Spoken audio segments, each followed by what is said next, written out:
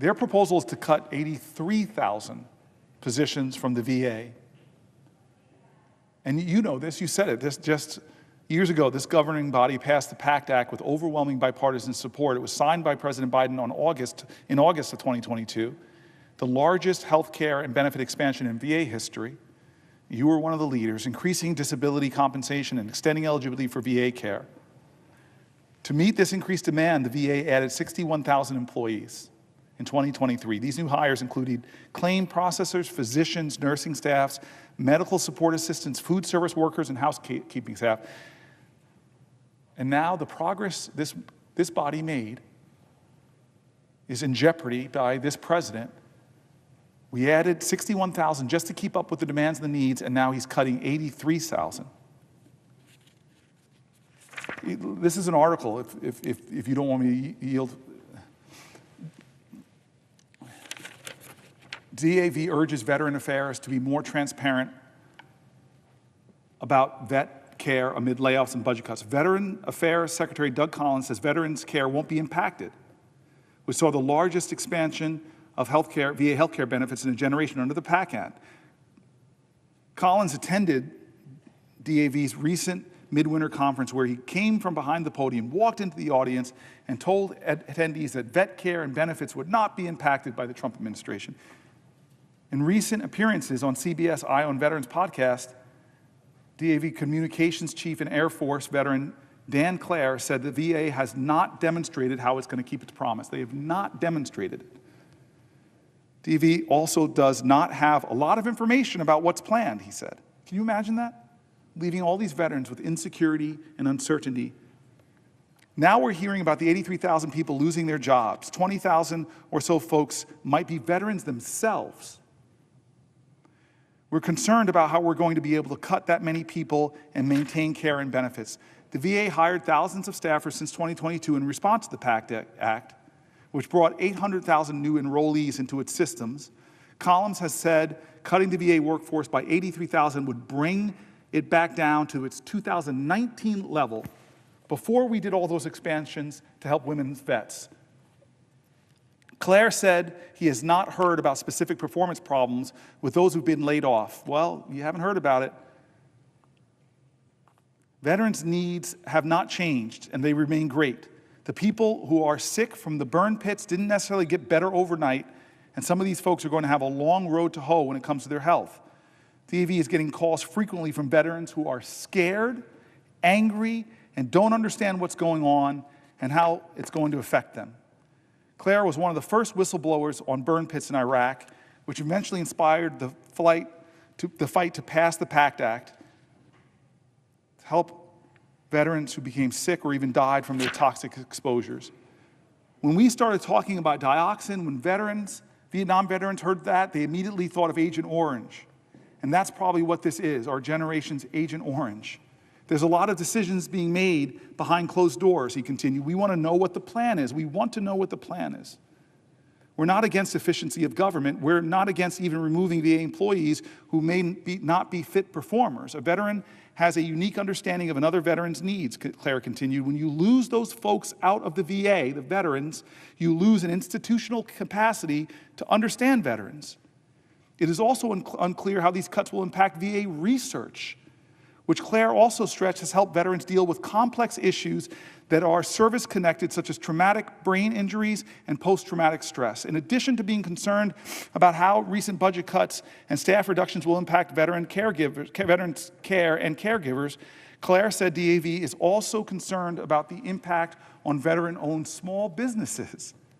DAV is asking veteran business owners whose contracts have been recently canceled or who have been fired from their VA jobs to reach out here. DAV is actively keeping a list of veterans negatively affected by the Trump administration's cuts and plans on fighting for them in the weeks and months to come. And those lists that they're keeping are getting longer and longer and longer of people affected by this. So to answer your question, it's absurd, it is offensive, it's ready, fire, aim.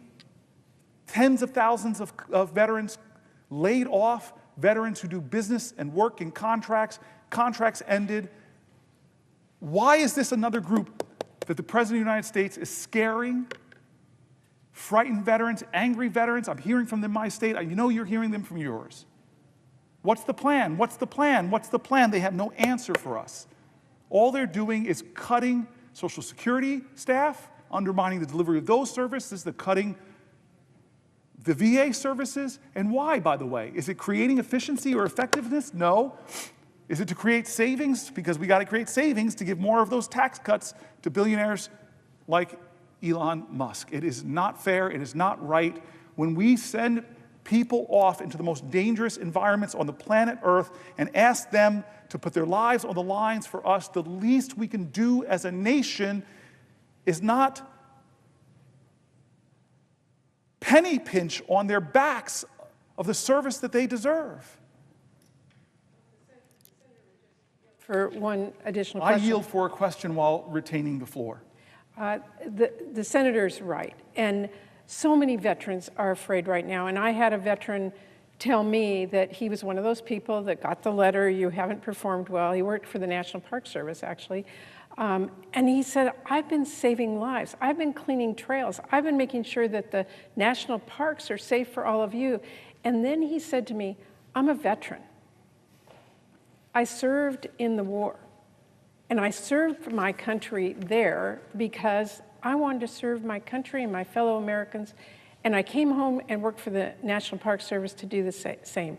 And now, as a veteran, my country's not there for me. And I would just say to my colleague and to everyone who's listening, to these men and women, that we make a promise to, that we say we will be there for you when you come home.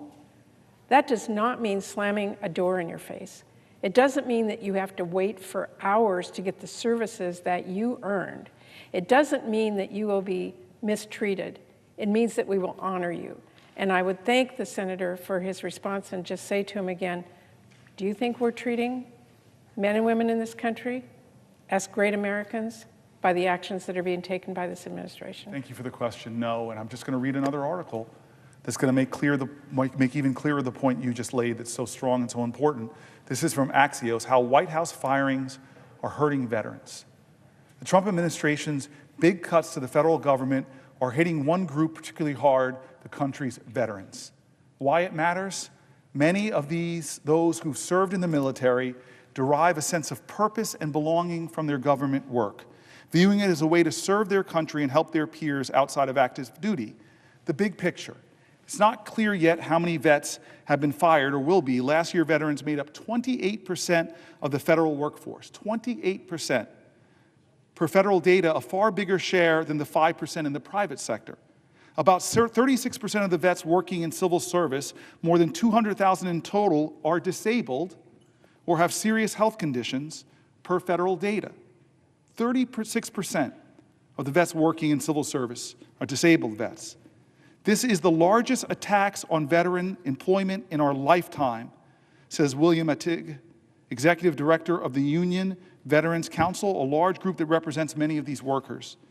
Attig, who was deployed in Iraq from 2003 to 2009, has been talking to newly unemployed members trying to get a tally of everyone whose job was lost. Zoom in now. Some veterans still holding on to their jobs for now are waiting for the hammer to drop. We're being smeared as leeches, but I just want to serve my country and provide for my family, an employee at the Department of Defense who's a disabled veteran, and requested anonymity because he didn't want to put his job at risk. Talk about free speech. We're being smeared as leeches, says a disabled veteran who stood for us. And he was thrilled to land his job, he said a few months ago, but is anxiously waiting to see if he'll be one of the more than 5,000 workers at the Pentagon that the Pentagon said it would fire next week. Privately now, GOP lawmakers are growing uneasy with the cuts to veterans. I know this because I know the heart of so many of my Republican colleagues. Politico reports adding that vets have been disproportionately affected by firings, and again, GOP lawmakers are growing uneasy about it. The White House did not say how many veterans have been fired. At least one department, the Department of Interior, has rapidly carved out an exception for him. President Trump has consistently stood up for our brave men and women delivering crucial reforms that improve VA health care, said White House spokesperson Anna Kelly in an email. There are a few reasons government work attracts vets. The federal government has a veterans preference. Put simply, when deciding among a group of qualified candidates, they're first in line. I think that's right. You'd have to jump through a lot of hoops to not hire a veteran, said a former official. With more veterans working in government, more feel welcome to work among people who understand them. Others are drawn to their retirement benefits. Years of military service counts towards your federal pension. Plus, though, many of these folks feel drawn to mission-driven employment. Most veterans feel like they're putting on another uniform when they go work in other federal agencies. These jobs are a crucial piece of the puzzle in most military life, he says, adding that it's also a key part of suicide prevention for this at-risk group. One of the most important things you can do for a veteran is help them with a job. How can we expect to maintain what is in America an all-volunteer force if we fail to show those folks willing to serve how we care for our service members when they come home? Slashing more than 83,000 jobs from the VA alone, it's clear that these cuts are going to have a disproportionate impact on veterans, veteran contractors, and the services they receive. I'm angry about these cuts, but most of all, it should make all Americans feel a sense of sadness. We ask our veterans to sacrifice so much, and we all know, who know veterans, it's not just the veterans, it's also veteran families that make that sacrifice, that share in that service, that share in that commitment. And these veterans, some of the more talented, dedicated leaders I know, they're not doing it for the money. They're doing it because they're called to serve.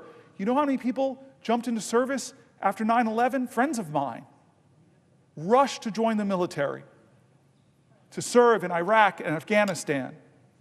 And now they're home, many of them with invisible wounds, many of them with visible wounds. And the services they rely on for their health care, the services they rely on as lifelines, the services they rely on often that give them hope and opportunity, not compounding their trauma. This is now being attacked by a president who's not keeping his promises. He says he values veterans, but the facts are different. She devoted her life to serving the U.S., then DOJ targeted her. It has been 6 days since Joy Marver was locked out of her office at the U.S. Department of Veteran Affairs, 5 days since she checked herself into hospital for emergency psychiatric care, and 2 days since she sent a letter to her supervisors, "Please, I'm confused. Can you help me understand?" Now, she followed her wife into the storage room of their house outside of Minneapolis, searching for answers no one could give her. A half dozen bins held the remnants of 22 years spent in service to the U.S. government, first as a sergeant first class in Iraq, then as a disabled veteran, and finally as a VA support specialist in logistics. She devoted her career to a system that had always made sense to her, but now nobody seemed to know whether she had officially been laid off, or for how long, or even why. "Are you sure you never got an email?" asked her wife, Mickey Jo Carlson, 49. "How would I know?" asked Maver, 45. "They deleted my account." "Maybe it's because you were still probationary." "My boss said I was exempt," Marver said. "I was supposed to be essential." In the last few months, more than 30,000 people across the country were fired by President Trump's new initiative called the Department of Government Efficiency, a historic reduction of the federal workforce that has been all the more disruptive because of its chaotic execution. Entire agency divisions have been cut without explanation or mistakenly fired and then rapidly rehired, resulting in several lawsuits and mass confusion among civil workers. After a court ruled last week that many of the firings were illegal, the government began reinstating workers even as the Trump administration appealed the decision and promised more layoffs. The VA alone said it planned to cut about 80,000 more jobs this year, including tens of thousands of veterans. And for Marver, the shock of losing her job was eclipsed by the disorientation of being repeatedly dismissed and belittled by the government she served. She had watched on TV as Trump's billionaire advisor, Elon Musk, took to the stage at a political conference wielding a chainsaw to the beat of rock music, slicing apart the air with what he called his chainsaw for bureaucracy. She had listened to Trump's aides and allies deride federal employees for being lazy, parasitic, unaccountable, and essentially wasting taxpayer money in their quote-unquote fake jobs.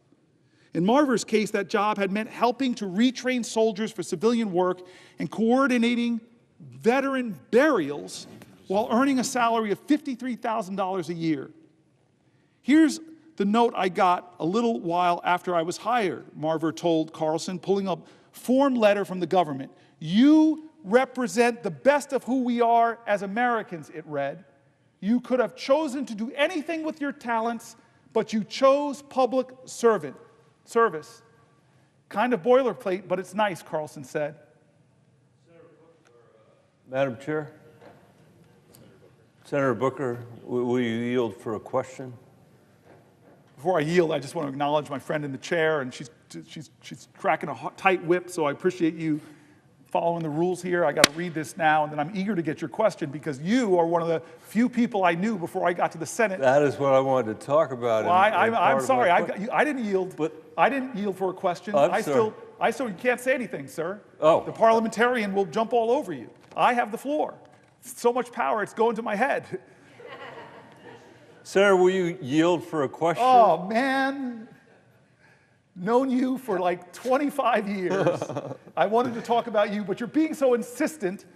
I'll reward your insistence and say I yield for a question while retaining the floor. And let me ask you, Senator Booker, I can't ask you now, through the chair, let me ask you directly how long a question you would like. Would you I'm happy to provide you with a 5-minute question or a 5-hour question. It depends entirely on I actually how you believe that you would go a 5-hour question to try to help me power through.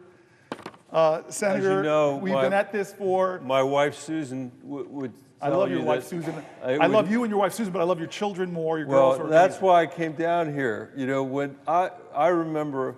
Is this a question? Because I yield for the question while retaining the floor. This is a question, please. Okay, let's make it a 7-minute question. This is a question. And I would say to the senator from New Jersey and to the presiding officer, thank you very much for being here and for enduring this. When I started here, I was sitting in the chair all the way to the right of where you are today, Senator Booker. And I can remember the day you walked in to be sworn in, you came through those doors right there. And I had a huge smile on my face because I knew when you were walking through those doors, when you were walking into this chamber, you would bring with you the kids that you used to work for in Newark, New Jersey. And the reason I knew that was that when you were working for the kids in Newark, New Jersey, as the mayor of Newark, New Jersey, I was working for the kids in Denver as the superintendent of the Denver Public Schools. And at that time, in our country's history, we were engaged in a pretty profound effort to try to make better the schools in our respective communities. Not that everything was perfect, but we were trying to drive achievement for the kids in Newark and the kids in Denver, and we talked about it over many years. And here you walked into this chamber, a place where it would be easy to imagine has long had the habit of treating America's kids like they're someone else's kids, not like they're America's kids. I know that because if the kids in America were represented by the 100 desks that are in this Senate, roughly 9 of them would be graduating with a college degree in our country.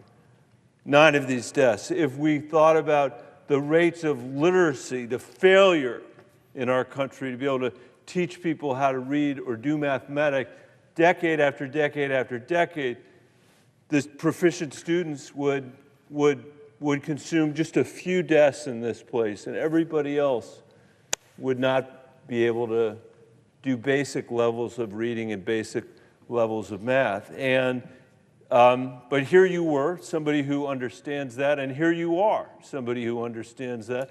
And one of the very first projects you and I worked on, this is coming to my question, was the child tax credit. This was an effort to turn back 30 or 40 years of trickle-down economics that said that what we're going to do is cut taxes for the richest people in the country and just have it trickle down to everybody else. Some people don't know what that means, and let me, if I could, let me just say what that actually means. For you to understand what that tax policy is, that tax policy that Donald Trump has pursued now twice, once when he was president before, and now again, you have to imagine that there is a mayor in Newark, or there is a mayor in Denver, or a mayor in San Diego, or in Miami, who is saying to the people that live in his community, I have an idea. I'm going to go out and borrow more money than we have ever borrowed before as a community. I'm going to go out and borrow a ton of money. And your constituent, my constituents, would say, wait a minute, Mayor, wait a minute, that makes me nervous. What are you borrowing all that money for? What are you, because I'm worried about the fiscal condition of my city and my town. This conversation would happen in every city and every town in Colorado or New Jersey, whether they're Democratic or Republican mayors. You'd have to answer the question, what are you spending the money on? What are you going to borrow all this money for? Is it for our parks? No. Is it for our schools? No. Is it to give mental health services to kids who desperately need it? No. Is it for our roads and bridges, our infrastructure? No. Are you going to do something important for our water systems? No. What is the answer? What are you going to do with that money that you are borrowing, that you are mortgaging our kids' future? What is this important thing that you're going to do with it? The answer is we're going to give it to the two richest neighborhoods in New Jersey or Newark or Denver, and we're going to expect that it's going to trickle down to everybody else. That is the theory. That is what trickle-down economics is. That is what the Trump tax plan is, and there's a reason why no mayor in America has ever done it, because you would be run out on a rail. Because you couldn't explain it. You're going to borrow money from the kids of our police officers, our firefighters, our teachers, in order to cut taxes for the richest people in the community in the hope that they'll buy a little bit of an extra, I don't know, luxury, and that's going to somehow generate economic activity for everybody else. It is demonstrably true that that has never worked. And by the way, these tax cuts, I say the presiding officer and everybody else within the sound of my voice, have literally never, ever come close to paying for themselves. That is a complete lie. That's why the Congressional Budget Office says this is going to blow a $4.6 trillion hole in our deficit. And for what? To give tax cuts to the richest people in America when they need them least? And when the income inequality is as great as it has been in our country since the 1920s, which brings me to my question. My cherished colleague from New Jersey, what was it we were trying to do with the child tax credit? There were a lot of people who believed that we couldn't even get it passed, that we couldn't even get the IRS to administer it. And then we did get it passed during part of the Biden administration, and lo and behold, more than 90% of the families in New Jersey got a tax cut. Lo and behold, more than 90% of the families in Colorado got a tax cut, not waiting for a trickle down from the wealthiest people, but they got a tax cut directly that did what? Cut in half the childhood poverty rate in America. In the richest country in the world, for one moment, we said, we don't have to accept this level of childhood poverty as a permanent feature of our democracy or a permanent feature of our economy. We can do something different than that. And Senator Booker, that is what you said when you were mayor of Newark. We don't have to accept these generational outcomes of poverty or of poor schools or of lead in the water. We can do something different, and that's what you've brought to the United States Senate as well. The tragedy from my perspective is there are many tragedies about the election of Donald Trump, and by the way, I'll say again on this floor, I don't blame him for getting elected president. You know, he ran and he won. Those of us that were trying to offer a different vision have something to explain about why we were not successful. But one thing I am certain of is that the kids in Newark and the kids in Denver are completely invisible to our current president. That he is not concerned with their welfare or even loses a minute's sleep over the next generation. So I wonder if you could talk a little bit about, this isn't a numbers and cents question, because I know even though you don't look tired, I'm sure you must be tired after all these hours and hours and hours, but can you talk a little bit, Senator, about how a society should be judged with respect to how we treat the next generation of Americans, how a tax bill should be judged by how we treat the next generation of Americans, how almost nothing else matters except what we do with respect to the next generation of Americans. I can tell you that my daughters, Caroline, Helena, and Ann, understand better than most your commitment to them and to your commitment to their generation, because you've been such an inspiration to them, not just today, but thank you for what you're doing, but for basically their entire lifetimes. Well, thank you for the question. My long time friend, one of the folks I've known the longest, who I get to serve with, and what you did for me when I came here is you and Sherrod Brown, who sat right there by the door, you let Bennett and Brown become Bennett Brown Booker, 3 Bs, and joined together with some of the most extraordinary House members and Brother Warnock, and fight for the child tax credit. And it took years, but we found our opening when we called Ron Klain together before the election was even settled and said, please, this is the best thing our country can do, is to expand the child tax credit, make it fully refundable, because we knew, as you said, it would give the overwhelming majority, between 80 and 93%, depending on what state you are, of the we expanded the earned income tax credit, it would give them all a tax break. It was, inarguably, one of the greatest tax cuts in the last 50 years. And it cut child poverty in America nearly in half. And child poverty is a moral obscenity. Child poverty is violence against children. Violence. And here's the thing that you and I both know from the research. Every dollar you spend in raising a child above the poverty line, you return to society between $5 and $7 in economic growth and activity, or in lesser costs, because kids above the child poverty line have, for example, less visits to the emergency room. I just don't understand how we are a nation, again, the wealthiest nation that has one of the highest child poverty rates. It makes no sense, 0 sense.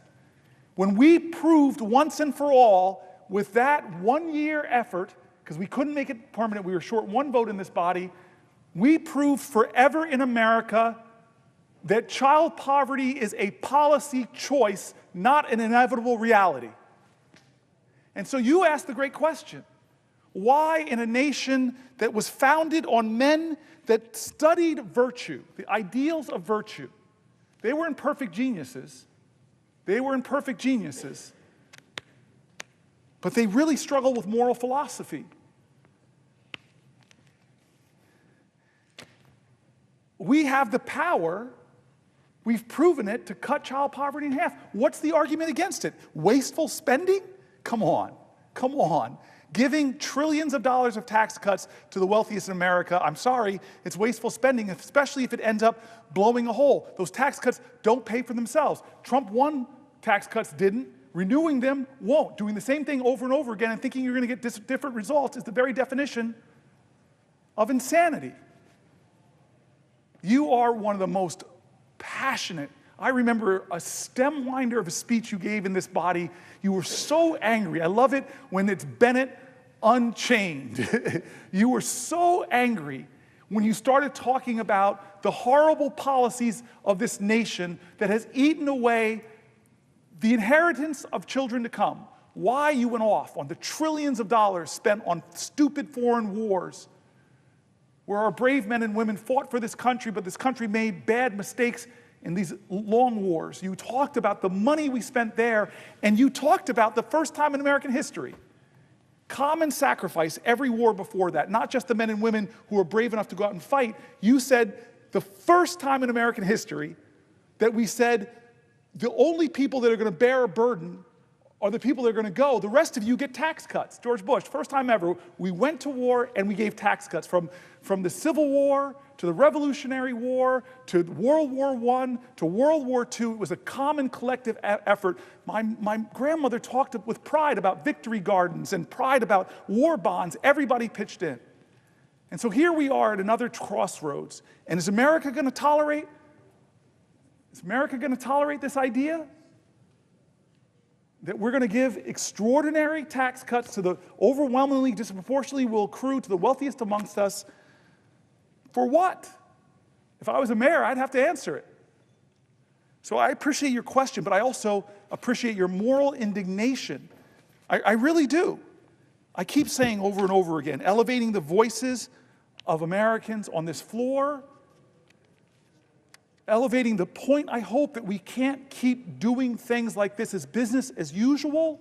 These are real issues, not of right or left or right or wrong. This is a moral moment in America.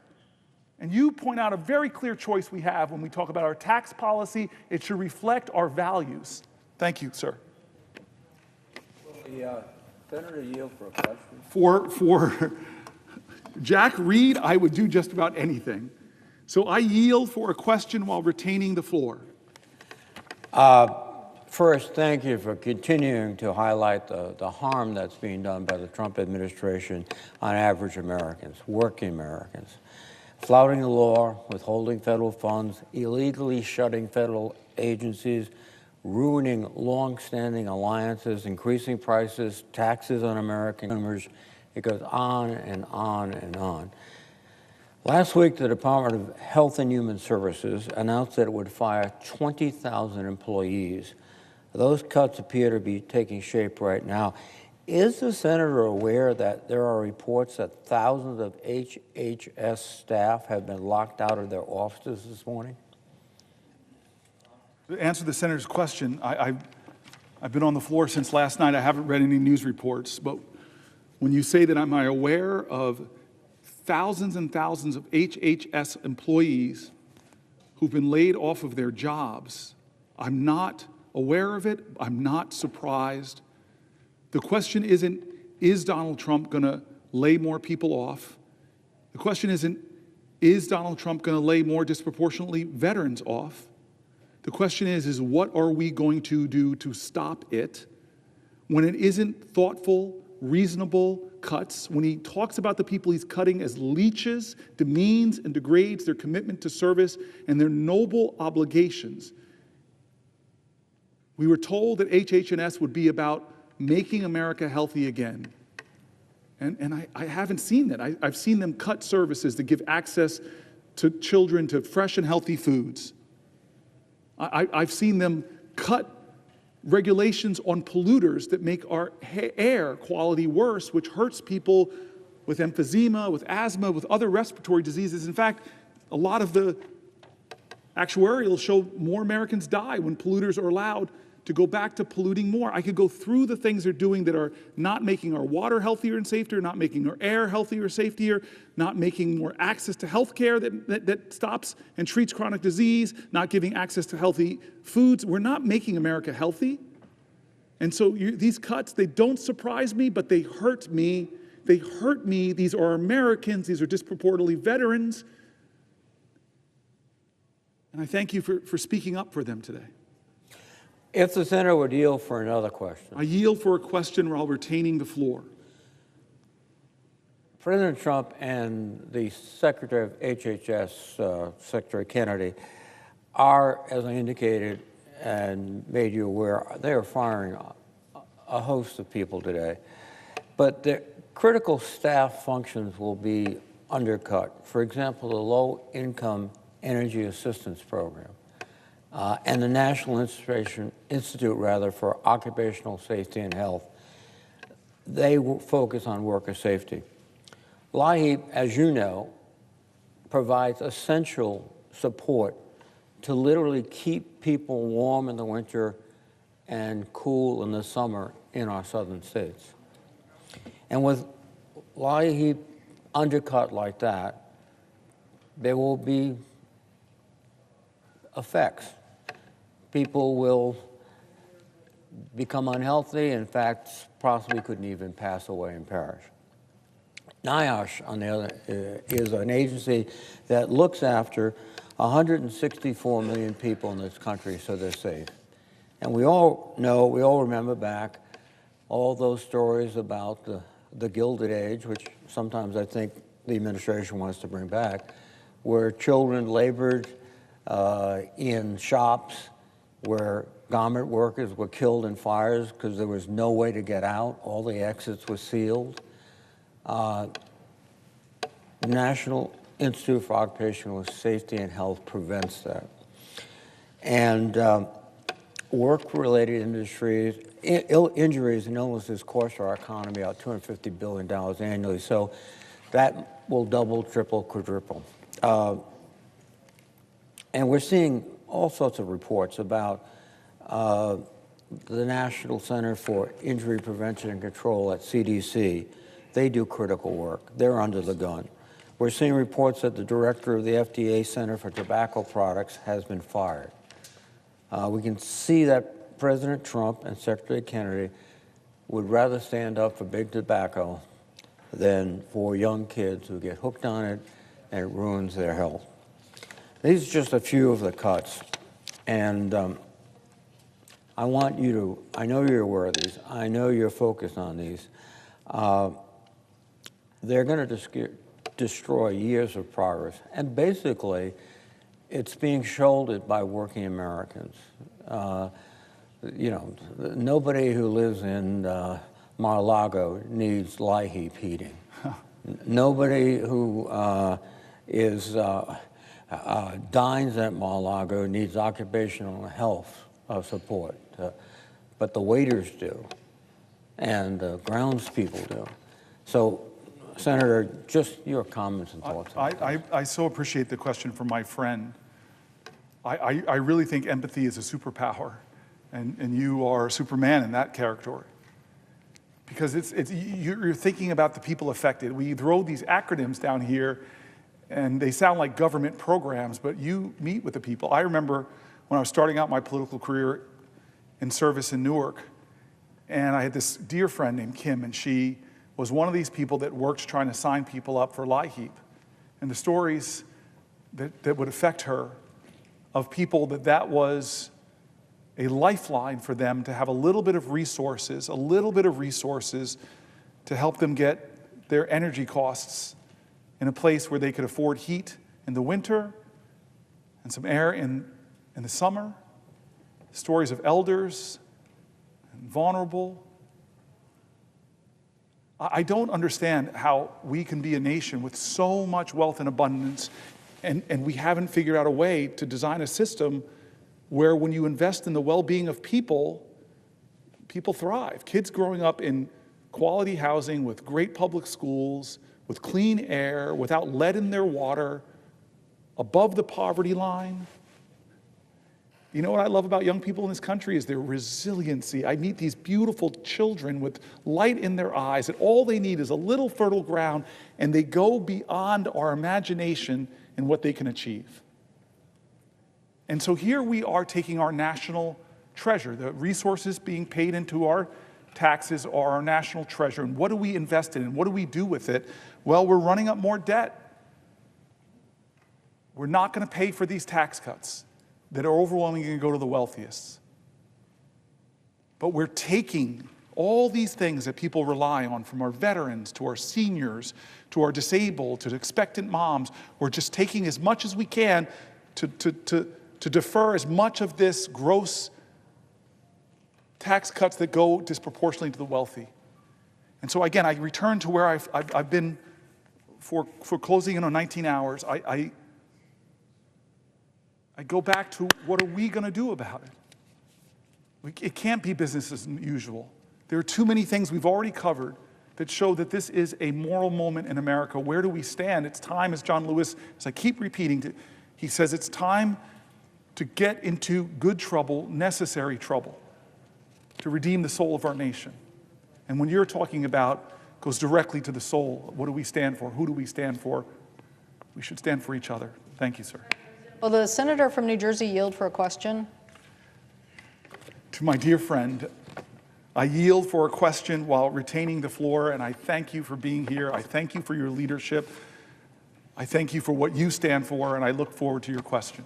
Well, I so appreciate the senator from New Jersey trying to articulate the urgency of this moment. And I think that I know you've discussed many things in the last, I don't know how many hours it is, but it's been many, many hours. And, you know, we just had a hearing this morning related to the markup of the Social Security nominee. And we're just trying to find out because a whistleblower said that he was involved in helping Doge. And we're here today trying to bring attention to the American public that people are trying to rearrange essential services, contractual obligations, things like Social Security or Medicaid or even Medicare, by basically saying, well, we have this efficiency strategy, when in reality, they're over there with numbers just trying to carve something out of the budget, billions of dollars out of Social Security efficiency, or billions and billions and billions of dollars out of Medicaid, which would really come right out of our hospitals who are saying they don't even think they could stay open. But this notion of Social Security, I don't know if you've heard that not only are they closing offices and cutting jobs, they're asking people to re-register. So my constituent, who they basically said was dead, was not dead. He wanted his Social Security. So not only did they not give him his check in January, they tried to claw back checks from the previous months out of his bank account. And even though this has got national press and attention, you would think that everybody on the other side would be like, no, that's not what we're trying to do. Even though the president of the State of the Union said all these people were getting Social Security checks, when my constituent is standing in line with less and less staff trying to get his Social Security, and guess what? They're still at it. As of last Friday, they were still at not giving him his Social Security. So what are we unleashing on America? What are we unleashing that even, and I don't know whether you address these Social Security issues in your statements. I so appreciate you emphasizing the urgency here, because this is the dismantling of contractual agreements between the American people and the people's body that we're here to represent them and stand up for it, and people are acting like they don't care. So you are here in an extraordinary athletic achievement, thank you. Makes your Stanford days look like nothing, right? You've achieved this great long effort to bring illumination to the American people that they're getting screwed over the fact that these cuts are not some efficient way to deliver better service, but in Social Security, they're undermining Social Security. So have you heard of these cases, the whistleblower issue and others, and do you believe that that's what we should be paying attention to, that before we get a vote on Mr. Bisignano, that we should be finding out what whistleblowers are saying and his involvement related to Doge and making sure that Social Security checks are protected? I thank you for the question, my friend and my chairwoman.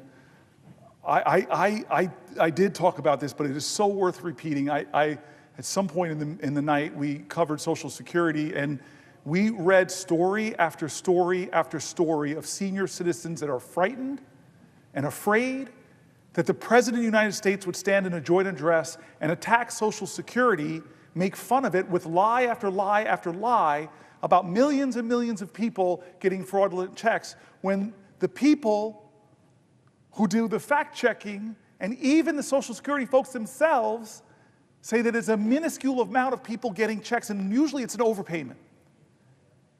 But that didn't stop there. Trump called it a Ponzi scheme. Elon Musk called it a Ponzi scheme. The richest man in the world and the most powerful man in the world, himself a billionaire, are attacking the program that millions and millions of our senior citizens rely on. I read letters of people that say, don't forget about the people who are disabled who rely on SSI, begging us to remember and speak their names and tell their stories. A lot of fear, a lot of terror, a lot of insecurity. But we spoke about this on the floor, that their benefits are already being cut. What do I mean by that? Well, if you are cutting Social Security offices, as one of our colleagues said from New Hampshire, in a rural area, forcing people to have to drive 100 miles if they have a problem, they can't talk on the phone or the waits on the phones. I read an article from the Wall Street Journal, no left-wing mag, from the Wall Street Journal, talking about how the customer service is going downhill because of the cuts that they're making, and now you're forcing seniors. We read letters from 85-year-olds, 90-year-olds, 93-year-old. They're going to drive 100 miles? I read letters from Social Security workers who now work in inadequate spaces with inadequate staff, unable to do their job that they love. They're not leeches. They're not people that should be demeaned or degraded by the most powerful people in our land. They are public servants who love their jobs and want to serve seniors, but now can't do it because they cut before they thought. Question, because I will yield for a question while retaining the floor. I thank the senator from New Jersey. The issue that I think is not being illuminated enough are the sheer numbers here. In my state of Washington, 1.4 million people on Social Security, 1.8 million people on Medicaid. So you're talking about a big federal relationship. Now, I know that some people in the, I actually worked in the private sector. I could tell you one thing about the private sector. The bigger it gets, usually the more inefficient it gets. It just happens. Big organizations can be inefficient. So just because the federal government is the government doesn't mean that Social Security and Medicaid are fraught with fraud. In this case, my constituent's not even getting his check, and no one is responding. And you would think with all this commotion that Social Security would want to jump right on it and fix it, but they're not. And the question I have for the senator of New Jersey is, in my state, I have, as I said, nearly 1.8 million people who are on Medicaid, and the same problem is now where our colleagues are trying to say they're going to get $880 billion out of the energy and commerce budget of the House of Representatives, when in reality, like 90% of that money is Medicare or Medicaid, and if Medicare is supposedly off the table, then the majority of that is going to come from Medicaid. So in my state, I'm hearing from hospitals that means they could close. That means essential Medicaid services that are used even in our jails or for fentanyl treatment, or Medicaid that is used as a Obamacare expansion for health care, that so many literally red Republican states, Republican governors have said, we want that. The governor of Idaho, yes, we want that. That's an expansion of Medicaid, and it's successfully working at providing health care to millions of Americans. But now our colleagues are entertaining a notion that they could cut this system. They're not really making it clear. So again, the illumination of you showing the urgency is like a big flag that we're trying to show to the American people. This is not a drill. This is now. This is happening.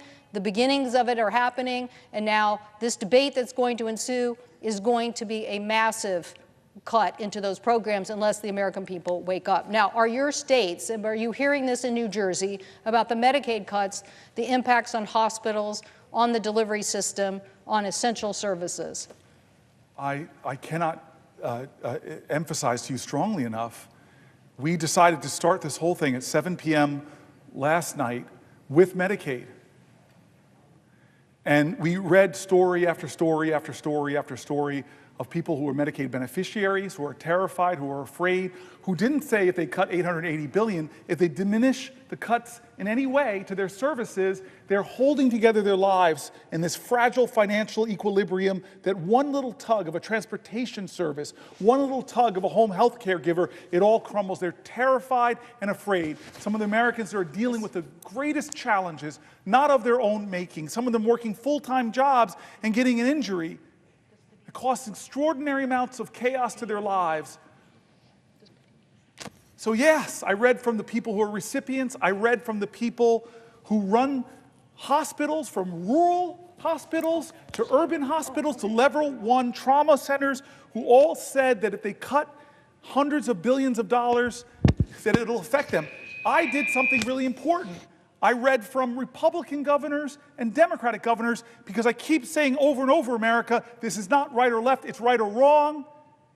It's not a partisan moment. It's an American moment. It's a moral moment. I read voices from Republicans specifically, Republican governors in Medicaid expansion states. They have this trigger. You know this, many states, that if the funding from the federal government ever dips below 90%, boom, Medicare expansion is over. Millions of people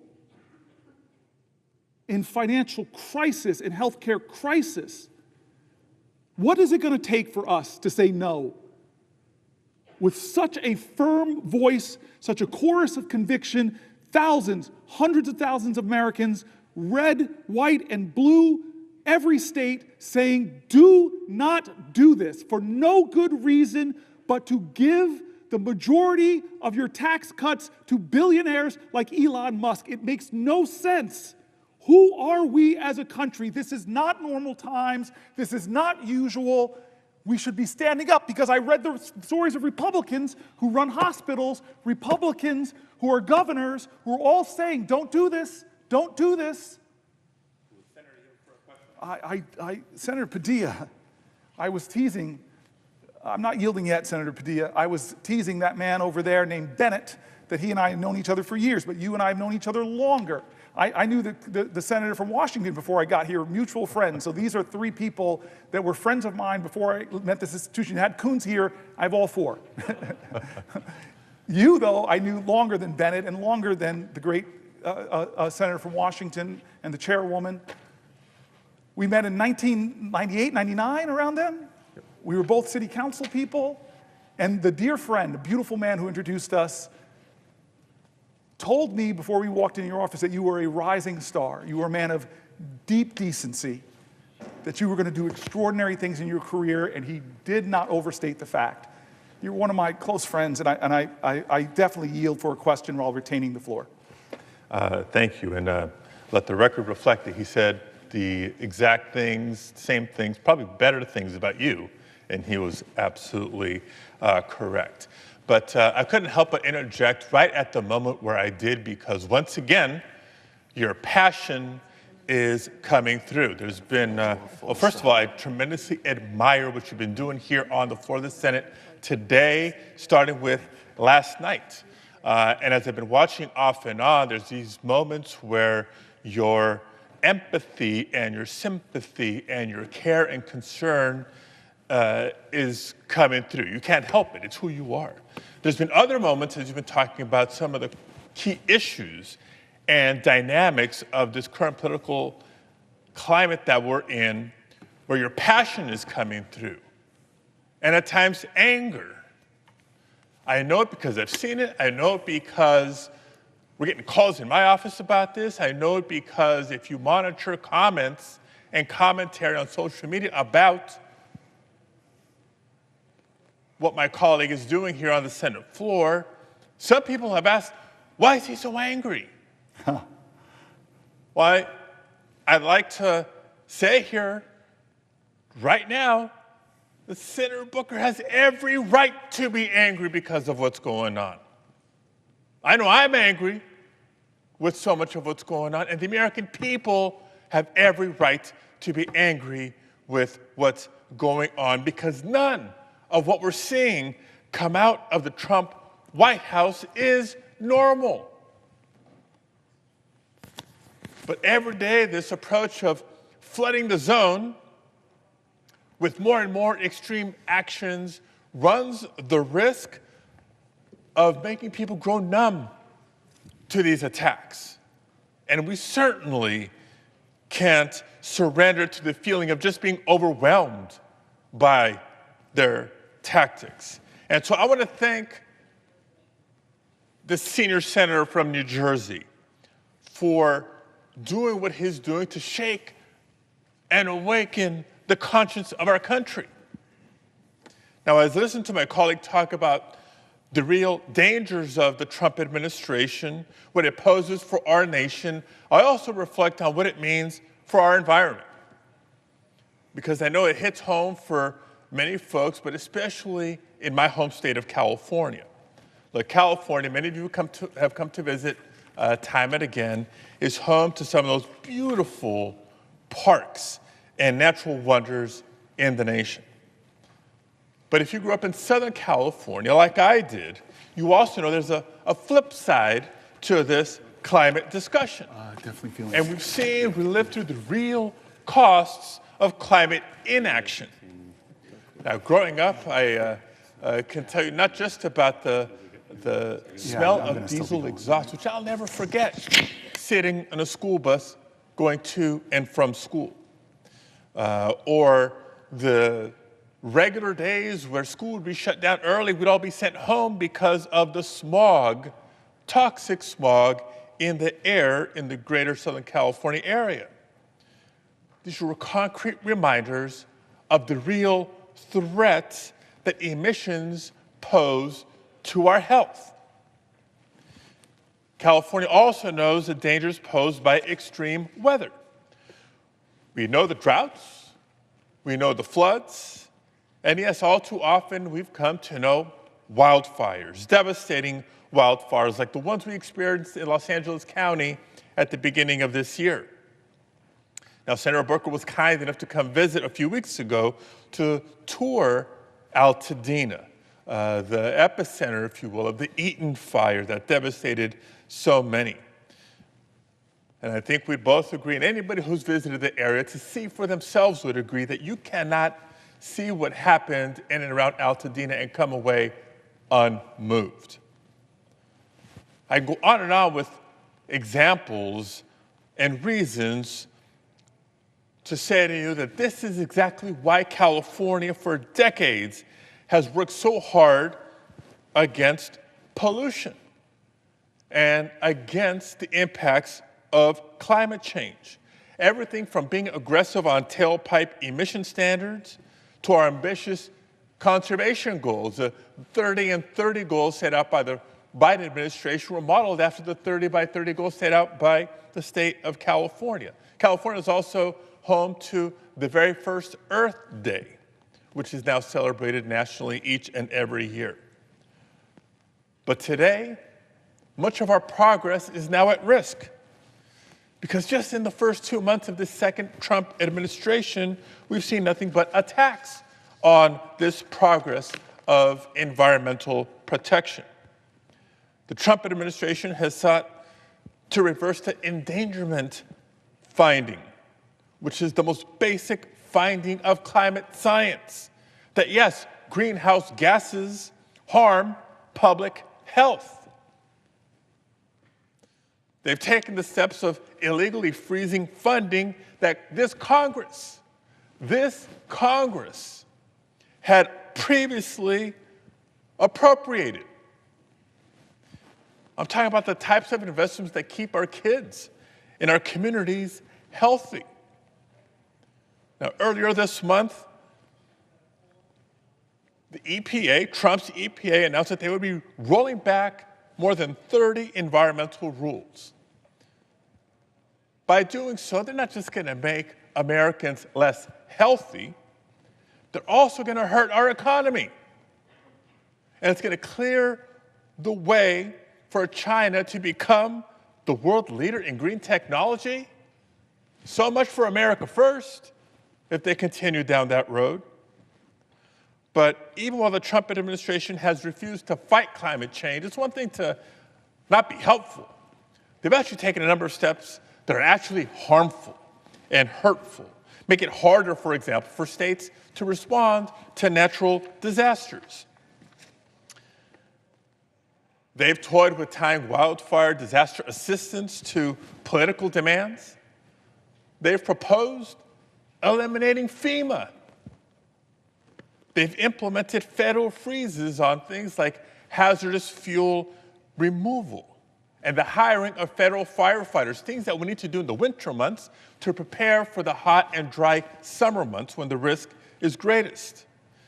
They've even brazenly opened up dams and flooded portions of the Central Valley to pretend President Trump was helping with the Los Angeles wildfires when the fact is those fires were contained when they released this water that's no longer available in the hot, dry summer months. So they're not just refusing to act or to help, they're making matters worse for states like California and many others. So that's what this fight is about.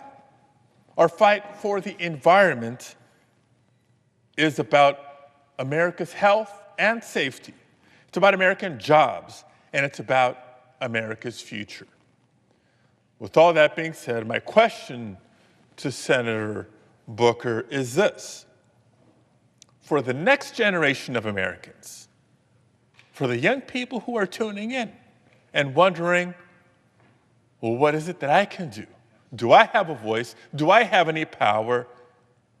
What would you say to them? How can they take action? I love you for that question, my friend. And I just want to talk about anger because I've been all over the place. I read these letters and they make me sad. I read these letters, they make me angry. I read these letters, they make me embarrassed that we're a country where people have to rend their pride and beg for help because of the little teeny modicum of support they get from a service like Medicaid. But I've been saying over and over again, as I've tried to learn from my elders, if I've tried to learn from the heroes I revere, that I learned from my parents that anger is not a bad emotion. It's what you do with that emotion that's important. Does it consume you? Does it drive you to hate other people, or do you allow it to fuel you? Because it was ferocious love that had ancestors of all of ours in this country make it through the insults, no Irish need apply, the injuries of Japanese internments. It's what do you do with those feelings? You're not defined by what happens to you, you're defined by how you choose to respond. So I tell people, anger, if you're not angry,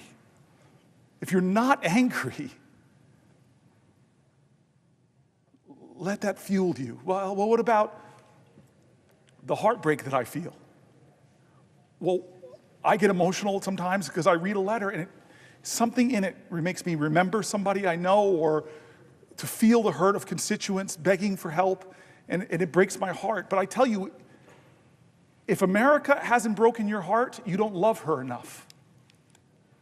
Because there's so much heartbreak and fear and pain in a nation where people are seeing their economic hopes and dreams of maybe buying a home or having the money to help their kids with school or to meet their basic needs, where so many Americans are one flat tire, one $400 hit to their economy, and they're suddenly doing payday loans or having to struggle to find a way through. There's so much heartbreak in this country. Great love means you make yourself vulnerable to having that heartbreak. But the heart's this powerful tool that even when it's broken, it still beats. And what about people that are afraid? I get afraid sometimes. I think about this legislation. If it goes through, what's going to happen in my state? I know the hospitals. I know the recipients. But you're telling me, look at our history. Is there anybody in American history that you revere that didn't face extraordinarily fear, because you cannot have great courage without great fear. Fear is a necessary precondition to courage. And so you ask me, my friend, what can people do? I want to remind people, as I've said before on this floor, to remember the truth that I heard before I came here, that change does not come from Washington, it comes to Washington by the people who demand it. I said this earlier. Do you think that we got suffrage in this country because a bunch of men on this Senate floor right here put their hands in and said, hey, fellas, on the count of three, women get the right of vote. Ready? 1, 2, 3, go. No, that's not how it happened. It happened because of Alice Paul. She was a young person from New Jersey. She broke with the course of human events. Alice Paul, one of my greatest heroes, you know what she did? She caused a heck of a lot of good trouble. Necessary trouble. She is the first American ever, young American in her early 20s, first American ever to protest in front of the White House. She broke with the older, more mature suffrage organizations and went to the White House and did what she called a silent retreat, protest. She held up signs quoting President Woodrow Wilson's own words about freedom and equality and say, aren't they true for me? Like a great black woman would later say, ain't I a woman? Don't I deserve rights? You don't think she was afraid? Let me tell you how afraid she was. Hundreds came out to jeer her, blocking the street, and then they arrested her for obstructing public passage. And then what do with a strong, powerful woman? You say that she's crazy, and you throw her in an insane asylum. Before Gandhi, sitting in jail before Gandhi, Alice Paul, this young American from New Jersey, goes on a hunger strike. And they don't honor her hunger strike. They shove tubes down her throat, crack eggs into the tube, force feeding her, and thank God for the First Amendment, which is under attack here in America. The freedom of the press, under attack here in America. Look at the dragging the journalist Jeffrey Goldberg right now for doing what? Getting the highest security officials in the land, just showing them the laws that they were breaking. A journalist covered what Alice Paul did. She gets out of jail. Because of public outrage, she goes back to protesting in front of the White House, and Woodrow Wilson, the President of the United States, finally comes out and joins her in supporting suffrage. You don't think she was afraid, angry, heartbroken, but she did something different. She chose a new and unusual pathway to show that this is not the America I believe in. The poetry of Langston Hughes. America never was America to me, but I swear this oath, America will be. The poetry of Langston Hughes. There's a dream in this land with its back against the wall. To save a dream for one, we must save the dream for all. It's what you do with those emotions that matters. Does it call you to greater service? Does it call you to greater sacrifice? Does it call you to greater love? And let me say one more thing. As we were speaking, I just wanted to bring this up. You know I love history. And this is one of my favorite letters, Alex, my colleague, Senator Padilla. It's one of my favorite letters in all of American history because an obscure, unknown American, obscure and unknown, would never have been known, writes a letter to a powerful, powerful man. This obscure American woman that nobody know or would have heard of, ever, if somebody didn't hear about her story and write a book. She would be gone like most of the great heroes in American history, that we don't know their names. It reminded me of the last healthcare debate when Donald Trump tried to take away the ACA, and how many amazing, heroic people who I don't remember their names, but rose up and say no, no, no. That got three of my colleagues, McCain, Murkowski, and Collins, to change their vote on this floor and stop healthcare being stripped away from 20 million Americans. Well, here is what I mean. It's not the powerful people with titles and celebrity and offices and billions of dollars that have ever shaped this country. What shapes this nation is hard-working, determined Americans who say, I'm going to redeem the dream of America. I'm going to heal the soul of this country. I'm going to demand that we do better, that we rise higher, that we make change happen. What can you do that you ask if you're a young person? I love this letter.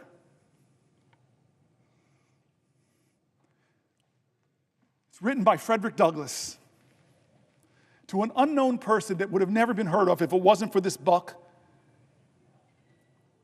And he writes to his friend, I'm glad to know that the story of your eventful life has been written by a kind lady, and the same is soon to be published. You ask for what you do not need from me, Frederick Douglass writes. You call upon me for a word of commendation.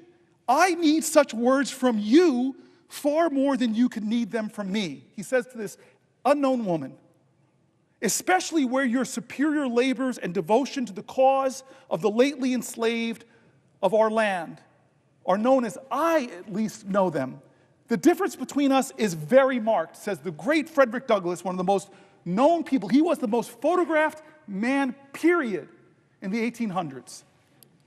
The difference between us is very marked, Frederick Douglass says. Most that I have done and suffered in the service of our cause has been in public, and I have received much encouragement at every step of the way. You, on the other hand, he says to this woman, you, on the other hand, have labored in private.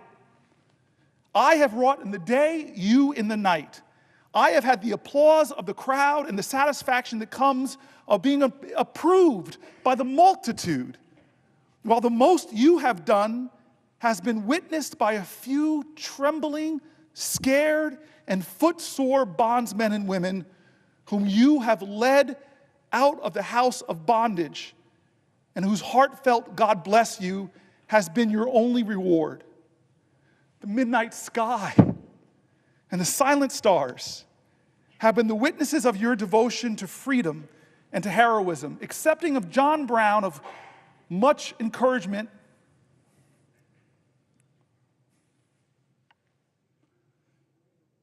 Accepting of John Brown of sacred memory, I know of no one who has willingly encountered more perils and hardships to serve our enslaved people that you have. Much of what you have done would seem improbable to those who do not know you as I know you.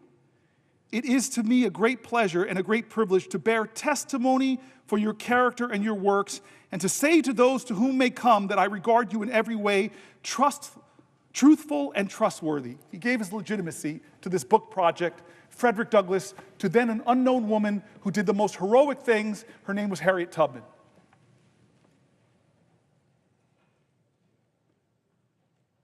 How did we get here, America, to this privileged place? Well, we got here because of that incredible infrastructure project that this place didn't fund called the Underground Railroad, where black Americans and white Americans broke laws, did civil disobedience to stop slavery. How did we get here? We got here because young 20-somethings got upon a bridge named for a grand wizard of the KKK, named the Edmund Pettus Bridge. We got here because they marched. We got here because they were beaten. We got here because they bled, and I may know one or two of the people on that bridge. I may know one of the two of their names, but I am in this body because of them. How did we get here, America? We got here because of people whose names I don't know, who fought at Seneca Falls. How did we get here? Because of people whose names I don't know, who stood at Stonewall. We got here because of people's names I don't know, who were there at Selma. This is the answer to your question. This is an American moral moment. This is the question of where do we stand for health care? Where do we stand for Social Security? Where do we stand for VA benefits? Where do we stand for our American neighbor when the call and commandment of every faith in our land is to love your neighbor? What is the quality of our love, America? Now is the time to get angry, but let that anger fuel you. Now is your time to get scared for what's happening to your neighbors, and let that fear bring about your courage. Now is your time to stare at despair and say, you will not have the last word, because I'm going to stand up, and at least I can give one person hope in this country. Can I give one person hope in this country? And so what do I want from my fellow Americans? Do better than me. Do better than we in this body. We are flawed and failed people. I see people showing up at our town halls yelling at us, Democrat and Republican, do more. How are you letting this happen? Well, I hate to tell you, we're doing all that I can think of. This is why I'm standing here, to try to give voice to those people.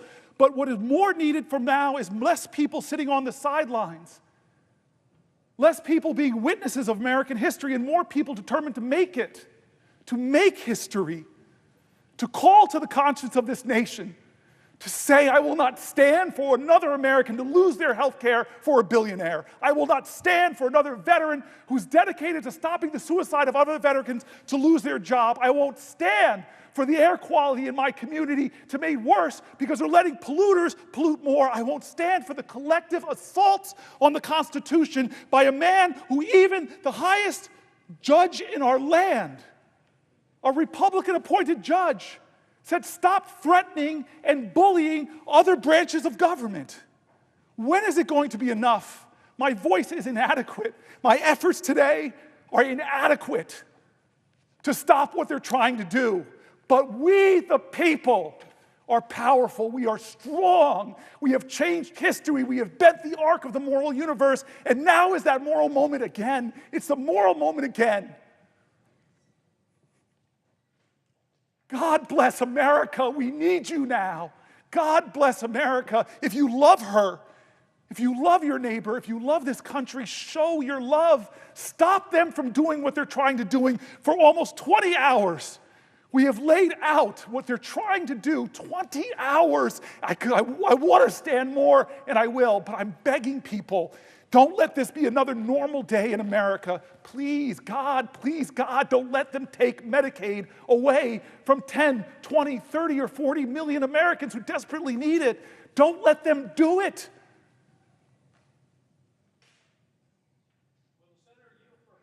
I will yield to my dear friend who I owe an apology. At the last hours of your birthday, as I was preparing for this, I realized that we have a special bond.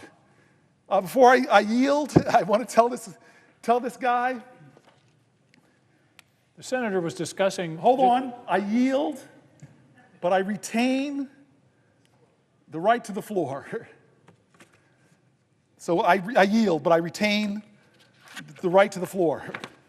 I want to ask some questions about veterans in this country, but before I do so, you talked a lot about courage. Yes, sir. And how the world has been changed by people of courage.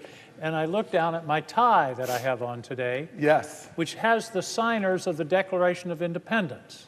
And we think of that as a sacred document, an important document in our history, but these people had the courage to put their lives on the line for a radical idea, that people could govern themselves and that we could be independent of a monarch. And they were putting their lives on the line. That's courage. And I'm afraid we have people around here, Senator, who won't put their jobs on the line for the idea of America, for our Constitution, for the guarantees that are provided in the Constitution, for the First Amendment, for the structure of the Constitution, for the independence and separation of powers, which is what provides the protection, the essential protection for our freedoms. But let me ask a question about veterans. We had a hearing this morning in the Veterans Affairs Committee. We were hearing nominees. And I commented that here we are mostly voting on nominees in this extraordinary, historic time as if everything is normal. What I said in the committee this morning was, we're playing Nearer My God to Thee on the deck of the Titanic. And we're talking about all these nominees and all these votes that we're having and not talking about what's happening to our country. And in terms of veterans, here's what's happening. Number one, every time the guy with the chainsaw takes so much pleasure in firing people, if you hear about 1,000 people fired in this government, chances are over 300 of them are veterans. 30% of the federal workforce are veterans. In the VA, I suspect it's even a higher number. So what's happening in the Veterans Administration? The first thing that happened was a hiring freeze. And the hiring freeze affected everybody in the Veterans Administration until somebody said, well, wait a minute, what about doctors and nurses? What about direct care workers? And they said, oh, wait a minute, we didn't mean for that. And that's sort of symbolic of the way this thing is going, because they're not thinking. It's it's ready, fire, aim, time after time. And so you have a hiring freeze, then they say, oh, well, wait a minute, there's this group we want to do, but then they leave the hiring freeze in place for the people that are working behind the scenes. I think the senator will agree that if nobody's there to answer the phone when a veteran calls to make a claim or make an appointment, that's a denial of benefits, just as if they've cut the benefits. Okay, so 2,400 people fired, and by the way, those people being fired are getting emails that say you're being fired for poor performance. There was no analysis of performance. There was no examination of how they were actually doing or what these people were contributing. It was random. It was people who were on probation. You know why? Because they're easier to fire under our laws. So we've got people being fired ostensibly for poor performance. Think of that as somebody who's put their life on the line for their country because they're a veteran, and then they go to work in public service for the Veterans Administration, and they're being told poor performance, when everybody knows that's a shame. So the next thing that happens is the Veterans Administration announces they're going to fire 83,000 people over the next 6 months. Now, they say, we're going to return to the size of the Veterans Administration it was in 2019. Number one, that's an arbitrary number. Why not 2020 or 2016? It's an arbitrary number. It's not based on any analysis or deep thought. Here's the problem, Senator, and I want you to be ready to respond to this. Here's the problem. There have been 7 major pieces of legislation benefiting veterans since 2019, the biggest of which, of course, is the PACT Act, the largest expansion of veterans benefit program in probably the last 30 or 40 years, and you need people to administer that program. And instead, they're firing people. And the Secretary of the Veterans Administration says, don't worry, it's not going to affect services at all. I don't think that statement passes the straight face test. And then we have a statement from the VA that says, very proudly, we've canceled 600 contracts, but they won't tell us what they are. I'm on the Veterans Affairs Committee. We don't know what they are. We don't know what the plan is for those 83,000 people that are going to be fired. And I guess my question is, what do you think of an organization that says to a veteran, thank you for your service, you're fired? Well, as we were talking earlier, the firings are adding up. It's going to be now about 80,000 people from the VA alone. A disproportionate number of them are veterans. And so that is a rollback in service. We already know that veterans in all of the government agencies represent about 24% of the government workers we're talking about that are getting fired. And these are veterans, as I read their stories, that just want to keep serving their country, from the national parks to serving their fellow veterans and helping them get health care. And we are seeing people that get exemplary reviews, and then they're fired as probational workers under the only way they can, according to the law, is to say that they're a bad federal worker. And then they get insult on top of it when the highest or the most powerful man in the world and the richest man in the world, Trump and Musk, come together and call the guy making $45,000 serving other veterans, they call him a leech, they call him a parasite. And so I hear what you're saying. Like, these are folks that I read their stories. They did things that few Americans would do. They went overseas and served in combat. We had one of our dear friends here who lost her legs in combat, but she stands taller than most all the people in this body. These are the people that are so ingrained in their bodies and minds and souls to serve America, to love America. This president calls somebody like John McCain a sucker. The guy who drafted dodged the draft. And so I hear what you're saying, and one of the things you're just saying is it makes no sense. Nobody came to the Veterans Committee in the Senate who actually approves the resources, establishes the agencies, and should have the say, according to this document, this vaunted sacred civically sacred text, our Constitution. And so, what are you to say to them if you don't even know what the plan is? You can't even explain to us what's your plan to making the VA system more efficient. Now, here's the other thing. We passed in this body some of my favorite senators, like John Tester, who I miss so much.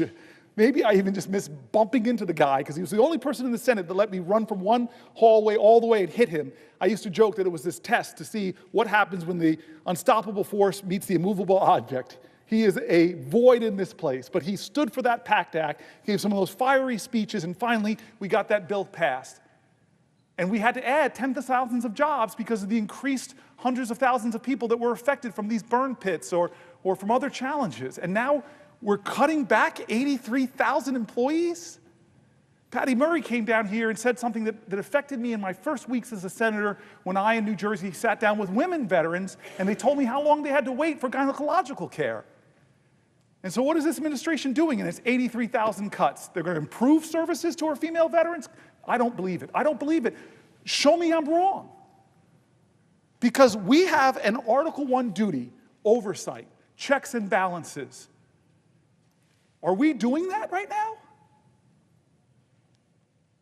One of the worst things I've seen happen in national security, and by the way, there are national security screw-ups on both parties. Nobody has a monopoly on this. Let's not be overly partisan here. But weeks ago, who are supposed to be the pros and set the example, our national security leadership was using a commercial app to communicate classified documents, and they had it on disappearing messages, so they're violating a law of the land called the Preserving Public Records Act. Now, I've heard from Republicans and Democrats, this is outrageous, there should be an investigation. We should be asking common sense questions. Was this a pattern and practice of communication? How many other things that are classified have you been communicating about? There's a lot of really important questions that they should have to answer to. But where are the hearings, folks? I just wonder why this body is shrinking from the articulated duties that we all raised our hands and said we would defend and preserve this Constitution and what it says we should do, what it says our jobs should do. But you're a senator, I'm a senator, I can't tell you what the cut VA plan is. I can't tell you it. They haven't come in here and told us. Are we doing our job? I can't tell you, are we preserving and fighting for national security after one of the biggest national security scandals I've seen since I've been here? They don't have a providence in a partisan way, but they should answer for it. Are we doing our constitutional duty? What about the administration that is ending the Consumer Finance Protection Bureau, ending that agency, ending the Department of Education? Do they have the right to do that according to this document? No. Are we saying, hey, we're going to stand up for the people and preserve this document? No. Thank God for the Article III branch of government because they're being dragged into court and Republican appointed judges and Democratic appointed judges are saying, can't do it. But you know what Trump is doing? He's ignoring the courts and then he's demonizing the judges. You know that threats on judges in America, the threats have gone up 400%? You know that I had a federal judge, God bless her, where somebody thought they were going to her house, they did, but she wasn't home, and they murdered her son and shot her husband? And Trump is out there threatening judges, dragging them on Twitter or X or whatever he's calling it now? This is America. I know people on both sides of the aisle, we believe in common decency. We believe in respect. We believe that the highest office in the land should represent the best of our values, not the worst, not a guy that we wouldn't even let babysit our kids. And so I don't know what's going on with veterans, but I'm not going to sit by and do nothing. That's why I'm standing here. That's why I read the voices of so many veterans. Let's elevate the voices of the Americans who are being hurt and harmed. Let's talk for them if they can't talk for themselves. Let's tell them that we see you, we love you, and that all of us, we're going to fight for you.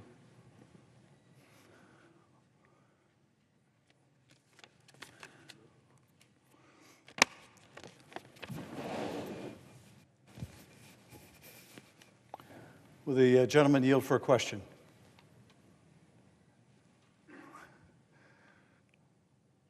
From you, my friend, who doubled the number of vegans in the Senate. I yield for a question while retaining the floor, and I thank you for being here. I thank you for being here. Senator Booker, I always knew you were a towering intellect and a phenomenal and passionate speaker and advocate, but I did not know your stamina until today. And I am delighted to join you on the floor and have this opportunity to engage in a dialogue with you. You can't engage in a dialogue. The parliamentarian is going to stare me down. You can ask me questions. I stand corrected. I'm happy not to engage in a dialogue with you, but to ask you a question. And I will yield for a question while retaining the floor. And let me ask the question this way. I was in the airport yesterday when someone handed me a note that said, "Please save our country. Please save our country." And I think the genesis of the note was her profound concern over the direction of this country, over the increasingly authoritarian direction of this country and what is happening to the rule of law in America. We look at institution after institution, and we see the guardrails of our democracy coming down. We see an assault on the rule of law unlike anything we have seen in modern history, maybe in the entire history of the United States of America. Each and every institution. And why? Because they can. Because they feel they can. So they're going after the colleges and universities. Right. They're going after the institutions of higher learning. This was an attack that was presaged by J.D. Vance years ago in a speech where he talked about the professors are the enemy. They have to go after the seat of learning. So they're going after the universities, and they're using an enormous cudgel. We'll cut off your funds. We'll cut off hundreds of millions in your funds if you do things, if you say things that we in the administration don't like. If you irritate the personal predilection of the president, you will have your funding cut. It is unlawful, it is illegal, and yet they're doing it because they can. They're going after major American law firms because these law firms had the audacity, the unmitigated temerity to hire lawyers or have lawyers who would take on causes inimical to the president's personal interests. So they're going after these firms and they're threatening the livelihood of these firms. We'll close the courthouse doors. We'll cut your clients off from contracts unless you kiss the ring. And of course, it's not just the firms or what they represent. It's everyone who is in need of a lawyer, who now needs to know that if they run afoul of the policy preferences of the administration, they may never get a lawyer. And why are they doing this to law firms? Because they can. And they're going after judges. They're calling for the impeachment of judges. The latest is Judge Boasberg in a case involving the administration grabbing a bunch of people, designating them as part of a Venezuelan gang, and without any due process, without any process at all, taking them to some maximum security prison in El Salvador. And in fact, it would appear doing so even against the court order when the judge said, turn those places around. Now, why are they encouraging the impeachment of a judge? Well, I impeached a judge here. I was a lead manager before there was an impeachment of Donald Trump, or two of them. I led an impeachment of a corrupt judge. It's the same standard of high crimes and misdemeanors. It is not a high crime or a misdemeanor to disagree in a case brought before a federal district court, to disagree with the flawed reasoning of the government. Why are they doing this to judges? Because they can. Because they can. They're going after the press. They're going after the press and saying, if you don't call the Gulf of Mexico the Gulf of America, we're going to prevent you from attending press events at the White House or on Air Force One. And why are they doing this to press? This party that claims to be against censorship, why are they doing this to the press? Because they can, and they will continue to do so as long as they believe that they can, until we, and not just we in this body, but we in this country, stand up to them and tell them, no, you can't. No, you can't. If the slogan years ago was yes, we can, today it has to be no, you can't. No, you can't. No, you can't trample the rights of the American people. No, you can't censor our speech. No, you can't bring the weight of the Justice Department down on the American people. No, you can't. Because we're going to stand together. We universities are not going to let you pick one of us off. We're going to band together. No, we're not going to let you go after the law firms. We're going to band together. No, we're not going to let you go after the press organizations. We're going to demand free speech. Until we come together, until we mobilize in a massive way together to say, no, you can't, no, you can't, they will continue to believe that, yes, they can violate the law with impunity. So my question, Senator Booker, is how do we tell them, no, you can't, not with our country, no, you can't violate the law, violate our values, violate our interests? No, you can't. How do we tell the administration no? My friend and colleague, I'm hoping that we could figure out thousands of ignition points where Americans can stand up and do that, call to their fellow Americans to do more. I'm not upset at the folks that have been saying to Democratic senators and House members and me and challenging me. I've talked to so many of my constituents who've said, you've got to do more, and all of us have to interrogate ourselves. Because like I said at the very beginning of this, at 7 p.m. on Monday night, I said, we have to say to history where we stood when they were coming after our constitutional principles, where we stood when they were threatening judges to impeach them for making just decisions, where we stood when they were taking law firms and threatening their business unless they came and kowtowed to the big leader, where we stood when they were disappearing people from America with the due process that even Anton Scalia said they should have. Where were you when they came after the health care of the disabled, the health care of the children, the health care of the expectant mothers, the health care of seniors? Where were you when they attacked veterans, laying them off for no justifiable reason and attacking the VA services that they rely on? Where were you when we turned our back on Ukraine? Where were you when we turned our back on our alliances? Where were you when they took the economy down with tariffs? When they took the economy down by threatening it so consumer confidence drops? Where were you? How many things are going on before we answer the question, as it says in Hebrew, he ne ni. He ne ni. Behold, Lord, here I am. And so I confess that I have been imperfect. I confess that I've been inadequate to the moment. I confess that the Democratic Party has made terrible mistakes that have given lane to this demagogue. I confess we all must look in the mirror and say we will do better. And it's not just defining ourselves what we're against. We, the next generation, as the baby boomers are leaving the stage, the last baby boomer president, we have to say that we're going to redeem the dream. We're going to dream America anew. We're going to start talking about bold things that don't divide people, that unite people. Bold things that excite the moral imagination of a country to do better, to go higher, that call us together. This is the time where new leaders in our country must emerge. I'm not talking about senators. I'm talking about citizens. This time of despair and darkness doesn't demand more darkness. We don't need to demean and degrade people who disagree with us. This is a time for us to do something bigger than that. Do you think Martin Luther King in Birmingham hated Bull Connor or said, I'm going to defeat this guy by bringing bigger dogs and bigger fire hoses? No.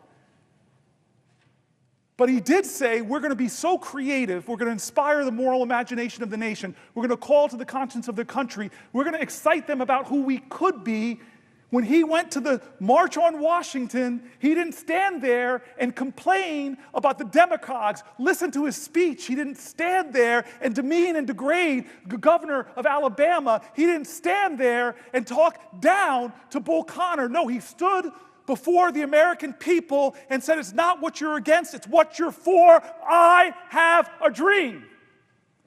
And now it's our generation.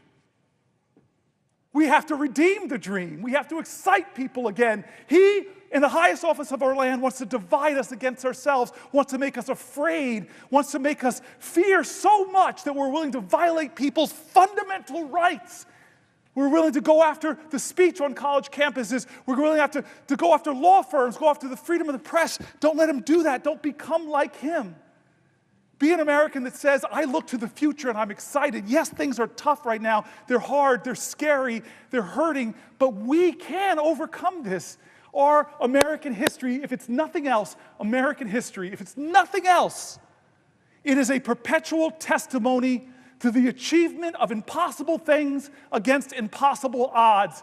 We are a nation that is great not because of the people that are trying to whitewash our history, to remove great people, Native Americans, black people, and women from our military websites. I don't want a Disneyfication of our history.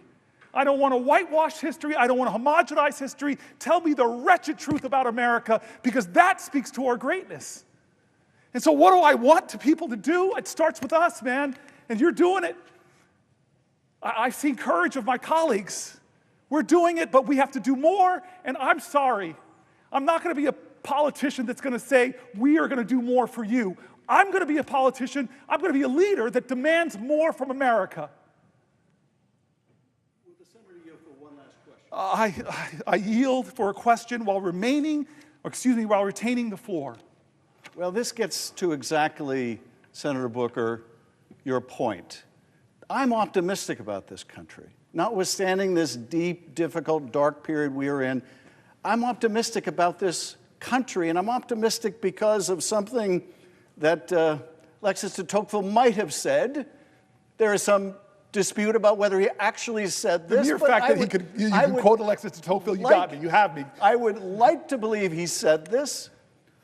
America is a great country because America is a good country. Yes, if he didn't say it, he should have said it, because it is true of this country. It is what makes me an optimist. There are wonderful, beautiful, patriotic people in every state of the union, and they will see us through this. But it does, I think, require all of us to be reminded every now and then of the better angels of our nature. Now, I remember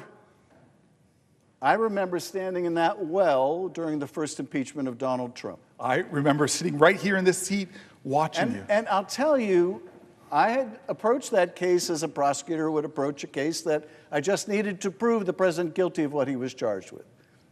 But it became apparent very quickly that that was not enough.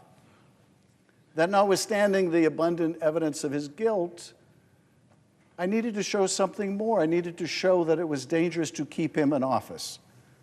Well, tragically, events since have proven my point, but I made a different argument at that point of the trial, which I think gets us to the present moment, which is that truth should matter to us. What's right should matter to us. And even if it doesn't matter to the president, it should matter to us. That we are decent. Yes. As Americans, we are decent. We are good and decent people. As Americans, that's who we are. We don't believe that when someone is needing medical help that they should be turned away. We don't believe that we should turn our back on our neighbor. We believe in extending our hand. We believe we should be able to disagree with each other without it becoming a personal hatred or antagonism. We're Americans. This is who we are. I do think sometimes we forget. And we have to remind ourselves that, as Elijah Cummings used to say, we're better than this. Yes. We are better than this. Yes, I miss Elijah. And you remind us of this all the time, Senator Booker. You really do. You also remind us that we're not defined by what we're against. We're defined by what we're for. And I'm fully on the same page with you that we haven't lived up to our responsibility as a party in what we're for. I think our democracy is in trouble because our economy has been in trouble. And I think our economy has been in trouble because it's not like after the Depression or during the Depression or the Great Recession when people are out of work. The problem today is not that people are out of work. The problem today is that people are working. They are working. And they still can't get by. And you have too many millions of Americans who see their quality of life and they look at what their parents had and see it as better, and they look at the future for their kids and see it as worse. And amidst that economic difficulty, they're ready to embrace anyone who offers something different. Any demagogue who comes along and promises they alone can fix it. And while this demagogue is not going to fix it, and indeed he's made their lot much worse, it is not going to fix itself. It falls on us to come up with those big ideas.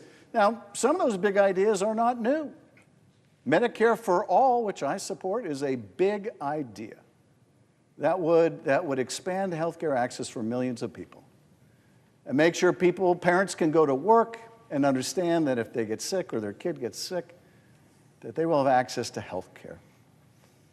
We haven't kept pace with changes in the nature of work, changes that are going to accelerate with artificial intelligence, changes which have meant that over the last several decades, as the country's become more productive, that productivity and prosperity has simply not been shared with the people who made it possible. And I think this economic anxiety, which is felt all over the world with these global changes in the marketplace, have put great stress on the whole democratic experiment. If democracy is not working for people, they will flirt with other models like authoritarianism, but we are here to tell folks that is not the direction we want to go in. But it's still incumbent on us to offer bold ideas for how we can make the economy work for people again. But I do think that what has led people into such bitter antagonisms with each other has been a lot of this uncertainty, the feeling that they're only a car payment or a health problem away from failure. And it's up to us to address that. And so I join you, Senator Booker, in your optimism about the American people. I join you in the call on all of us, really in both parties, but if they're not going to do it, it falls on us to put forward the big, bold economic plans that will ensure that we can answer the central question of our time, which is if you're working hard in America, can you still earn a good living? Yes. We need to be able to answer that question, yes, you can. And right now, what we are seeing with this tax cut for billionaires and large corporations is just going to make the problem so much worse. But I want to thank you, Senator Booker, for your irrepressible optimism about the country which I share. I want to thank you for seizing the helm today and every day to put forward that positive vision for our country. And my question is, where do you find the energy, my friend? I don't know. I'm finding it from my colleagues right now. I'm finding it from my friends. I'm finding it from their heart and their commitment. And I'm finding it from the people whose names and stories we're reading. And I more than you know, I appreciate your friendship. I'm so happy you're my colleague now. And I believe that our future, our tomorrows, as bad as things seem, I still believe that our tomorrows are better than our yesterdays. Thank you. And I know you share that. Amen. Will the senator yield for a question? Before I yield to you, I just want you to know I love you, my friend, and thanks We're doing some good things recently, you and I, trying to solve some big problems, and I appreciate that. So I yield for a question while retaining the floor. Thank you, Senator. Unlike Senator Schiff, who said that he didn't know of your stamina before now, I knew well the stamina of Cory Booker. And I've always admired it, not just physical stamina, but moral stamina, the courage of conviction, the stamina to stand up and speak truth to power, which has become now one of the most common phrases that is used in public life. But Cory Booker has epitomized it throughout his career, not only in this body, but as mayor of Newark and as a leader in sports when he was an all-American athlete at Stanford. That physical stamina was matched by a moral stamina that is invaluable in life today because Americans have come to prize, above all, integrity, authenticity, genuineness, which Cory Booker epitomizes. And so it's not just his eloquence today on the floor and the soaring rhetoric that we have heard from him. It's his understanding and his sense of real-life impacts of what we do here on everyday Americans and what everyday Americans are doing right now as we speak here on the floor. Everyday Americans are in the grocery stores where they're seeing higher and higher prices. Everyday Americans are at the VA hospital where their doctors and nurses and clinicians and schedulers and counselors may be out of a job because they may be among the tens of thousands targeted for dismissal. Everyday Americans are in schools, K through 12 and higher education, where the resources available for their teachers in the classrooms right now, in real time, are going to be cut. In fact, the workforce at the Department of Education will be cut by 1/2 as we speak, and funds will be no longer available to teach everyday Americans. And of course, everyday Americans right now are in hospitals and clinics. They are undergoing treatment for life-threatening diseases. Right now, they are lying on a hospital bed with needles in their arms or receiving other kinds of treatment that have been made available, life-saving treatments, by the research at NIH that will be crippled because of the cuts that we're seeing. And of course, everyday Americans are receiving Social Security checks. And Social Security will be cut by this administration. Medicaid, that provides for those everyday Americans who are in doctor's offices right now in America, even as we engage in this kind of soaring rhetoric, everyday Americans are contending with the real-life problems of living in America. We live in a country that has never been so unequal in terms of wealth and pay. And if we look back to our own history, we see that that inequality is a danger to all of us. The stock market crash and depression occurred after the Gilded Age, when inequality became so drastic that the middle class was in danger. And of course, everyday Americans who are right now in the military are experiencing anger, disgust, fear, because the secrets about what they are doing, even as they engage in operations around the world, like those pilots who were going to bomb the Houthis, engaged in that top secret mission, have learned that the details of that mission, the time of their launch, the targets, the timing of their strikes, the weather, the identity of their targets, all were being discussed over a non-secure channel by a careless, reckless Secretary of Defense. And I don't need to go into the details of what was discussed, except to say our allies are reacting with that same disgust, anger, and fear. And they are having doubts about sharing intelligence with us. The Israelis are outraged by what they've seen. The intel communities of other countries are aghast and appalled. And we have yet to explore fully all of the potential ramifications, like what other conversations may have been on that unsecure kind of platform, who else knew about them, what the motives were. There needs to be a criminal investigation. I've called for it.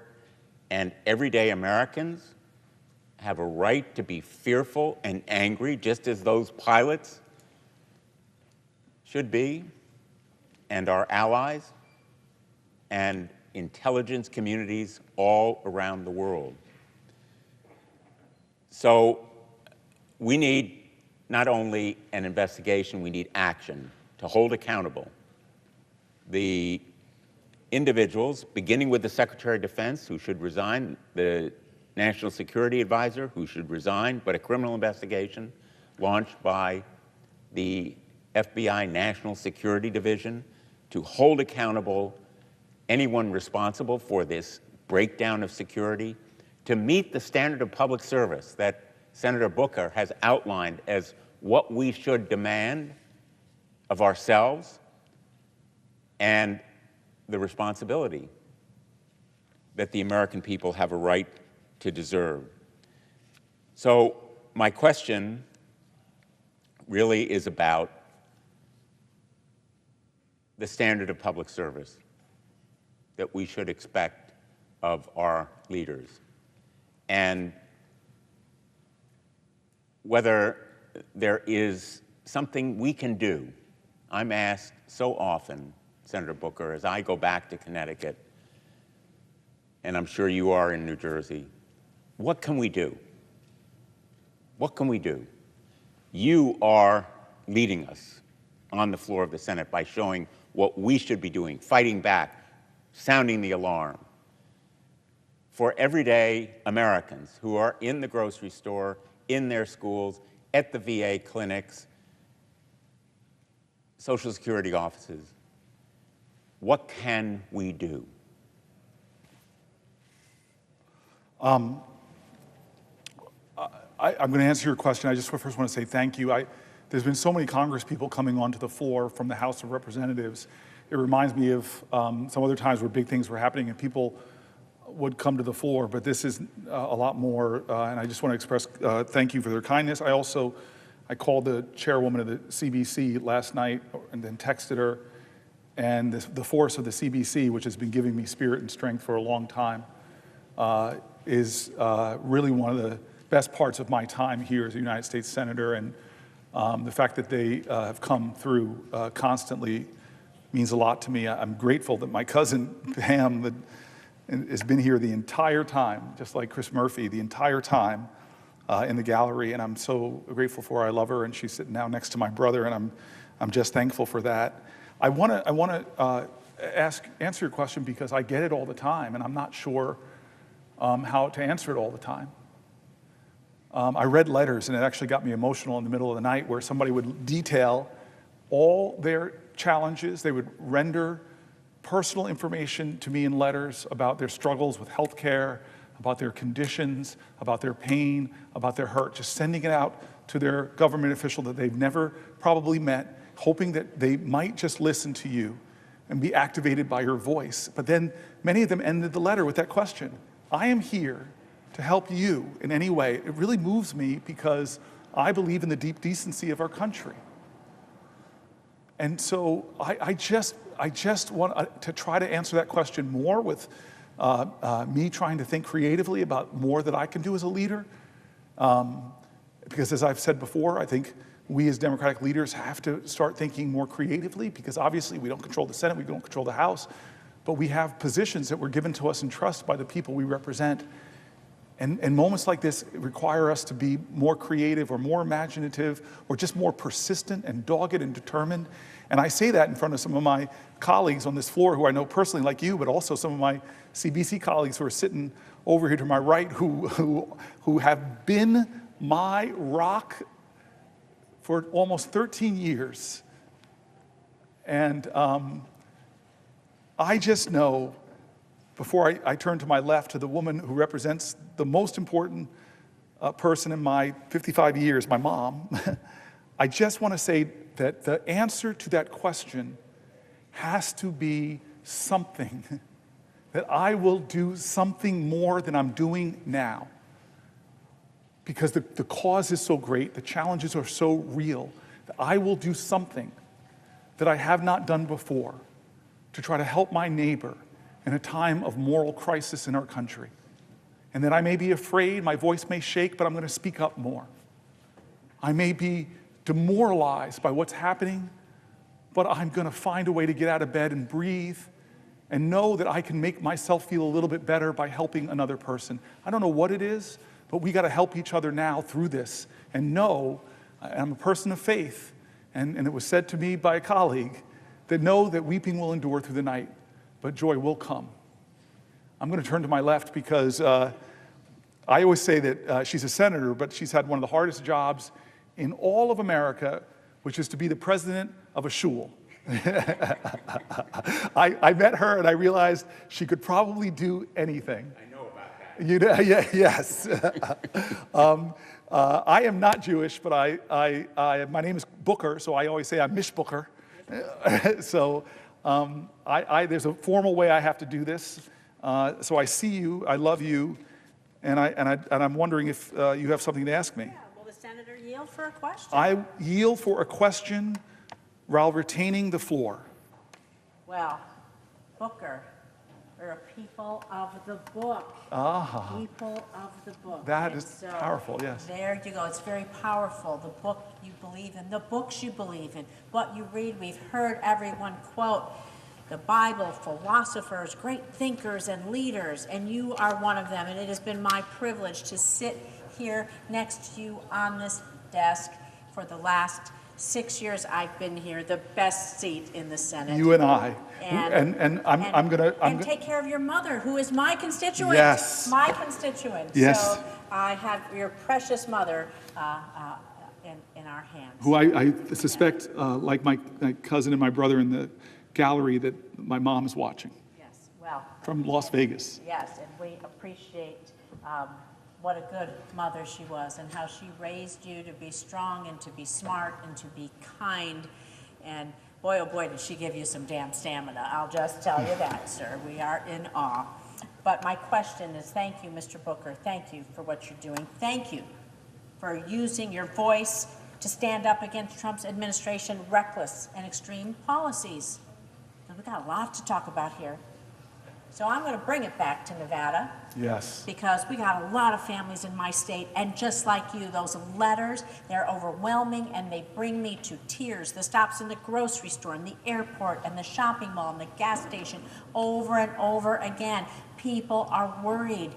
People are worried, and they want us to help, and they're wondering about this. People have talked to me about... Senator. Oops, thank you. People have talked to me about how high costs at the grocery store are squeezing their budgets. They're concerned that the Trump tariffs, well, what are they going to do? Prices ain't going down. They are going to make prices go up instead of going down. President Trump declared tomorrow is Liberation Day. Liberation Day. This is what he plans to impose the latest round of across-the-board tariffs for goods on several nations. Tariffs that amount to a national sales tax on every single person that goes to a grocery store. In Nevada, in New Jersey, I see my esteemed colleague, Senator Duckworth, in Illinois, and every state in this nation. Tariffs that amount to a national sales tax. Now, Nevada's economy relies heavily on tourism. I don't have to tell anyone that. And these tariffs don't target tourism specifically. But make no mistake, They will have a profound impact on a city like Las Vegas, the entertainment capital of the world. Because when prices go up across the board, what happens? Families' budgets at the kitchen table, those kitchen table budgets, they are squeezed. It means the number of visitors coming to Las Vegas, the visitors that fuel our economy, go down. It means the price that every single person, every single hotel, every single service we have goes up because of those tariffs. And so it's going to have a devastating impact on Nevada, on our local economy, on our small businesses. 99% of businesses in Nevada are small businesses. Small businesses. It's going to have a devastating impact on them and the good paying jobs it supports. So we see the impact. International travel down in the United States. Down. Well, that's a whole nother discussion. Someone will be asking that question too. It's driving down our visitor numbers. It hurts our economy in Nevada, hurts our economy all across this great nation. In fact, booking for flights in Canada, they're already down by 70% compared to last year. Canada, our great neighbor, partner, and ally to the north, down 70%. And the most troubling part is a recent report estimates that up to 14,000 jobs, hospitality jobs, could be at risk due to decreased international travel as a result of these horrible, misguided tariffs. And I just want to tell you that I'm looking at all of my colleagues and I'm looking at you, and you have given us the inspiration to stand here, to use our voice, to use our power, to show that we are not without a say in this country. We are not without a say, and we cannot go quietly, ever, without that fight. So, Senator Booker, I want to ask you what you think these tariffs are going to do. Well, not to just the place where your mom lives in Las Vegas, but where families live all across this country. And every price at the market, every price at the gas station, the mall, wherever you go, and where people depend, like my Nevadans, on their livelihood for tourism. And so I will repeat what Senator Blumenthal said. Senator Booker, what can we do? That's the question we're asked. What can we do? I want to answer your question, but first I want to just say what you already know. You represent my mom. You represent one of her best friends, Lou. You represent my Aunt Shirley. You represent my Uncle Butch. You represent my Aunt Marilyn. You represent so much of my family. This is the place where my father died. When Harry Reid came to his bedside when he was sick and I was still running for this office and showed me the extraordinary kindness of senators from Nevada. That tradition has continued. I'm so grateful for you. My family's grateful for you. I'm grateful that we were founders of the Black Jewish Caucus. And in fact, I keep this Juneteenth Seder coming up. Juneteenth Seder coming up, but I'm gonna put this on as you have it on. As I think about Edon Alexander and all those who are suffering, I'm just so grateful for our friendship and what we've done against anti-Semitism, what we've done for the Abraham Accords. You are somebody that you and I find a lot of ways to work with. And one of the best things I saw in you was on January 6th, sitting in this row, me, you, Mark Kelly. And I always say that the best, often in the most difficult of circumstances, you see the best of people. And I don't know if you remember this, but staffers started rushed in, and usually you have to have special identification. And then some of them stood behind us, and they were crying, and they were upset, and they were frightened.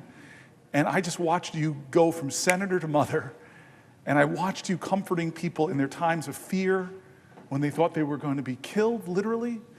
And you were this voice of comfort, voice of calm.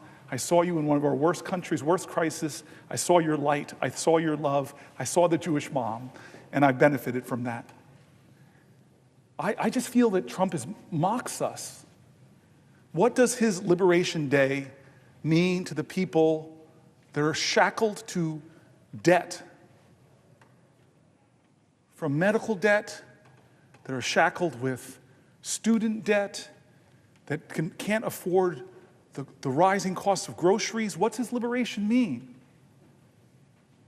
To people who are chained by fear right now, waiting with bated breath to see if the Medicaid programs they rely on are going to be cut. What does his liberation mean?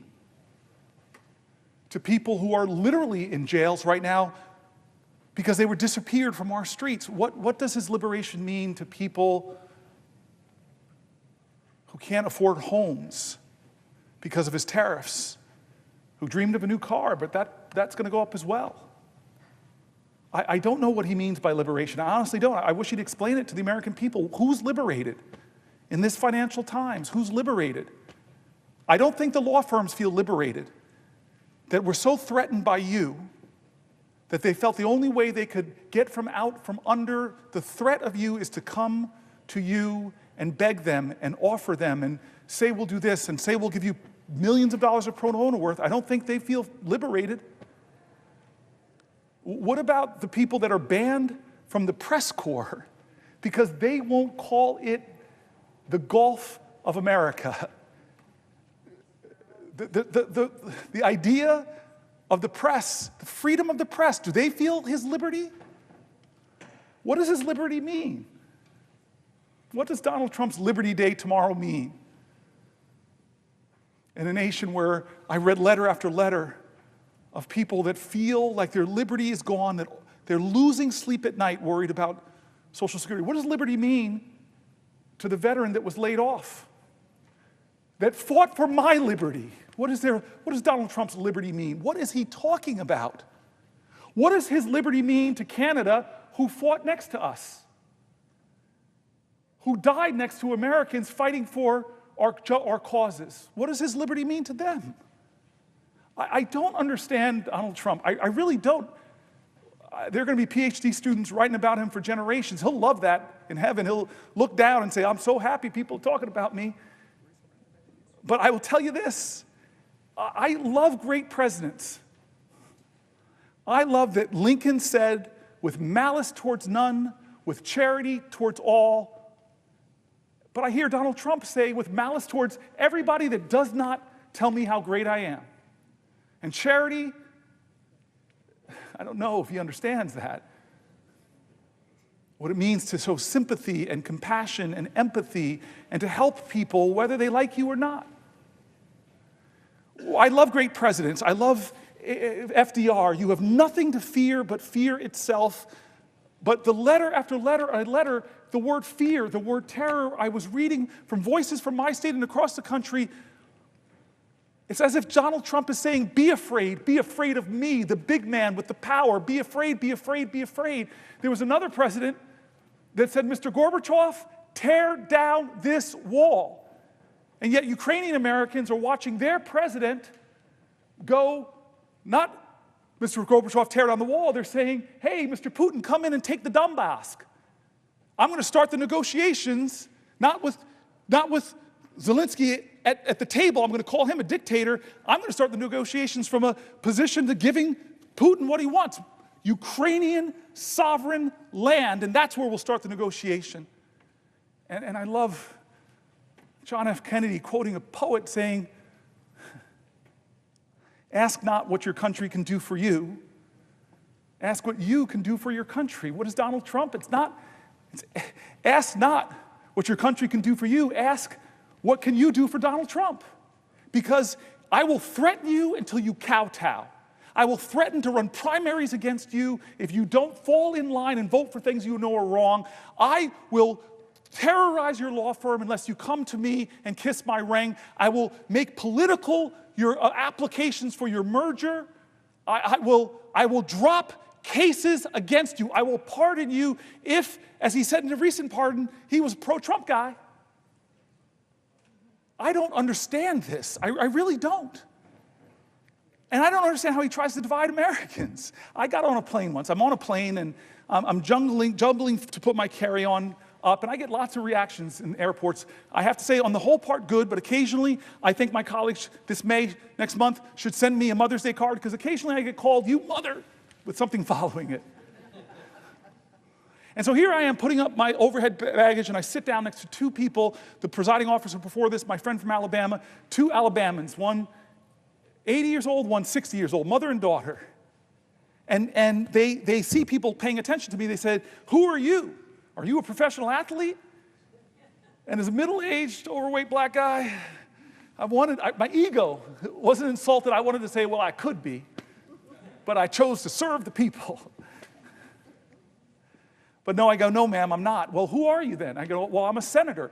And we're so conditioned in America, if we meet a congressperson out and about, the first thing we want to know is, whose team are you on? My team or their team? It's us versus them, horrible dynamic of tribalism in our country. And I took a deep breath, and I looked at these two great American women, and I said, ma'am, I'm a Democrat. And the woman next to me looks at me suddenly sour, and she said, I should have brought my Trump hat, and she wheeled it away from me. And immediately I said, you know what? I'm not going to dance to this tune. I'm going to scratch this record. I'm going to scratch this record. And I looked at her and I go, oh my gosh, Donald Trump signed two of the biggest bills I wrote in Congress into law. I said the First Step Act, which we passed in this body, 87 votes. We would have got 88 if one of my dear friends and colleagues was not off trying to do whatever in the world and he wasn't here to vote on it. And I talked about opportunity zones, working with Tim Scott to get billions of dollars invested into some of our country's poorest rural and urban areas. Now, they were confused. But by the end of that flight, Donald Trump didn't divide us, though. By the end of that flight, I was talking to them like fellow Americans, and we found so many points of connection, so much common humanity, and so much common cause. These outrage machines, TV, and these devices, I want to say to America, their financial interest is to keep your eyes on the screen as much as possibly can. And you know what? Sells division, divide, moral indignation. I will tell you this. I have this great friend, part of the Bold Club, named Van Jones. He told me this story that he was on Crossfire on CNN. And Van Jones got on with Newt Gingrich.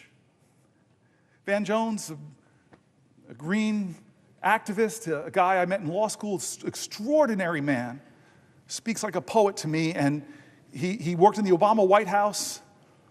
And then Newt Gingrich, very known Republican, the two of them sit down, but Brene Brown writes something extraordinary. She writes, it's hard to hate up close, so pull people in. And so they get on this show called Crossfire, and they find out, with all the differences they have, they also have commonalities, things they agree on, and they actually kind of like each other. So they go to the producers and they say, hey, could you let us do the final segment called Ceasefire? Can you let us do the final segment called Ceasefire? And the producers say, yeah, go ahead. Go ahead. And so they do this last segment talking about the areas they agree, but the producers run in after a few shows and stop them. Can't do it. Why? Ratings are going down.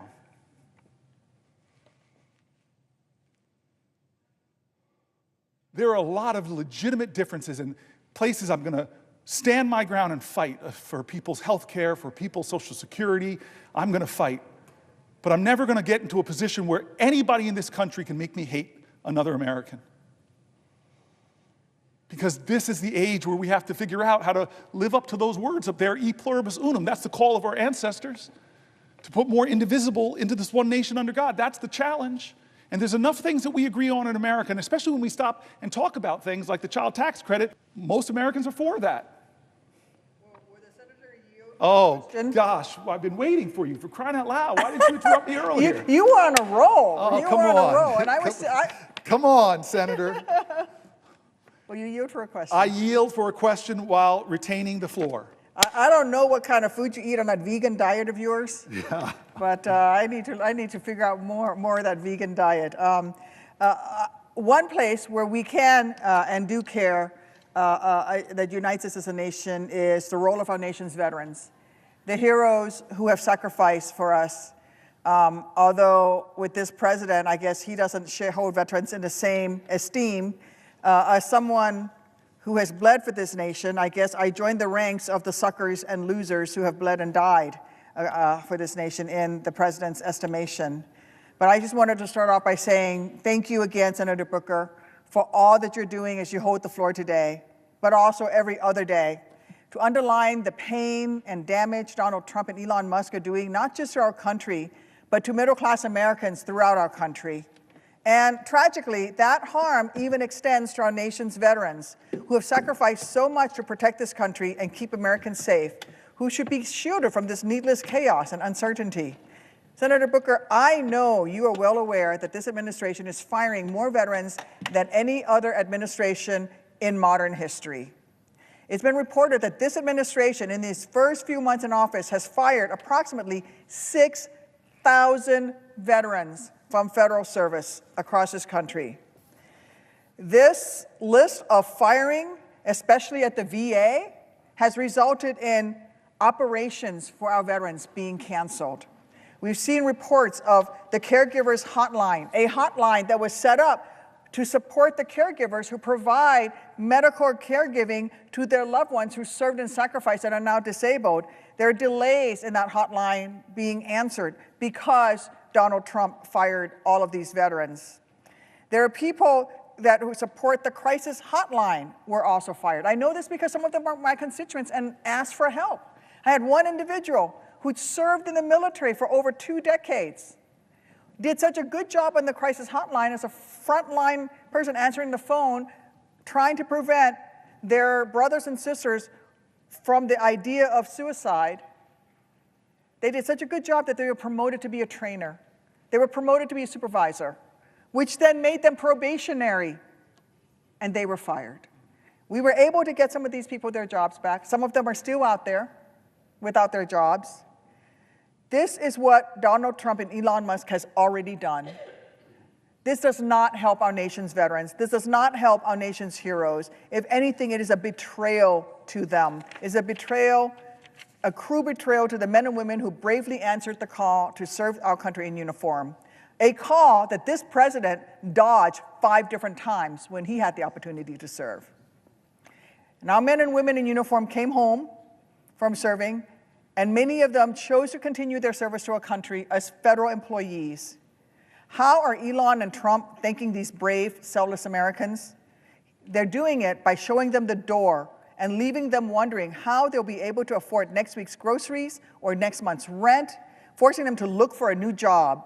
The senator from New Jersey and I are both working together to help our heroes get their jobs back, which is why I've introduced a Protect Veterans Jobs Act to reinstate all veterans who were wrongly fired from their federal jobs by Trump and Musk. It is a critical bill to help those who've already been fired, but according to recent reports, Trump and Musk are just getting started.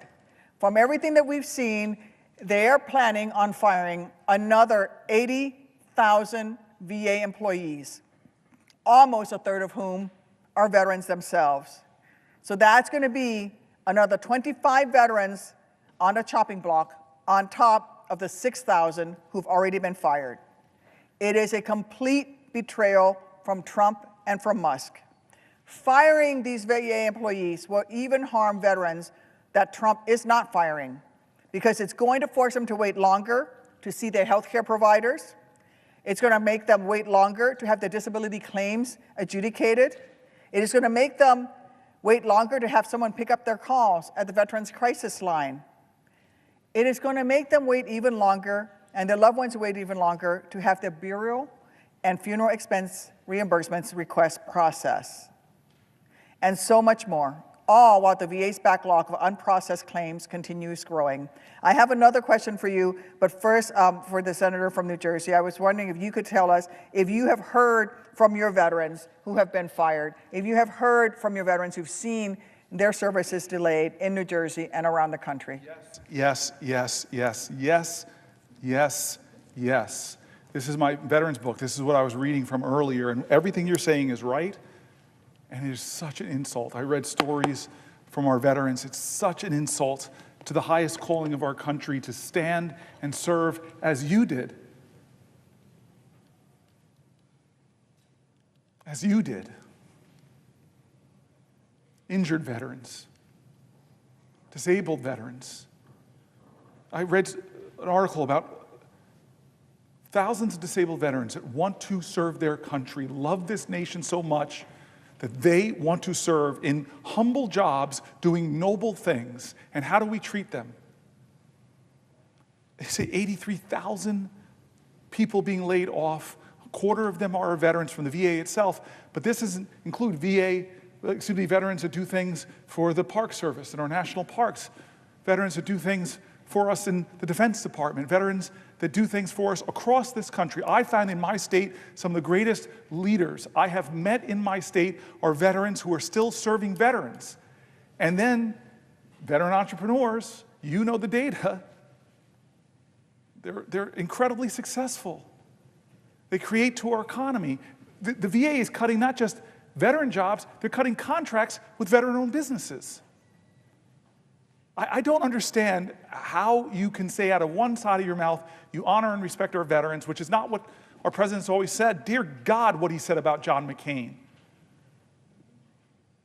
I still remember John McCain is in a town hall with Barack Obama fighting fiercely to be the president of the United States, and somebody gets up and says that Barack Obama, as if it's an insult, it's not, is a Muslim or something, and he grabs the mic back and corrects her. One of his voters, he corrects her on national TV, this is wrong. He's a guy who loves his wife, Christian, loves his family. I mean, that is character and honor. Can you ever see that from our president now? And this is how wrong I was, and I want to admit, I've made mistakes, I've been wrong. I remember where I was when he said in his campaign that he's no hero, that people who are captured are not heroes. I said to the people that were with me, there goes his 15 minutes of fame. I thought that was the end of Trump. But somehow you could become president of the United States when you insult the veterans who serve. I want to read you, and I know you have another question, but can I read you? I don't know, John Lewis and John McCain, the two Johns are coming up a lot in so far my 20 hours. But I want to read you this. I want to read this when you were here because I read this. And let me all tell you, this is John McCain writing. Let me all tell you what I think about the Pledge of Allegiance, our flag and our country. I want to tell you a story about when I was a prisoner of war. I spent 5 years in the Hanoi Hilton. In the early years of our imprisonment, the North Vietnamese kept us in solitary confinement, or 2 or 3 to a cell. In 1971, the North Vietnamese moved us from these conditions of isolation into large rooms with as many as 30 to 40 men to a room. This was, as you can imagine, a wonderful change and was a direct result of the efforts of millions of Americans led by people like Nancy and Ronald Reagan on behalf of a few hundred POWs 10,000 miles from home. One of the men moved into my cell was Mike Christian. Mike came from a small town near Selma, Alabama. He didn't wear a pair of shoes until he was 13 years old. At 17, he enlisted in the U.S. Navy. He later earned a commission. He became a naval flying officer and was shot down and captured in 1967. Mike had a keen and deep appreciation for the opportunities this country and our military provide for people who want to work and want to succeed. The uniforms we wore in prison consisted of a blue short-sleeve shirt, trousers that looked like pajama trousers, and rubber sandals that were made out of automobile tires. I recommend them highly. My pair lasted my entire stay.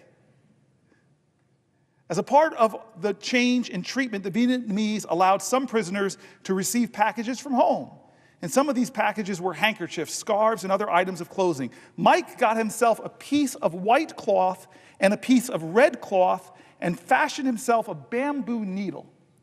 Over a period of a couple months, he sewed the American flag on the inside of his shirt.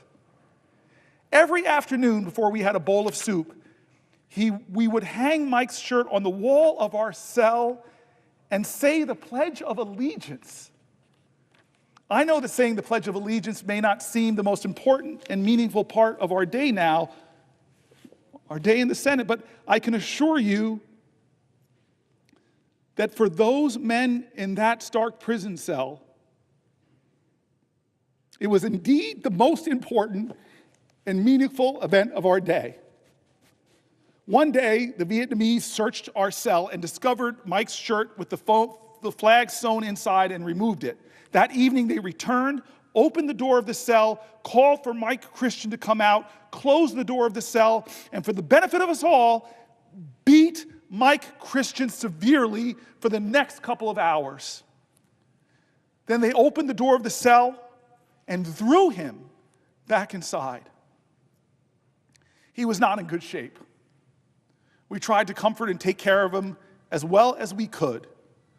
The cell in which we lived had a concrete slab in the middle of which we slept, 4 naked light bulbs in each corner of the room. After things quieted down, I went to lie down and go to sleep. As I did, I happened to look into the corner of the room. Sitting there beneath that dim light bulb with a piece of white cloth, a piece of red cloth, another shirt and his bamboo needle, was my friend, Mike Christian, sitting there with his eyes almost shut from his beating, making another American flag. He was not making the flag because it made Mike Christian feel better. He was making that flag because he knew how important it was for us to be able to pledge our allegiance to our flag and our country. Duty, honor, country. We must never forget those thousands of Americans who, with their courage, with their sacrifice, with their lives, made those words live for all of us. That is our veterans. That is you. That is you, my friend. And Trump is coming after them. Doge is coming after them. They're firing them right now. And are we silent, America? Are we silent when the bravest amongst us, the most honorable amongst us, the most noble amongst us are losing their jobs? Did you speak up when they came for American veterans, when they fired them for no good reason? What did you do? What did you say? I say no.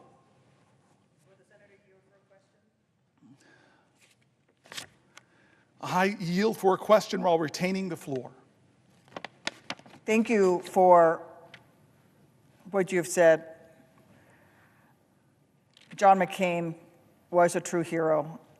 He said the same thing to me when I first met him. I do have a question for you, which will come later, but I thought I would tell you the story of how I met John McCain. I was recently wounded. Within weeks of being able to finally sit up for the first time, I was in physical therapy, and Senator McCain came and visited us. And the nurses and occupational therapists and physical therapists came running in and said, "Senator McCain, this is Captain Duckworth. She's a hero just like you," and said to me, "You're a hero like Senator McCain. You were both shot down." And Senator McCain looked at me and said in that voice of his, "Didn't take no hero to fly into a missile. The good pilots don't get shot down." And I knew then and there that I really liked him, because he was right. The real heroes were the buddies who carried me out of that field in Iraq. The real heroes are the sergeant in the rescue bird that carried me out and has to live with the post-traumatic stress. The real heroes are all the men and women who survived and came home and need the care that they have rightfully earned. The care that we're providing with them with the PACT Act, a bill that you supported, a bill that you spoke up for. Even while members, our colleagues across the aisle, many of them said it was too expensive. And at a time when we should be expanding the PACT Act, when we should be recognizing more of the illnesses and injuries that came out of service around burn pits and toxic substances, you have a president who is cutting the VA, who wants to cut those jobs, who want to go after our veterans' benefits, whom, just like Elon Musk has said, sees veterans as a people with their hands out. We don't have our hands out. We're simply asking for what this country promised us. Where were you, Mr. President? Where were you, Elon, when this country asked for someone to serve? When this country asked, who amongst you will leave your family, leave your friends, leave your neighbors, and put on her colors and defend her? Not for your mom, not for your dad, not for your family members, but for strangers who will never know your name, who will never know your sacrifice. Who among you will do that? Thank God that from Lexington and Concord, from Iwo Jima, from Ia Drang Valley, from Kandahar, From Fallujah, there were Americans who stood up and said, I will. I will defend this great nation. I will wear her colors with pride. And all we have to do as a nation is live up to one tiny little percentage of that sacrifice that they made. Let them have the benefits that they've earned. And yet Donald Trump and Elon Musk are cutting those benefits. The biggest predictor of veterans' homelessness is not post-traumatic stress disorder. It is not a health condition. The biggest predictor of veterans' homelessness is lack of employment, not having a job. That begins the spiral downwards for veterans that ends up with them becoming homeless. And I will tell everyone in these chambers and in this nation, we are all dishonored when a veteran must lay their head down on the very same streets that he or she defended to sleep that night. We are all dishonored. The VA has done tremendous work to fight veterans' homelessness, and that has been a bipartisan effort. And these cuts that are costing veterans their jobs are going to start some of those veterans, unfortunately, on that path to homelessness. These cuts are going to mean those veterans' homelessness programs that will prevent our veterans from becoming unhoused, those programs will not be able to take care of all the veterans of the demand. I'm already seeing it. I spent this past weekend in Missouri at the Cochrane VA Medical Center, hearing about the challenges that they're facing. They need to expand. They don't need to shrink. They said there's going to be another 25,000 veterans moving into the area. They actually have to expand their services. And yet Elon Musk, enabled by Donald Trump, is cutting veterans' jobs, veterans' benefits, because according to them, veterans aren't heroes. We are suckers and losers. Well, I beg to differ. I beg to differ. I am sure that my colleague from New Jersey knows that firing 80,000 employees from the Department of Veterans Affairs wouldn't just cause longer delays for veterans, it will doom our VA's ability to process claims, that the influx of claims under the PACT Act, a law that is helping ensure veterans who were exposed to toxins while serving can get the care that they have earned, with more than 1 million claims already approved in a short time since it's become law. I can't think of a single good reason to hurt so many veterans. And I'll just ask the senator from New Jersey, can you think of any reasons? Oh, God. I'm very moved by your comments. I want to say that from John McCormick to Jack Reed, the Senate has a good number of people who serve this nation who answered the call. They should all get our honor and respect. Senator Blumenthal served, and he has a son, Navy SEAL. We should have a reverence for those people because a lot of them didn't make it back. A lot of people didn't make it back, and a lot of people who came home with horrible wounds, visible and invisible. We should all be ashamed of the veterans that are committing suicide. We should all be ashamed of veteran homelessness. We have the capacity. We are a great enough nation to help them. But the ones that didn't come back, they watch over us. They look down upon this nation. I want to read you one more thing because was raised by parents who could not think they really worried raising me in an affluent town in a beautiful home that I would not recognize how extraordinarily privileged I was. My dad used to say to me, boy, don't walk around this house like you hit a triple. You were born on third base. My dad would say things to me like, boy, don't sit at this table and not realize that you drink deeply from wells of freedom and liberty that you did not dig. You eat from banquet tables of blessings prepared for you by your ancestors. You must metabolize those blessings, not so that you could pay your ancestors back, but that you could pay it forward. My dad, when I got degrees from Stanford, Oxford, and Yale, said, boy, you got more degrees in the month of July, but you ain't hot. Life ain't about the degrees you get, it's about the service you give. And so McCormick and Reed and Tammy, I'm here because of people that died for this country, that stormed beaches in Normandy in this country. They were at Iwo Jima for this country. They liberated Nazi concentration camps for this country. They are buried. I've seen their burials. in Thailand, fields full of American soldiers who never made it home. Every time I see one of those, I get overcome with emotion. I can't think about, when I look at their ages, 18, 19, 20, 21. And so let me read this, and I'm going to compose myself, because you got me all emotional, Tammy. I thought you were my friend. This is a poem written by Billy Rose. You know it probably. It's called The Unknown Soldier.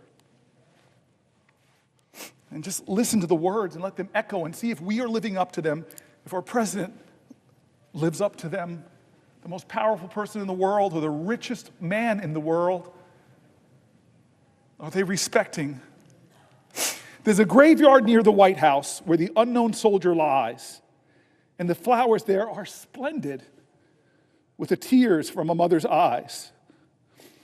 I stood there not long ago with roses for the brave, and I suddenly heard the voice speak out of the grave.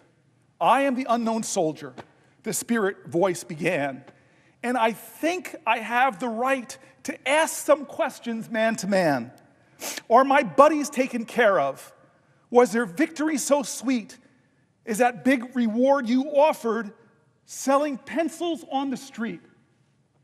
Did they really win the freedom they battled to achieve? Do you still respect that croix de guerre above that empty sleeve? Does a gold star in the window now mean anything at all? I wonder how my old girl feels when she hears the bugle call. And that baby who sang, "Hello, Central, give me no man's land." Can they replace her daddy with a military band? I wonder if the profiteers have satisfied their greed. I wonder if a soldier's mother ever is in need. I wonder if the kings who planned it all are really satisfied. They played their game of checkers, and 11 million died. I am the unknown soldier, and maybe I died in vain. But if I were alive and my country called, I'd do it all over again.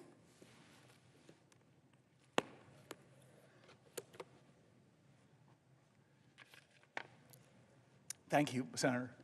Every time I see you, I have such reverence and gratitude that I get to serve alongside of you. I didn't serve in the military alongside of you like those courageous soldiers, like those people who carry you at risk to themselves, people who saved your life, the people that helped you in rehab, the people that empowered you to get back on your feet and run for one of the highest offices in the land, and then you serve here with distinction because you don't forget who helped you get here.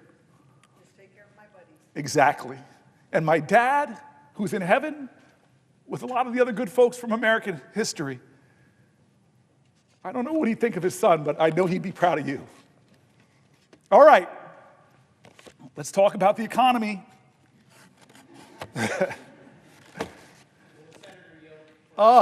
Christopher Coons. Will the senator yield for a question? I yield for a question while retaining the floor. Is the senator familiar with Rory Badger of Delaware? Is the senator familiar with my guest to the speech to a joint session of Congress delivered by President Trump just a few weeks ago? So every time I answer the question, we have to go through the same thing. I am slightly familiar, yes, because we talked about it, but I would be really happy if you asked me another question and filled in some gaps. If I might, I simply want to ask my colleagues. Then I yield for a question. If you want to ask me a question, I yield for a question while retaining the floor with the recognition that I have to do it because I'm standing between two Delawareans and I'm a little nervous. Jersey never wants to be between two Delawareans.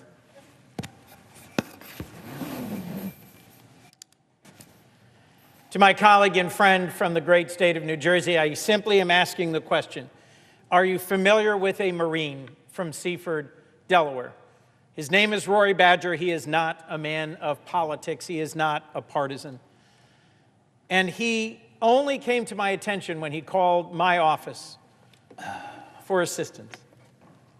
Rory Badger volunteered to serve our nation, was deployed to Afghanistan, and is a decorated combat veteran of the United States Marine Corps.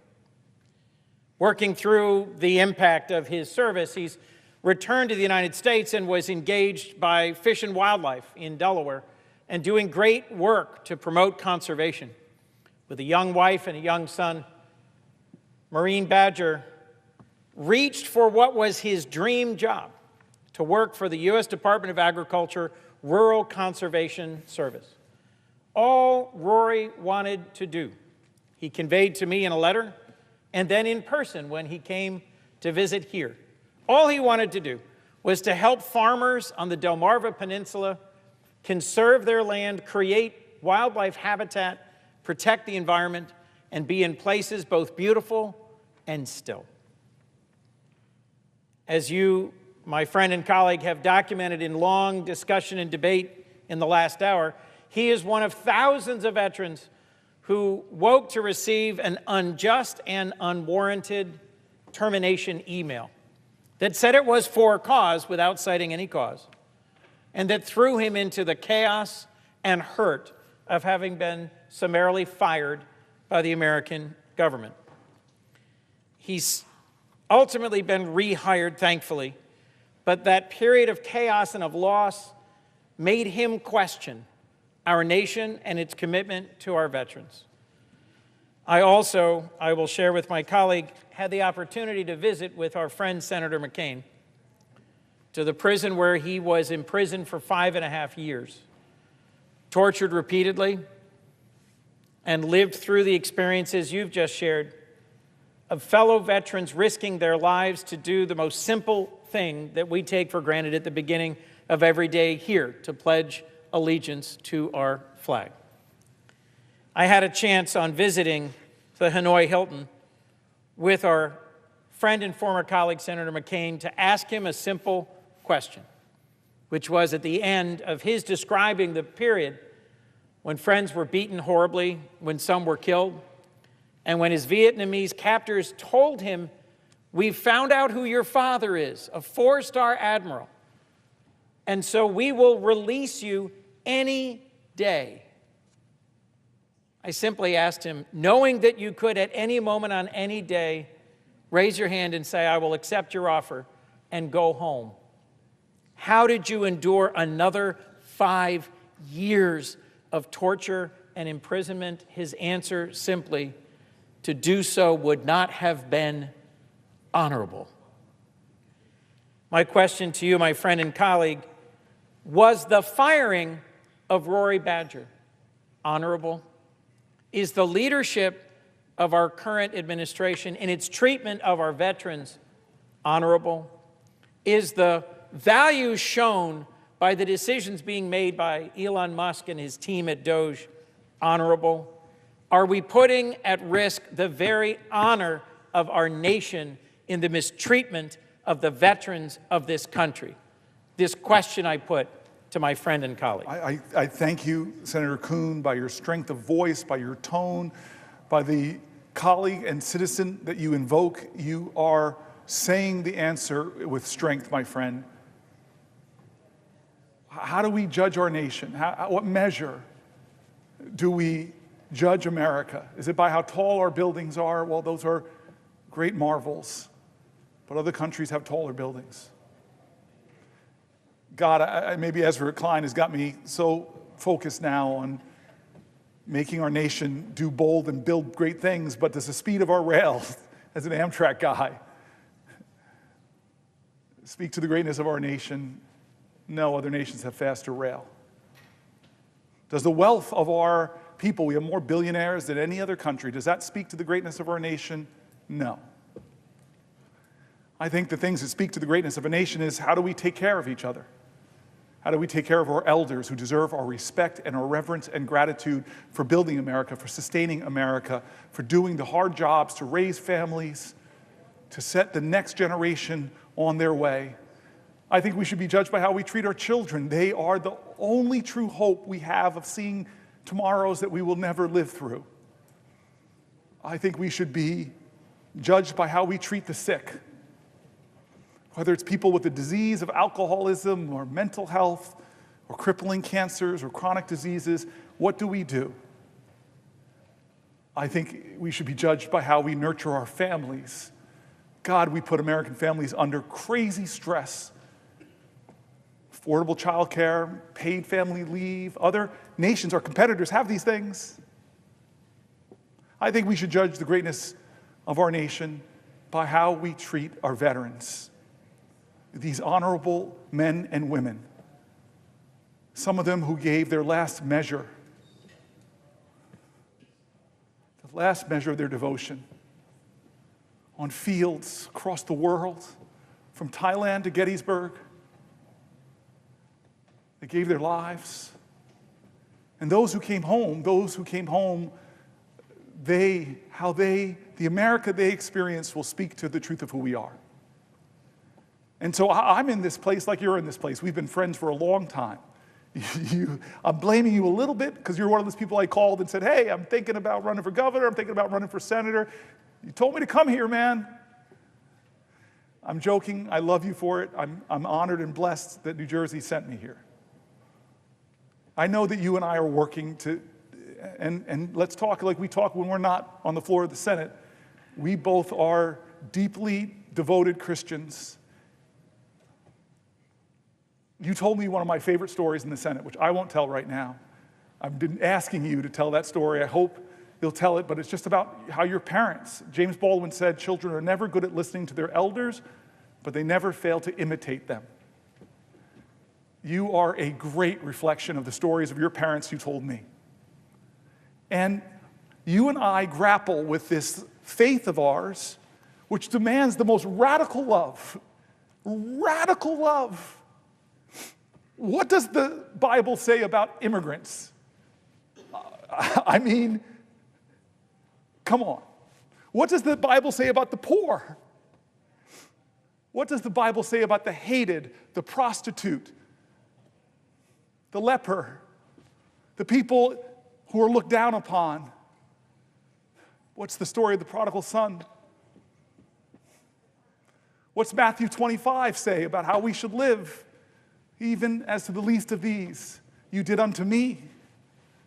How many times does the Bible mention poverty? How many?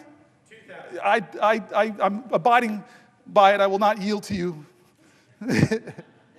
But I knew you would know it, and I don't. 2,000 times it mentions poverty. And does it say we should scorn the poor? Does it say we should ignore the poor? No, it calls us to love our neighbor. No exceptions to that. Will the senator yield for a question? Thank you, man. I've been waiting for that question. The prayers of the righteous availeth much. You are a righteous man. I have a lot of work to do. So I yield for a question while retaining the floor. I tried to instigate you, Chris. I tried to throw out Jesus bait. You have, sir. Good, thank God. I yield for a question about whatever you want to ask me for, but I'm retaining the floor. To my good friend and colleague, as we transition to comments about the economy, are you familiar with the very first time that Jesus stood in his home synagogue in Nazareth to preach? He read from the scroll a passage from, I believe, Isaiah 61, verse 1 to 2. This is recorded in Luke chapter 4, and it is a well-known passage. And I rely upon it to understand what was the ministry of Jesus centrally about. He says, "This is fulfilled in your hearing today. The Spirit of the Lord is upon me. He has anointed me to preach good news to the poor." I don't think it is possible to read the Gospels and to read the Torah and to understand righteousness without hearing over and over and over in the course of the Old and New Testaments a call to respect those at the margins of life, a call to be generous and open-hearted and kind to those who suffer and struggle, to be attentive to and present to those who are in prison, who are widows, who are orphans, to allow the gleaning of a field, which means to make sure that out of the abundance of our productivity on our farms. We make sure that we feed those who hunger here at home and abroad. You cannot miss the central message, which is, as you have said, kindness to those on the margins, attentiveness to those in need, good news to the poor. And so in this season of Lent, I ask my friend and colleague whether he's aware of our president's intention to impose significant tariffs sometime today or tomorrow that may raise the costs for working families in our nation, that may make harder the lives of those who struggle to pay for their children's food and medicines and schooling, that instead of meeting his promise to make America affordable again, will almost certainly make America less affordable for those who are exactly those to whom we are called to give attention, kindness, and service. I ask my colleague and my friend, are you aware of President Trump's so-called Liberation Day that will impose, in fact, thousands of dollars of additional costs on the working families of America who struggle so hard to make ends meet, in a direct violation of a call to care for those in need? Yes, I'm aware. I said earlier that he calls it Liberation Day, and I'm not sure what he means by that, because Americans will not, by this move, be liberated from high prices. They won't be liberated from watching their 401ks dwindle in value as the stock market goes down. They won't be liberated from the high cost of groceries. They won't be liberated by the high cost and hard availability of housing. He calls it Liberation Day, but Americans won't be liberated from crushing debt, from medical debt, from student loan debt, parents who are struggling to take care of their parents and their children, who rely on Medicaid because a parent has Alzheimer's and a child has a disability, and they're trying to make it all work, but yet they're shackled in fear because they see that recommended to a House committee on Energy and Commerce was to find $880 billion of cuts to the programs that they are relying on as a lifeline to keep their family together. Who's liberated? Who's liberated by the tariffs that he's going to come and bring onto a country where half this nation is dealing with a tough economic reality, where half of the renters in this country, you and I were both local leaders, we know it is technically the definition of housing insecurity if you are paying more than a third of your income on rent. Chris Coons, you love people, you know people, you travel Delaware, it's a much smaller state. I do say that with some little bit of twisted non-Christian arrogance and from New Jersey looking down. But you know people in your state. I've been with you in your state. You're connected to your communities. So you know people that are struggling just to make ends meet. You know people that are one emergency away, like a car accident or sickness that forces them to miss a week of work and a paycheck, that will throw their lives in financial ruin. Is this president doing his promises to make their lives better? President Trump is calling his tariffs Liberation Day. Do you think Canada feels liberated from the bully neighbor that is Donald Trump? Do you think Greenland feels liberated from the bully nature? Do you think Panama feels liberated? What about universities that are cutting NIH funding, that are cutting the scientific research that will cure the diseases in the future, that will alleviate suffering, that now aren't allowing postdocs to come to their school? They're not hiring, they're slashing the number of engineering students that they're allowing in because they're terrified because this president is menacing indirect costs. Is that liberation?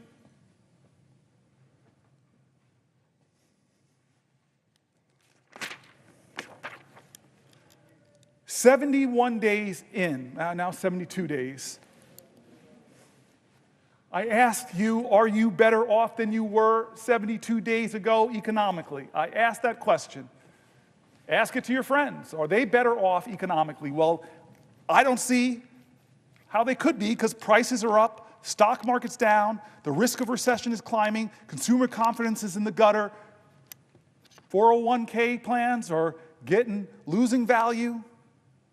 Are you better off than you were 72 days ago under this president's leadership on the verge of his so-called liberation day that's going to drive prices up even more?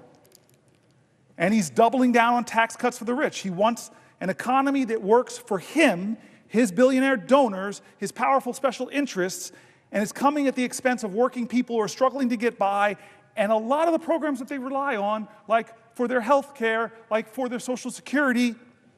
He wants an economy where the richest people get the biggest tax cuts, where the largest corporations, heck, they may get to skip out on taxes altogether. And where hardworking Americans are getting crushed by rising food prices and rising rents. This idea that that might trickle down. But we know it doesn't work. He's continuing the same reckless economic approach he used in his first term. Massive tax cuts that inure mostly to the wealthy, unchecked spending, rapacious spending, big holes in our national debt, trillions of dollars of more debt, and no serious plan on how to pay for any of this thing that he's doing. From Social Security to public health to the education that supports children with disabilities and scientific research, the safety nets that millions of people depend upon. Here's the New York Times. Trump's policies have shaken a once solid economic outlook. This is from March 7th. President Trump inherited an economy that was, by most conventional measures, firing on all cylinders. Wages, consumer spending, and corporate profits were rising. Unemployment was low. The inflation rate, though higher than normal, was falling. Just weeks into Mr. Trump's term, the outlook is gloomier. Measures of business and consumer confidence have plunged. The stock market has been on a roller coaster ride. Layoffs are picking up. And by the way, this was March 7th. We just finished March, the worst performing quarter in years in the stock market. Back to the article. Layoffs are picking up, according to some data, and forecasters are cutting their estimates for economic growth this year, with some even predicting that the U.S. gross domestic product could shrink in the first quarter. And some commentators have gone further, arguing that the economy could be headed for a recession, a sharp rebound in inflation, or even the dreaded combination of the two, stagflation. Most economists consider that unlikely, saying growth is more likely to slow than to give way to a decline. Still, the sudden deterioration in the outlook is striking, especially because it is almost entirely a result of Mr. Trump's policies and the resulting uncertainty. Tariffs and the inevitable retaliation from trading partners will increase prices and slow down growth. Federal jobs cut will push up unemployment and could lead government employees and contractors to pull back on spending while they wait to learn their fate. Deportations could drive up costs for industries like construction and hospitality and the agricultural sector that depend on immigrant labor. In quotes, if the economy was starting out in quite good shape, it probably is in less good shape after what we've seen the last few weeks, said Donald Rismiller, chief economist at Stratgas, a research firm. The U.S. economy has repeatedly shown its resilience in recent years, and there are parts of Mr. Trump's agenda that could foster growth. Business groups have responded enthusiastically to Republican plans to cut taxes and reduce regulation. A streamlined government could, in theory, make the overall economy more productive. So far, however, the Trump administration's approach to economic policy has been characterized more by chaos, tariffs that are announced and then delayed, government workers who are fired and rehired, than careful planning. Michael Strain, an economist at the Conservative American Enterprise Institute, I know AEI well, said Trump's policies on trade and immigration and his slash and burn approach to federal job cuts would have a damaging effect. This is a conservative think tank. What President Trump has proposed will not cause a recession, he continued, but it will slow economic growth. It will take money out of people's pockets. It will increase the unemployment rate. It will cost people jobs. It will make American businesses less competitive. That's AEI, folks. It is certainly possible for Mr. Trump's policies to come together in a way that causes a recession. His tariffs alone could shave a full percentage growth in the domestic product this year, according to some economic models, enough to cut in half the 2% growth rate that economists expected going into this year. Many economists contend that deporting millions of immigrants, as Mr. Trump promised to do on the campaign trail last year, could be even more harmful than tariffs, given the U.S. economy's need for workers, particularly in industries like construction and healthcare. And the administration's push to shrink the federal government, an effort led by Elon Musk, could leave hundreds of thousands of federal workers and government contractors looking for jobs when hiring has slowed. That could set off a chain reaction. Workers who lose jobs or worry they might would pull back on spending, which would force businesses to cut costs, leading to more layoffs and further reductions in spending. Ordinarily, that would prompt the Federal Reserve to cut interest rates and shore up the economy, but that could be difficult if tariffs are also pushing up prices, making policymakers nervous that cutting interest rates could spur inflation. It's a death by 1,000 paper cuts, said Jay Bryson, chief economist for Wells Fargo, certainly not a great liberal organization, Wells Fargo. He says all things individually aren't enough to cause a recession, but if you layer them on top of one another, it might be. Most economists think such an outcome is relatively unlikely, however. Mr. Trump has repeatedly delayed full enforcement of his promised tariffs. For example, on Thursday, this article is from March 7th, he suspended tariffs on most imports from Mexico and Canada until April. What month are we in? April. His deportation efforts have likewise gotten off to a slow start, and some of the cuts to the federal workforce have been tied up in court, as they should be. Such delays and reversals will help blunt the impact of Mr. Trump's policies and could make a recession less likely, at least in the short term, but the prolonged uncertainty could have its own costs, leading businesses to delay investment and hiring decisions. If we don't get clarity by the back half of this year, economic uncertainty can be like a deer in the headlights, said Nancy Lazar, chief global economist and at the investment bank Piper Sandler. Things just stop. Business confidence is muted, employment is muted, and capital spending is put on hold. Even if Mr. Trump's policies don't cause a recession, they could do long-term damage. Lower immigration will leave the country with a smaller labor force as a native-born population is aging. Trade barriers will be a relatively modest drag on growth while in place, a chronic condition rather than an acute one.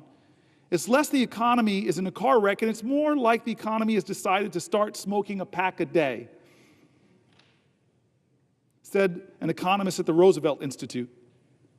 In certain places and for certain groups, the consequences could be harder to ignore. Veterans, who make up a disproportionate share of federal workers, could be particularly hard hit by government layoffs. So could parts of the countries that depend heavily on federal jobs. Apparently, there are signs that home prices in the Washington metropolitan area are falling. It's going to be substantial for certain communities. When you look at the aggregate, it's going to be challenging. Will the senator yield for a question? I talked or texted with this person who's asking me to yield the floor. I've been letting this power go to my head. I've never in the Senate had the ability to hold the floor and leave a person in a little bit of limbo. I just want to say that Tim Kaine is one of the friends, and honestly, he's like a pastor to me. He's one of the more honorable men I've met in my life, and struggles like me about faith and public service. I read your book. I really hope more people read your book. I didn't think it was going to be as beautiful as it was. I laughed. I wept. When you were attacked by spiders and things like that, I'm sorry I was laughing at your misfortune, sir. It's a book about you going through your whole state. By walking the Appalachian Trail, canoeing. Every story you told moved me. It's a great book. I've read a lot of my colleagues' books, but this one really touched me. you have this beautiful view of America, and I want people to read your book. I really want people to read your book. So if I should yield, I'll yield only if you'll tell people the name of your book and maybe tell something about it. This is extortion on the Senate floor. I'm going to hold on to the floor unless you agree to that. You can shake your head up and down if you agree. All right. Then, of course, to my dear friend and somebody that I probably wouldn't be standing here. We had some discussions about procedural opportunities and things like that. He had to make some concessions to me. I won't give details, but he's an honorable man, and in the crux before I came here, he really helped to clear the pathway for me to stand here now. I owe you a lot of my 12 years. You are like a big brother to me, and I yield for a question while retaining the floor. Well, thank you to my friend, Senator Booker, and to all who are gathered to watch this very, very important vigil. And the question that I'm going to ask in slow motion to give you a chance to think of a response. God bless you. Is a question that was inspired by your colloquy with Senator Coons, where you guys were not a colloquy, that's not allowed. It was a question. Where you were discussion, where you were doing some Bible quoting back and forth. And as you know, I'm a big Bible reader. And the thing I thought about, and actually I've thought about it during your talk since last night, is this part of the Gospel of Matthew where he's challenging people that he thinks are hypocrites. And he says to them, you can discern the faces of the sky, but you can't discern the signs of the times. Wow. That's Matthew 16, 2 and 3. You can discern the faces of the sky, but you cannot discern the signs of the times. The way I view this vigil that you have been powerfully engaged upon is you are attempting to discern and explain the signs of the times to your colleagues and to our country, and that's very important that we do. And I'd like to ask you one question about the signs of the times economically to follow the discussion of what we're seeing, but then I want to ask you a question about the signs of the times more in the nature of our democracy. So to begin on the economy, you walked through how strong the economy was on the day this president was inaugurated. And 2 months later, the challenges of a volatile stock market, the challenges of rising prices, the challenges of declining consumer confidence, the challenges of predictions that there might be slow growth or even a recession. We will have a vote on the Senate floor tomorrow about Canadian tariffs.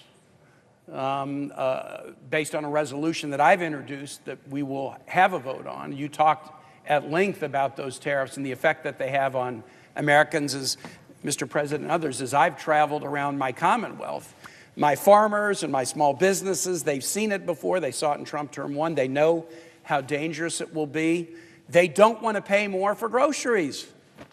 They don't want to pay more for building supplies. Farmers don't want to pay more for fertilizer. My shipyards don't want to pay more for aluminum and steel. They were promised that they would pay less, not pay more. They don't want to be part of a campaign to demonize a nation that has been a friend of the United States and stood side by side with us in every war since the War of 1812. They don't want to be part of a juvenile assertion by this president that sovereign nation is the 51st state. They don't want to be part of a name-calling effort to call the prime minister of a sovereign nation governor. They're trying to read the signs of the times. Why is this administration that came in with such a strong economic hand doing so much so quickly to both hurt us economically, but also to tarnish a relationship that has stood the test of time with an ally? The president often says that his goal is America first. We would all agree as members of this body in America first, but we would all passionately disagree with America alone. What is America alone gonna get us? What will we turn to? Who will we turn to when the allies that we've spent decades building relationships with now feel pushed aside? Yesterday, China announced that they were going to be working with Japan and Korea on a free trade zone, possibly to respond to U.S. tariffs. Other nations are having to engage in hedging behaviors because they thought we were friends, and now they doubt that reality anymore. And so as you look at the signs of these economic times, and then I'll get to a second question about the signs of the times in our democracy, how are we to understand this? And more importantly, how are we best to rectify it? How can we stand up for our families and reduce their burdens, not increase them? How can we stand shoulder to shoulder with linked arms with our allies to face off against adversaries? Reflect on the signs of the times and point us in the right direction. Please, question mark. I appreciate that. I'm going to try to keep it short, but I want to reminisce with you about something that, do you remember in Trump's first term that he used a national security waiver to put tariffs on Canada then? Yes, yes. And my citizens really remember it because they suffered. Yes. But do you remember, we had a Foreign Relations Committee meeting, and a leader, I don't want to embarrass the leader, but a leader from Canada came, it was a woman, and she sat there. It was a bipartisan group together. You do remember this? Yes, I do. So she sat there, and then she started very slowly going back to the War of 1812 and marched through Canadian-American history. I confess I have a degree in history, but I didn't know all this history. But these amazing stories of Canadian sacrifice to stand next to Americans, to die next to Americans, to fight for America, to join our artists, our cultural communities, our arts, our agricultural communities, all the things we've done in hand to make both of our nations stronger and more prosperous. And then she looked at us and said, and then your president, in a sense, calls us a national security threat. Yep. And you all put tariffs on us. And I remember the quiet, the silence around that committee table. I felt like, whoa. This is such an ally, such a friend, such a consistent ally of us throughout the hardest, difficult times of history, never left our side. That her litany was so admirable. And then she looks at us, a national security waiver to put hardships on our economy, national security waiver to put tariffs on. And they hurt Americans, and they embarrassingly hurt our northern neighbor. But I thought that was bad enough. Mm-hmm. And now, what kind of bully are you? What kind of mean spirit? Do you look at your northern neighbor and say, I'm going to call you governor, not with the title you earned by the people that put you in that office? It is the worst kind of behavior, and nobody calls it out. Of our Republican colleagues, not enough of them call it out, I should say. So we are in, as I read in that article, in an economic crisis, and I question how long will we wait until more of us join in a chorus and saying enough is enough. I don't know the answers. I don't know how we can stop him, but I know we did in the first term.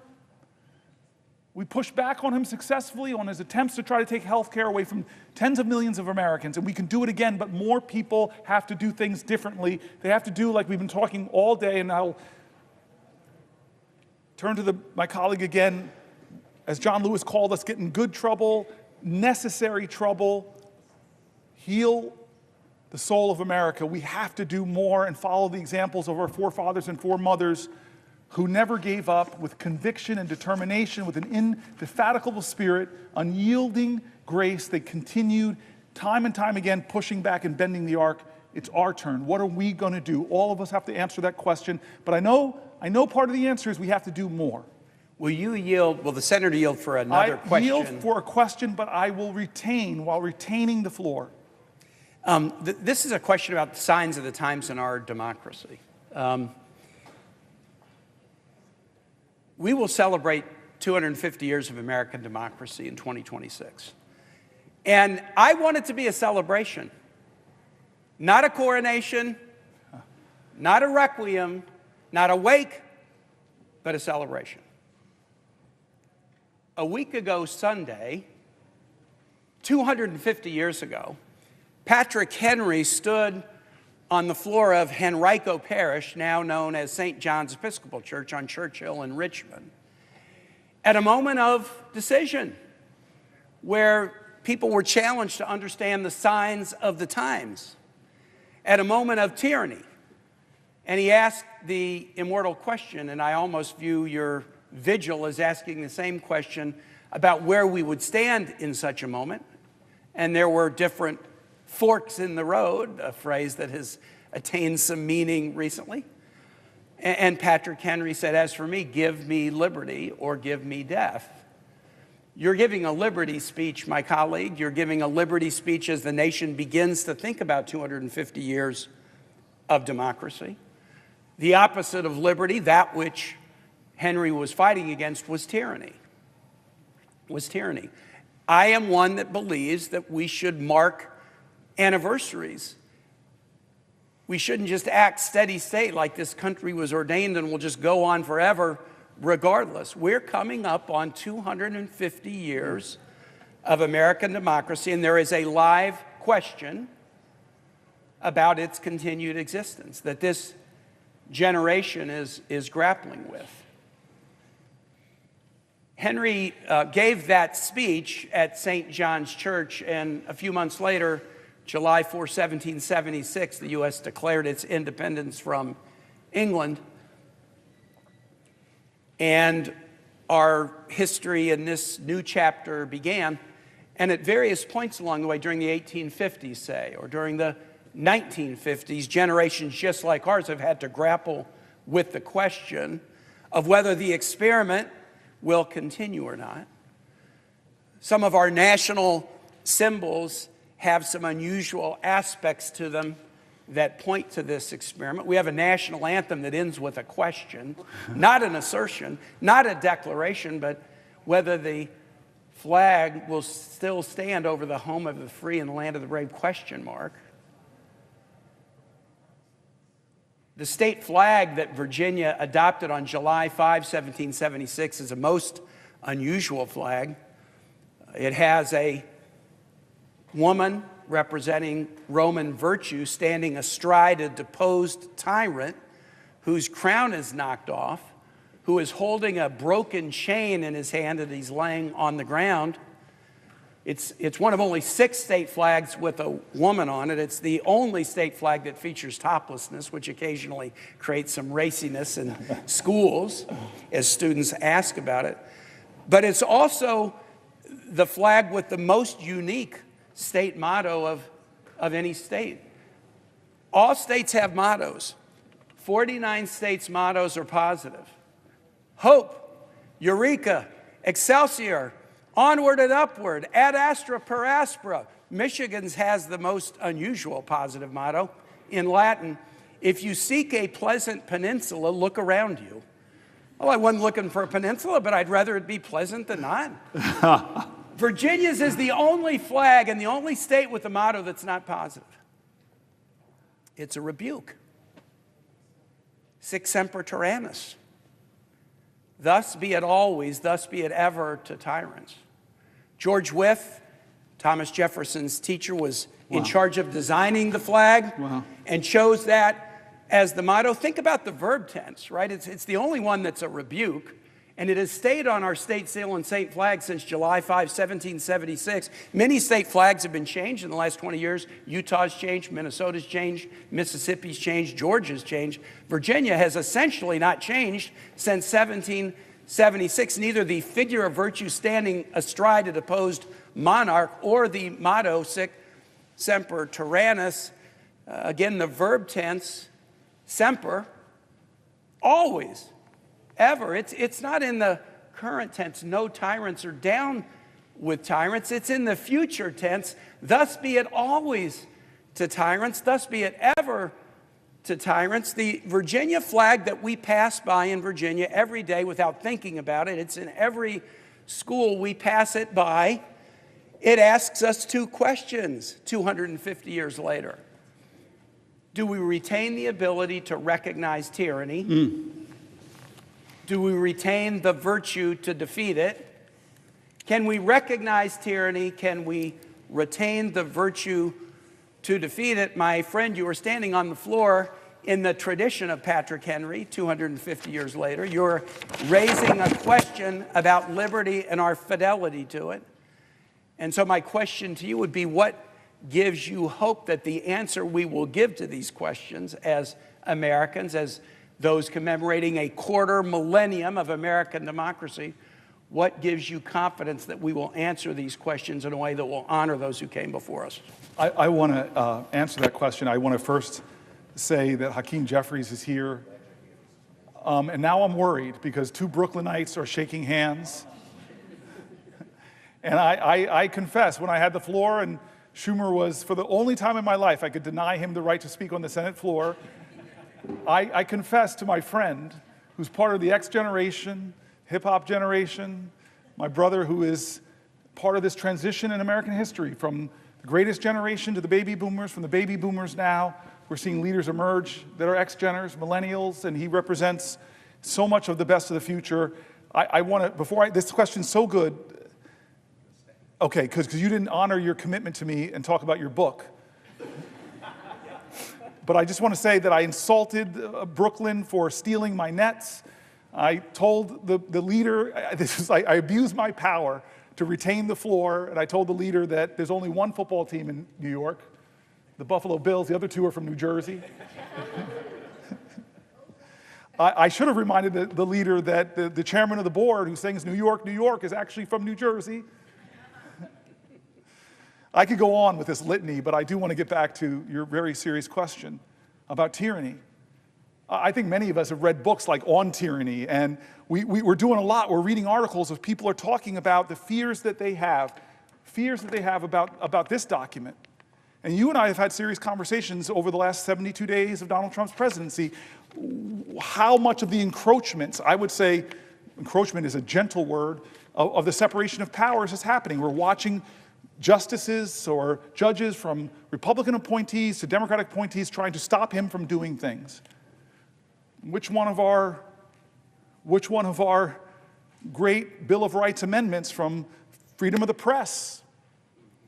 He is doing things to the press that, in my opinion, are bullying them, breaking with traditions that presidents have done in the past, trying to create press corps like Putin or Erdogan have, where they only let people in the room who will give obsequious supplications, often for the dear leader.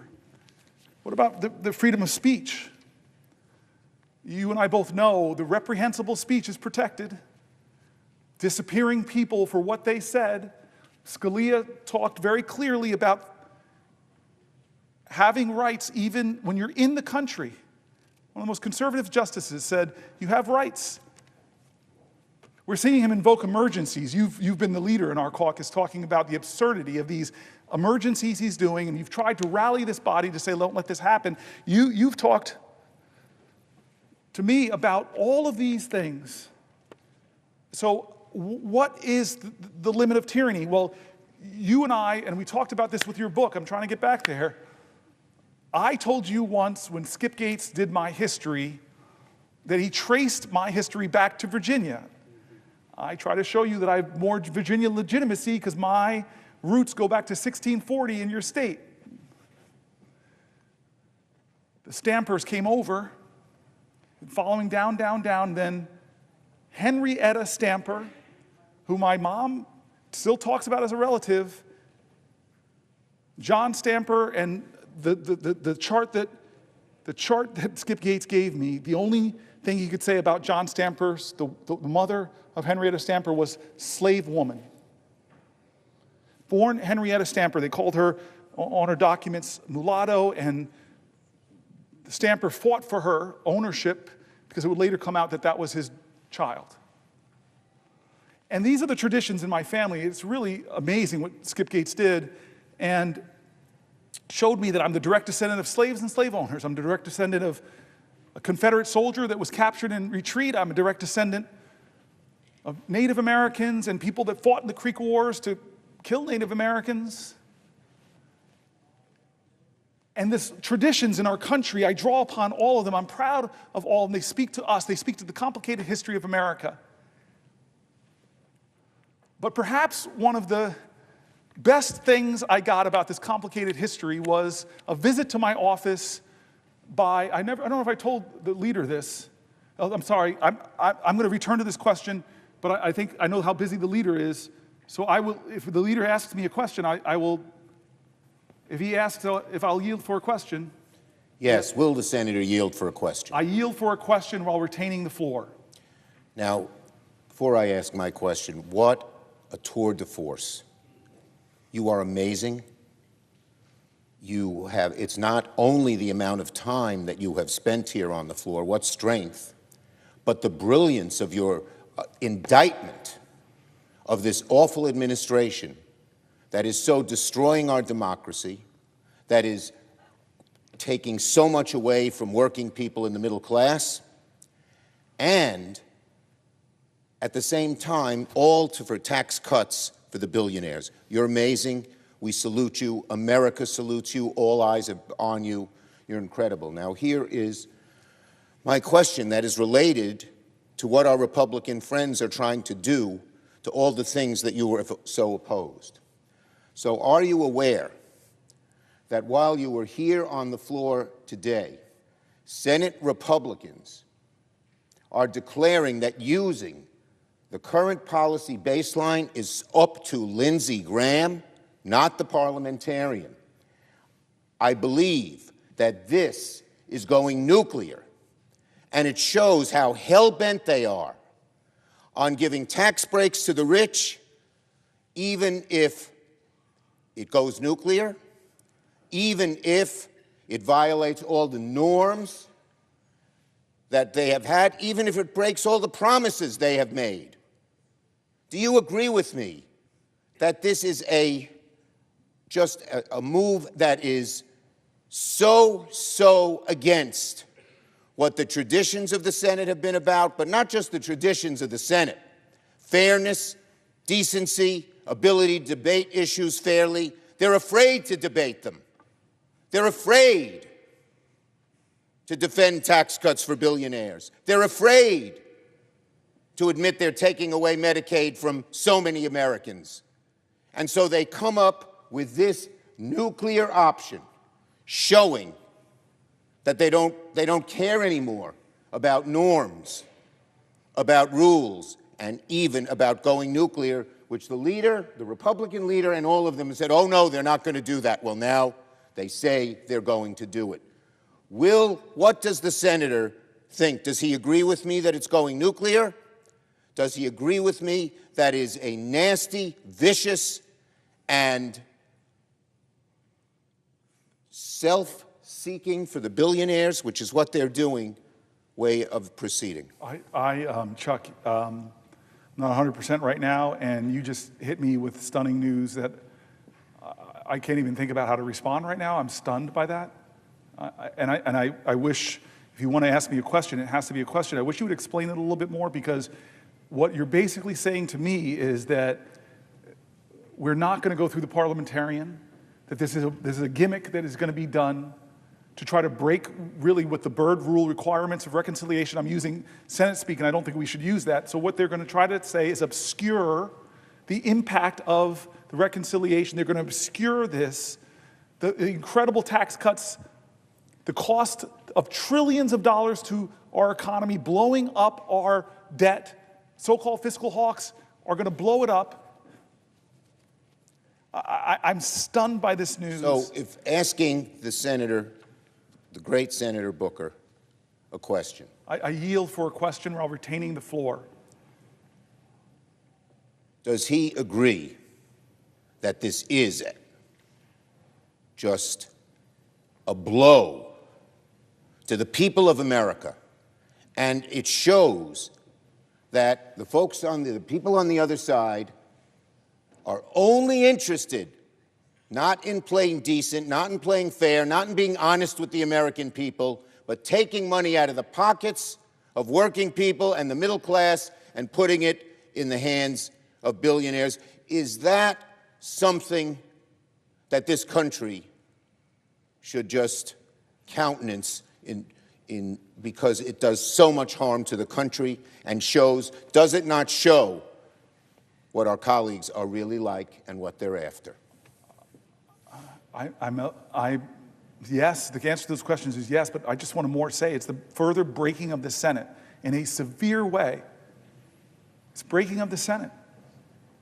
Every time you break the Senate like that, to do another big nuclear option thing, the next time around, When the pendulum swings, I've been here for 12 years, I've watched it swing back and forth, there's no going back now. Would the senator yield for another question? I yield for a question while retaining the floor. Does the senator remember that when this was done in the past, McConnell said they would regret it and they'll regret it sooner than they think? Does the senator agree that that applies to the Republicans? They will regret it and they will regret it sooner than they think. I hate to answer the question this way, but America will regret this day. American people will regret this day. All of us will regret this. All of us will. I hate to bring the senator bad news, have to but I'm ask asking me- him a question. Yes. And I needed his answer, given how eloquent he has been about what America should be and what America should not be. And so I yield the floor to the senator. You cannot yield the floor because I have the floor, sir. Yes. I retain the floor. This is one of the few times in my life I'll ever get to tell Chuck Schumer what the rules are here. I just want to get back to you, and maybe there's a better way to get to you by sharing a story I don't think I've ever told you. It was a few years ago with one of Biden's last State of the Union speeches, and we all had to vote on the floor about an hour before the speech, and then we would come back here and assemble to do this extraordinary walk through history. And so days before that, I was with the leader, Hakeem, and I was with some other people in the Oval Office with the president, and the president had put his arm around me as we finished the meeting and said, "Hey, Cory." I'm like, "Yes, Mr. President.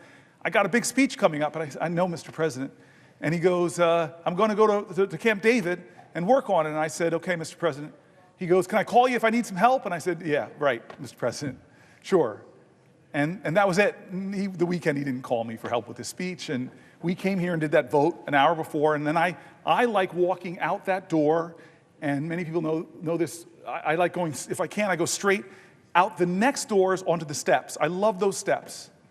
Maybe because I watched Schoolhouse Rock as a kid, and that's where Mr. Bill, I'm just a Bill.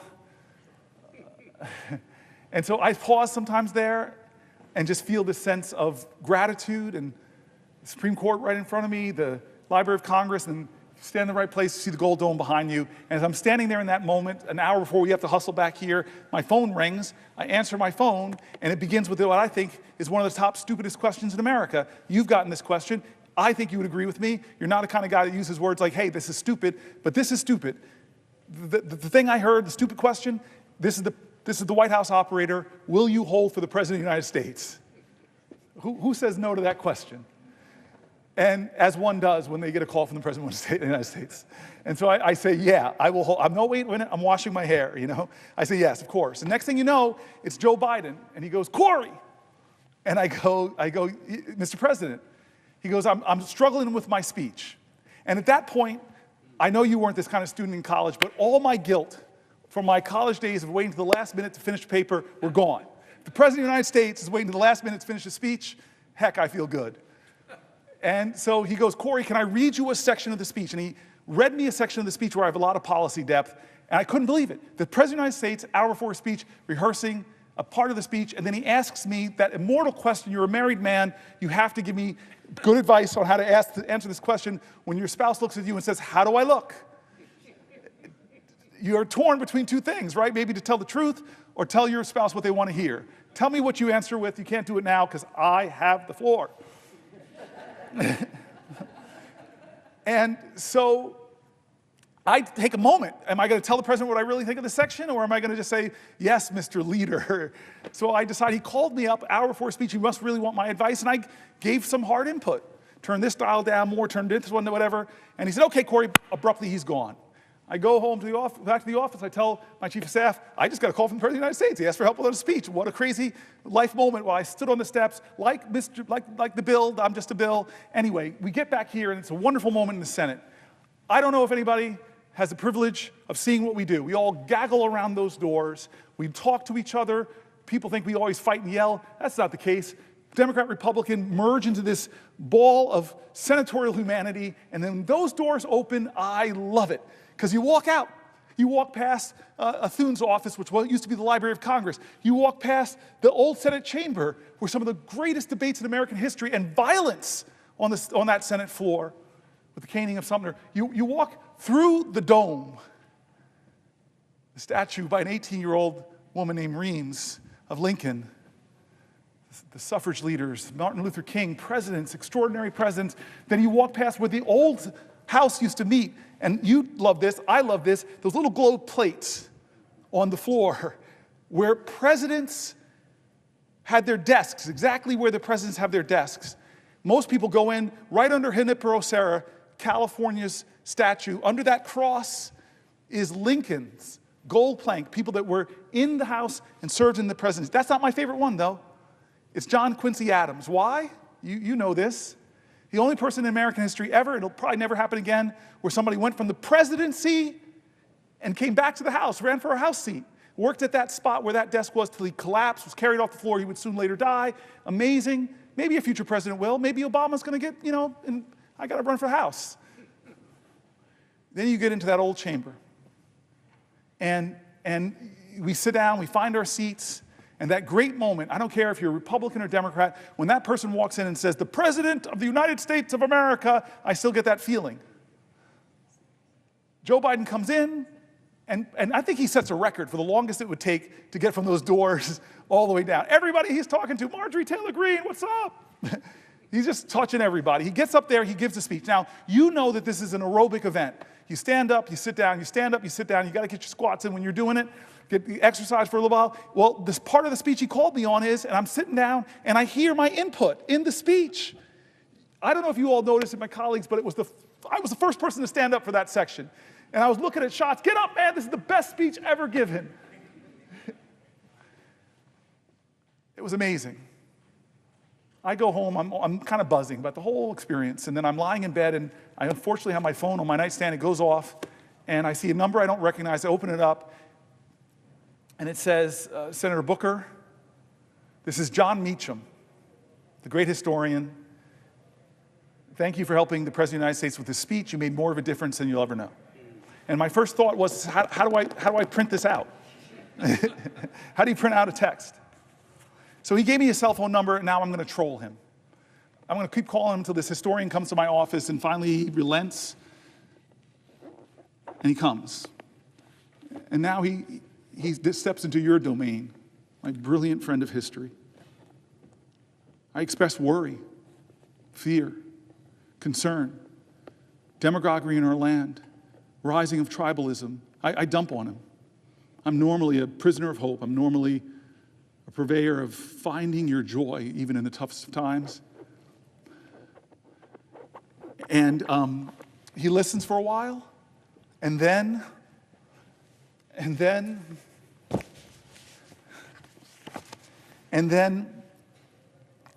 he looks at me and says, "Cory, there's nothing about this time that is unprecedented. It's all precedented. You want to talk about demagoguery?" And he goes through every generation of Americans having extraordinary demagogues. I read Margaret Chase Smith's incredible speech on this floor against the demagogue and the demagoguery within our own party. He talks about the #1 radio show in all of America. The majority of Americans listen to his anti-Semitic screeds. Father Coughlin. He went through them all. And he said, you want to think worry? He said that there was an American general in the Depression. He said his name, I'm forgetting it now, I'm not at my best, and said that this guy was calling for a military takeover of our democracy. You want to talk about authoritarianism? He talked about a senator here on the left, Huey Long, who was calling for the people to storm the Capitol. He went through this all, and he said every single time Nazis in Manhattan at Madison Square Garden. I couldn't believe it. It was unbelievable. I wish people were there listening to this guy as he went through all these times when America was at a crossroads, when we came upon a moral moment. And he said, what happened, how we chose the right path, when people were trashing this document or treading on it or undermining it, when demagogues rose to the highest points of popularity in our land, how did we stop it? Well, he looked at me with some sympathy and said, not you guys, not a senator. It was that the better majority of American people said enough. They chose to define the soul of our country. He gave that phraseology to our president. And he said the soul of America is not the people in office, it is the everyday citizens who choose the better angels of their nature, who choose right over wrong, who recognize a moral moment and know that they have to stand up and bend the arc of the moral universe, or more importantly, steer the ship of our state out of the troubled waters into the clear, open sea. I rose here, and I've gotten into lots of questions with my colleagues, but I rose hoping to read more and more of the stories, as many Americans as I could. And during the night, my friend Chris Murphy and I read a lot of them. You know me well, my friend. You know the truth of all of us in this place. You know the truth of everybody. We're all mountain ranges. We all have peaks and we all have valleys. You, my friend, have seen my valleys, me at my worst. I've failed as a leader at times, or at least come up short from my own personal expectations. You've seen me at some of my better moments. I know we have obligations. I know people are right to be upset or demanding of us right now. Please help us. What are you doing in the face of people that might make it so that that we might not have elections, or might make it so that we do break things in this government that can never be fixed? As one of the speakers that came into our caucus, the people that wrote the book, How Democracies Die. Great nations, great civilizations, forget democracies, don't necessarily die from external threats. They die from internal corruption. Look, think of the Roman Empire. Think of the Soviet Empire, crumbled from its own corruption, failure to live up to its promises and ideals. We are at this moment. I am here to tell you, America, to tell my friends and colleagues, and anybody who cares to listen to a senator from New Jersey, that we are at that moment. We're past that moment. Every day things are happening. The 72 days of this administration, God, if there's not enough to upset you, to ignite you, to realize that maybe you and your family are not getting hurt, but other Americans are, our veterans are, our seniors are. We've told their stories here over these last 21 hours, 22 hours. We've told their stories. People are getting hurt. People are afraid. People are worried. And people I don't even agree with are getting disappeared. Law firms that I've known for my entire career,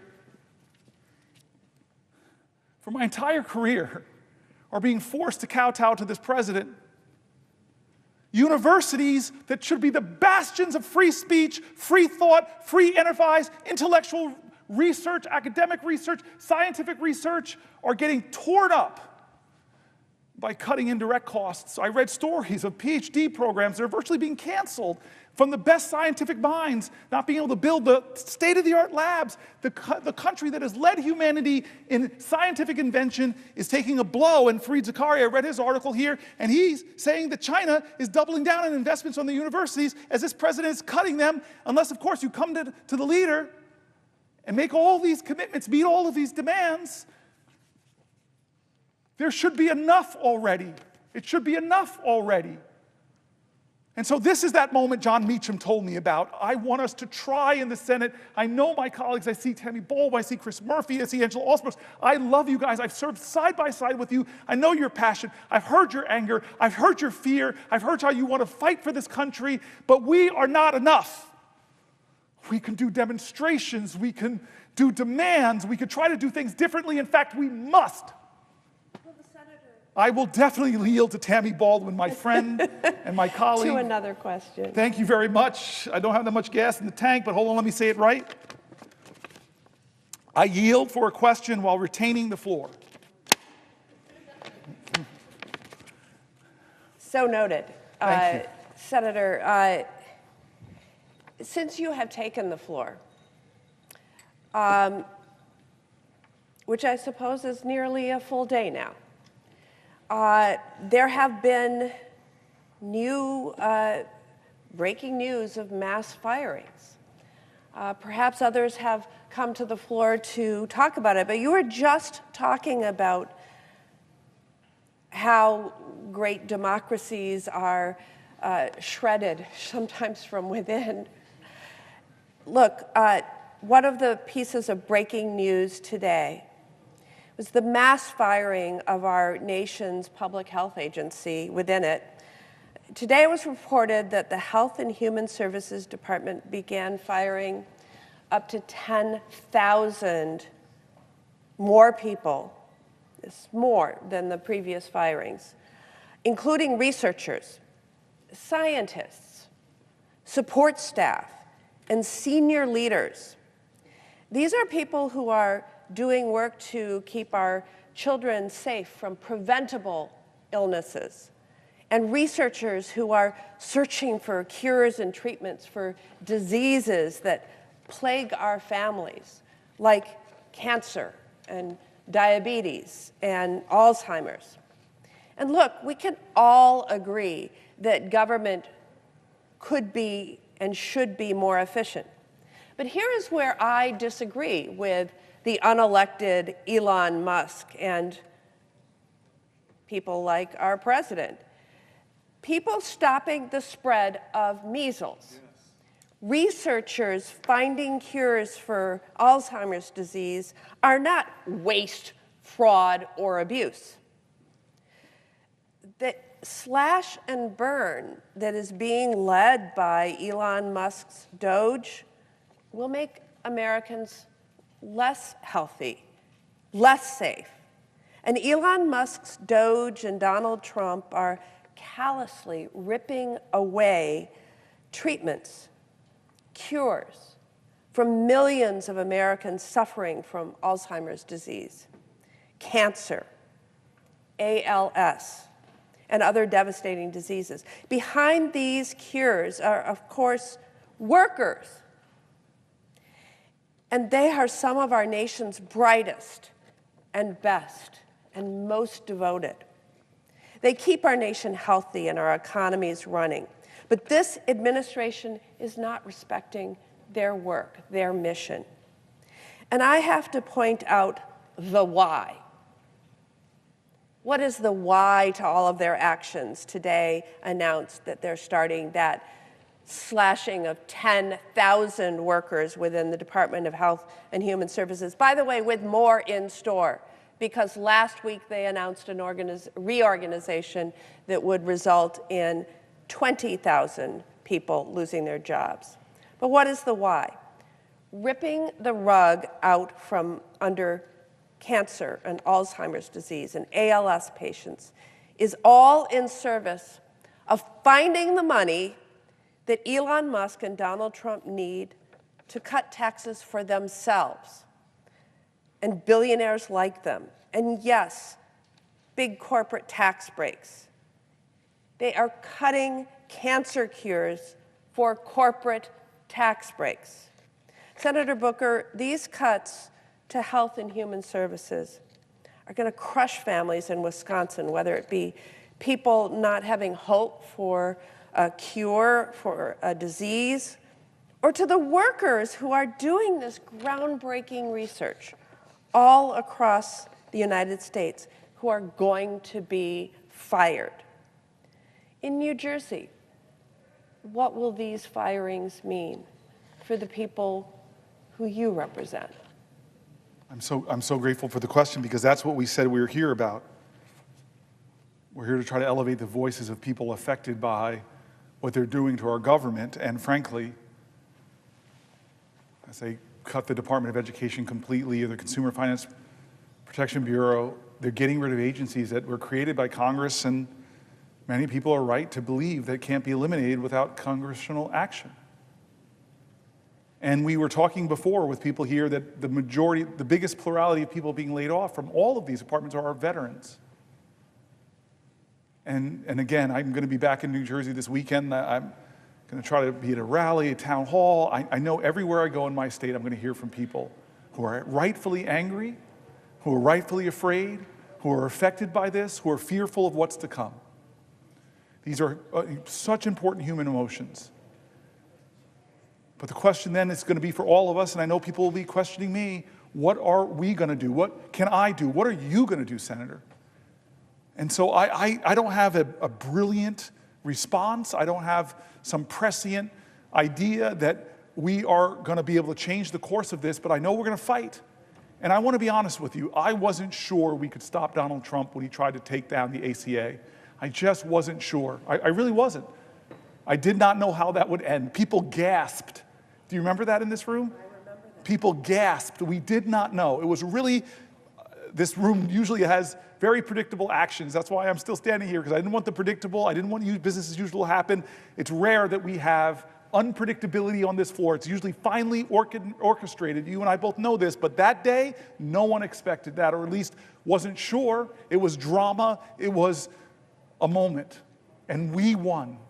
And I want to tell you this, I said this earlier, when I say we won, I don't think there's one senator here and the 99 others that convinced John McCain of his vote. I know who did, though, Arizonans who stood up, who spoke up, and demanded more from their leadership, not to hurt people, not to hurt folks who needed that health care, not to hurt folks with pre-existing conditions, not to hurt children. So I am one of these people who wants to learn from our history. I want to stand here today and tell you I'm going to do everything I can. I'm willing to go to some lengths. But I am inadequate. You are inadequate. We're senators with all of this power, but in this democracy, the power of the people is greater than the people in power. This is a moral moment that more Americans need to stand up and say enough is enough. I'm sorry. The civil rights movement wasn't won because of just a few black folks who stood up and were really articulate. No, they called to the conscience of this country, and the country responded. And it was a rainbow coalition that said, this ain't who we are in America.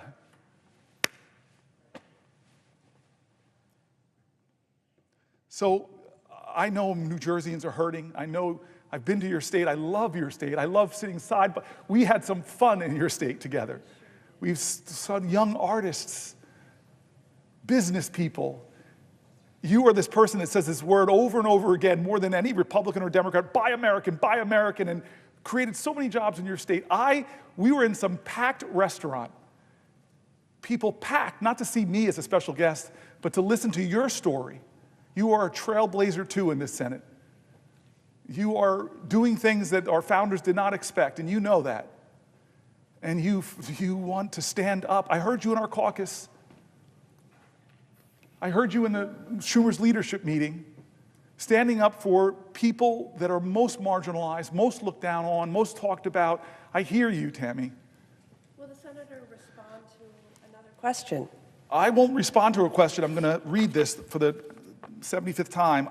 I will yield for a question while retaining the floor.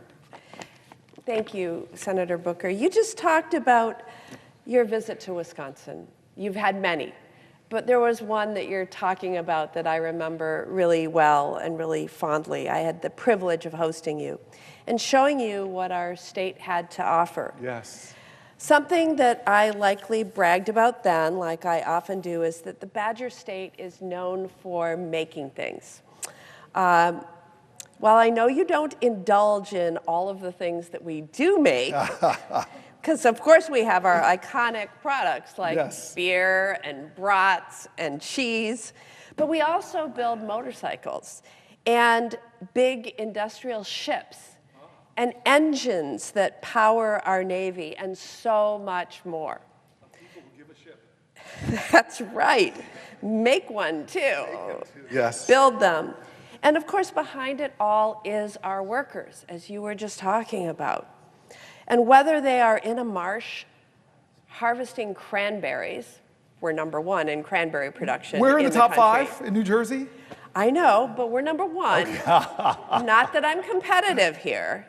Or whether we're on a foundry floor or whether that worker is on an assembly line, workers are what make our economy go round.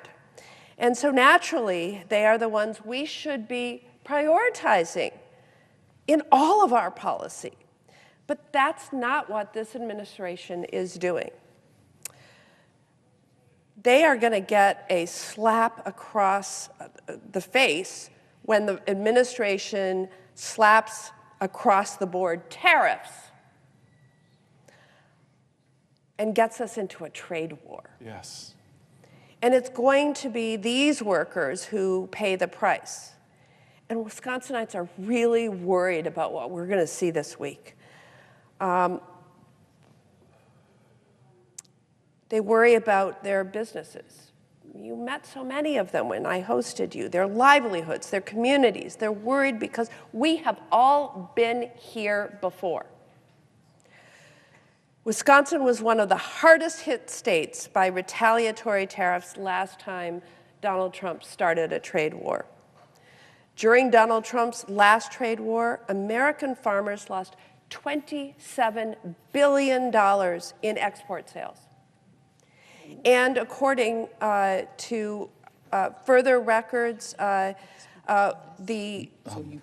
state's economy lost more than $3 billion worth of product sales, product exports.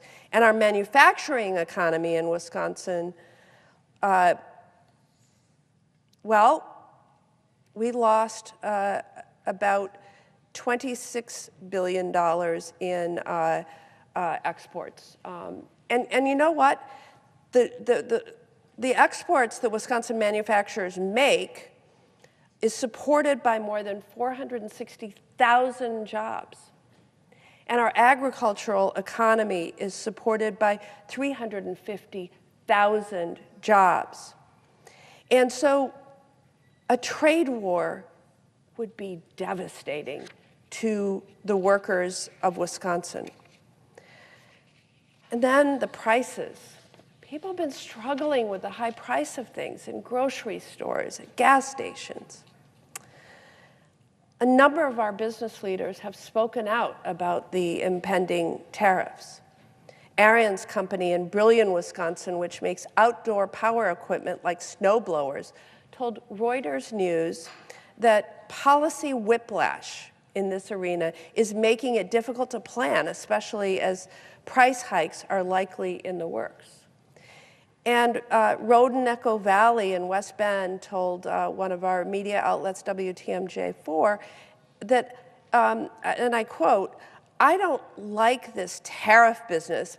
It's going to be on the backs of farmers because we have to depend on the world to export our commodities." He highlighted the dependency of the dairy industry on global trade, noting that 15 to 20% of dairy products are exported. And if we lose, I quote again, 15% of our markets for dairy, it's going to be absolutely devastating. We've seen this before. Again, in service to a big tax break for billionaires and corporations. But to my esteemed colleague from New Jersey, thank you for visiting the state of Wisconsin. And I want to ask what the impact would be in New Jersey. What would President Trump's tariffs mean for the workers of the Garden State? I love that you focus it there because that's who President Trump made promises to in my state. That things are bad with this economy because it's not serving people who are working every day. Promised that he would make things better. I'll make grocery prices go down. He said that. And so people are expecting that's where he'd focus. They didn't think he'd focus on Greenland. Didn't think they'd focus on the Gulf of Mexico. Didn't think he'd focus on bullying Canada. Didn't think he'd focus on turning his back on Ukraine. Didn't think that he'd focus on gutting the Department of Education and ending it. This is not the reason why people voted for them. They did something that Reverend Warnock calls as a vote is a sort of prayer. He says it's like a civic prayer that I'm putting a prayer out there that you will be who I hope you can be. You will be a blessing to my life and not a burden. But you're talking about the burdens that he's bringing. This economy under 72 days has not gotten better for working Americans, and they don't even see the president trying to make it better. They see what he's doing to make it worse, and one of the things is going to be these tariffs, which are going to raise costs on working Americans. Then what Chuck Schumer said to me, it's sounding like it's going to just sail through a plan that's going to blow trillions of dollars of holes into our budget, give trillions of dollars of tax cuts to the wealthiest, and gut your Medicaid, and gut your services for your grandparents in nursing homes. People believed, people put their trust. I don't blame them. They're my fellow Americans. They wanted for them families, they wanted an America that was more affordable. They wanted America to be first prioritized. They wanted a safer America, stronger America, more prosperous America. I heard that. And so I know when I'm back home this weekend, I know that I'm going to encounter a lot of folks who are workers in my state who are getting hurt. They want better. They want better from their government. And so the burden upon us and each other is, what are we going to do? Are we going to do the same old thing over and over again? Or are we going to try to do things different? Are we going to be willing to, again, get in good trouble, necessary trouble, to try to save the soul of this nation?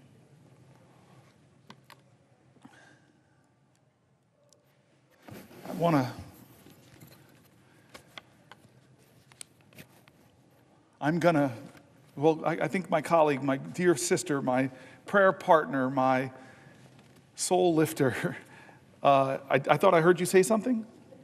Yes. Will the senator yield for a question? Yes. I yield for a question while retaining the floor. Well, I first of all want to thank you so much again, Senator Booker, for your spiritual obedience. And I think it's necessary for me to say as well today to you, on behalf of so many of us who are watching right now, how extraordinarily proud we are of you. I would dare say that you are, in so many ways, our ancestors' dream. And how powerful it is for all of us who are watching to recognize that in this very chamber you are standing today, 67 years after this podium was used, for the 24 hours that you have used the podium that was used to block the passage of the Civil Rights Act of 1957, and today you have taken over the podium, sacrificed your own comforts. You have suffered over 22 hours to stand here today to talk instead about the greatness of America and to speak about it in such a way that reveals the love you feel for our country, and we thank you for that. This country needs right now bravery. It needs leaders who are unafraid to stand up and speak truth to power, to not hold back when calling out these callous and inhumane acts that are perpetrated by this president against the American people. And when I talk about the American people, we know who we're talking about, against our veterans, against our seniors, against our children from every corner of our country. And I want to talk specifically today about our children. Mahatma Gandhi noted that the true measure of any society can be found in how it treats its most vulnerable members. This president is failing America's children, and he's doing so by harming our education system.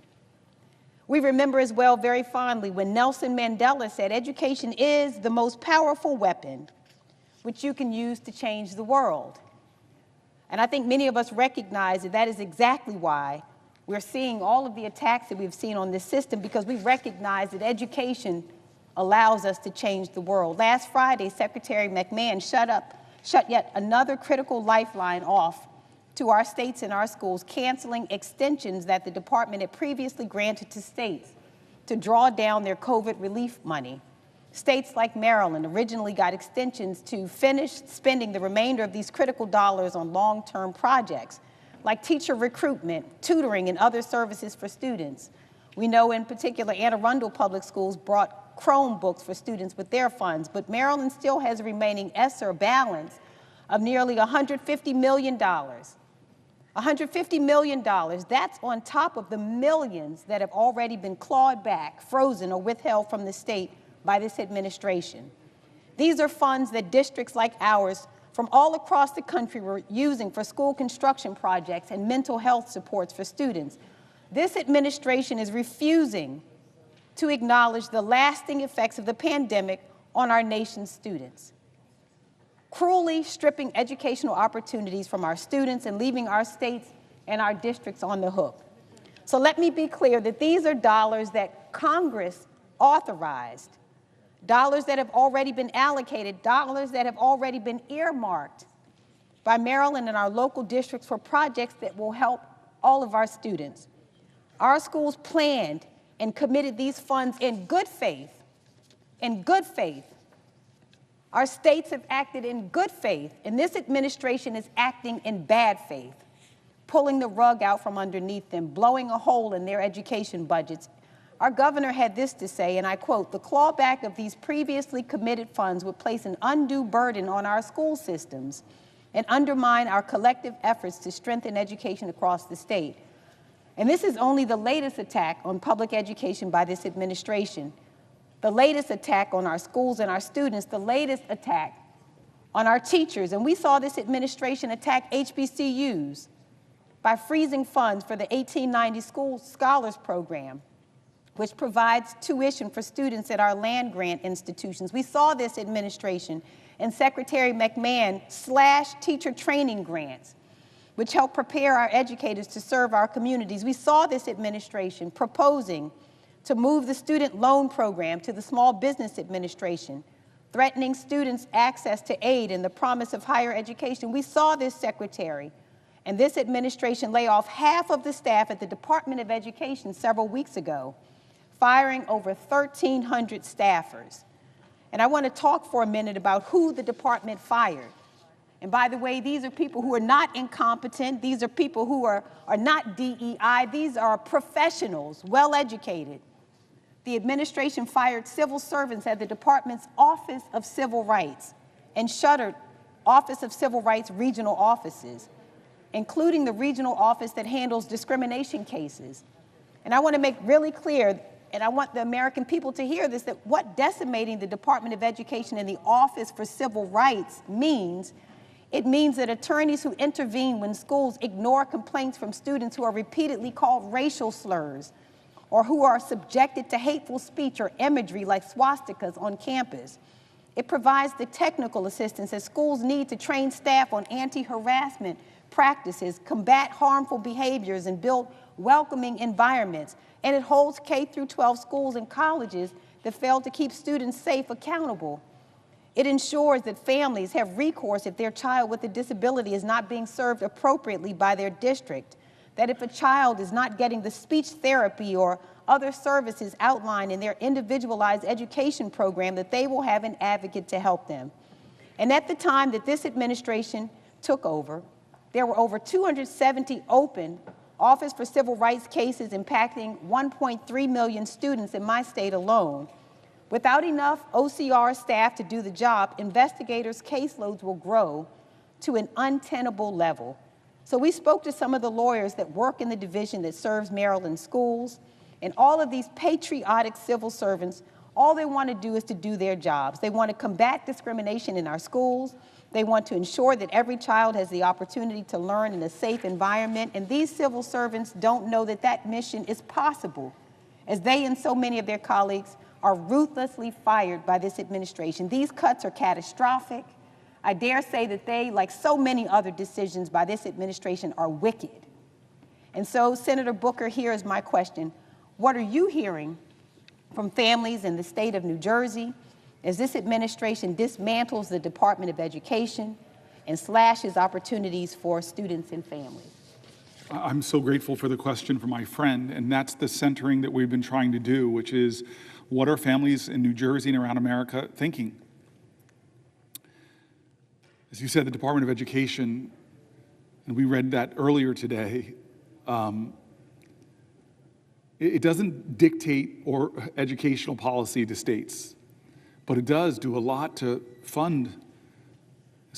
do funding for special needs kids in the states. And so I'm already hearing from parents of kids with special needs and what the impact it will have if those resources are cut. Everything from the programs that help young people afford college, to programs that I've worked with people that help schools afford advanced scientific equipment so the bright minds, the geniuses of our state and the country can have the equipment they need. This administration is cutting things that are hurting families, and we are hearing from them. We're hearing from veterans. We're hearing from the elderly. We're hearing from people that are taking care of the elderly. We're hearing from people who run our hospitals. We're hearing from people that run our universities and who talk about the science funding and the cutting of PhDs. We're hearing from people who rely on Medicare and Medicaid, who rely on Social Security. We're hearing from people that are appalled that their nation bullies smaller nations like Canada or Greenland. We're hearing from people that are shocked at what they're doing to the most vulnerable people who come to our nation, who have American children, who have American spouse, or being disappeared off of our streets, that have no criminal record. We're hearing from people that don't think it's right that a president should have a meme coin that allows him to enrich himself, to hawk his power and position for even greater wealth. And so I've done everything I can, and I'm going to do more. I've still got a little gas in the tank to elevate those voices. Will the senator yield for a question?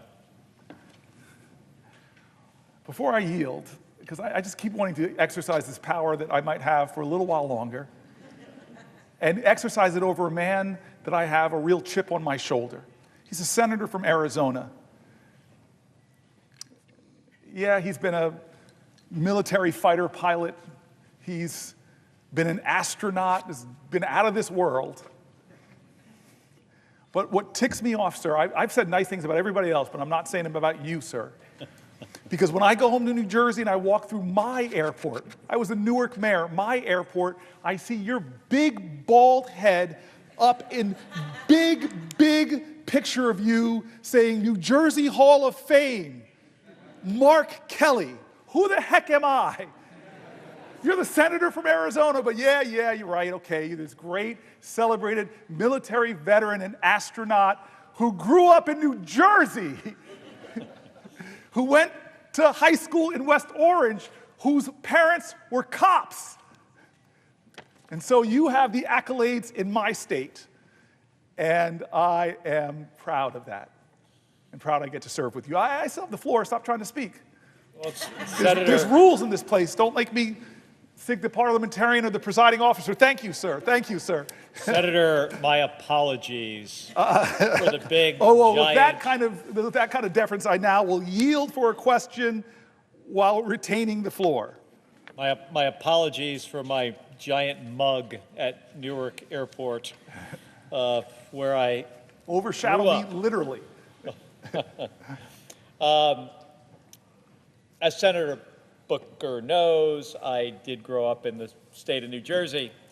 And growing up in New Jersey, I came from a very working class family. My family didn't have a lot of money. My dad was a cop. He was a union member. From my earliest days of remembering my mom going to work, she started out as a waitress. And I remember those days after working these night shifts at these banquets, how tired she was. She would work some long hours. And then she became a secretary, but she also would work as a waitress at the same time. And this was just to make ends meet.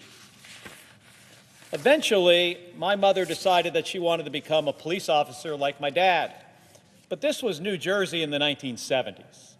And for a woman to become a cop, it was really, really hard. It was practically unprecedented. And my mom had to take a written test and then a physical fitness test. And the physical fitness test, it was designed for men.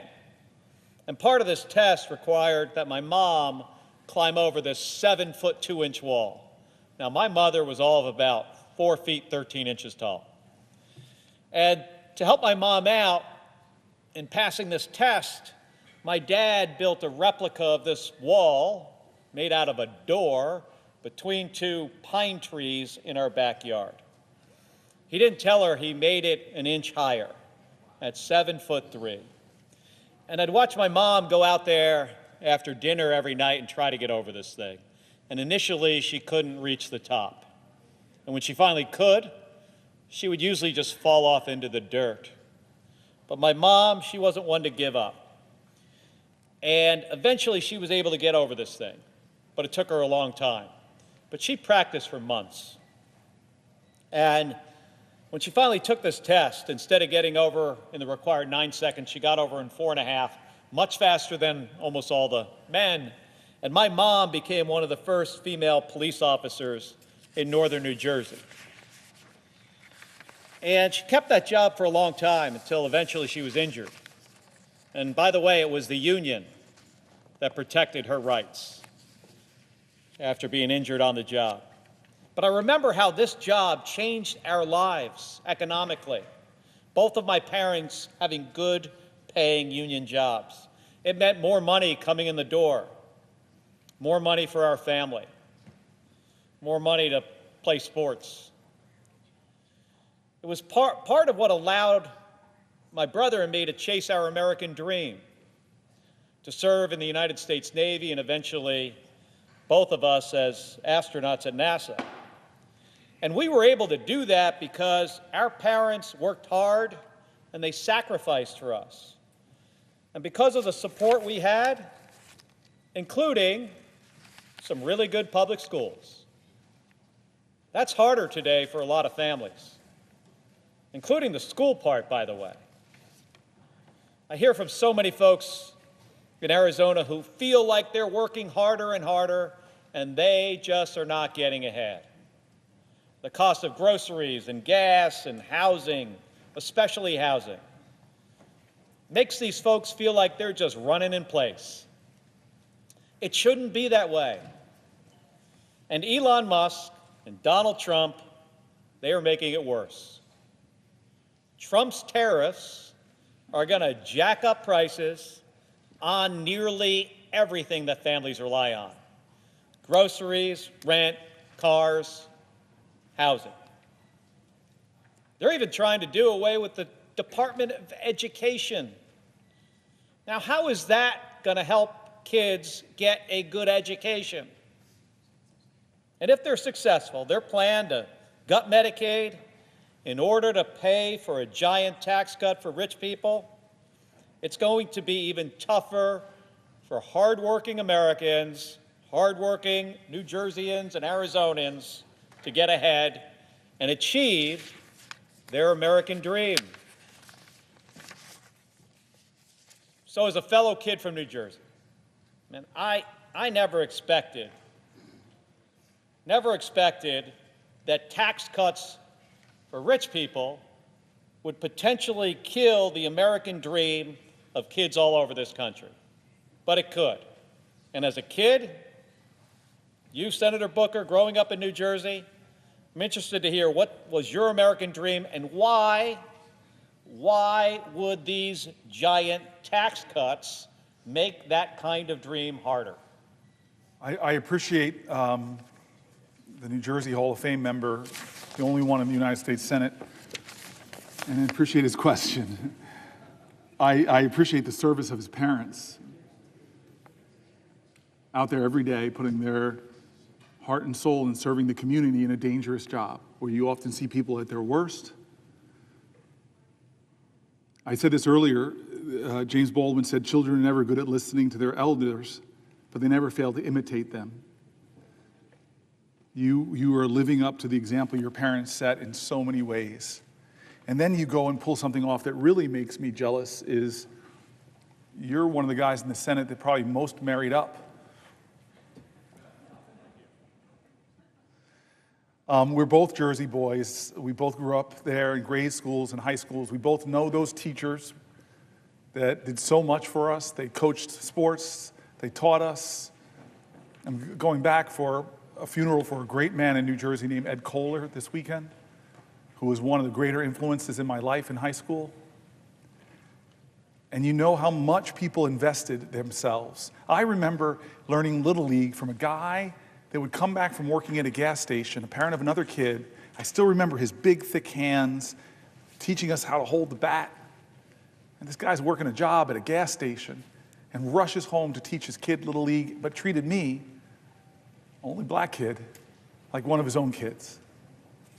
Special communities, special heritage, a special culture that we share, this Jersey culture. We got the chip on our shoulders, we're tough.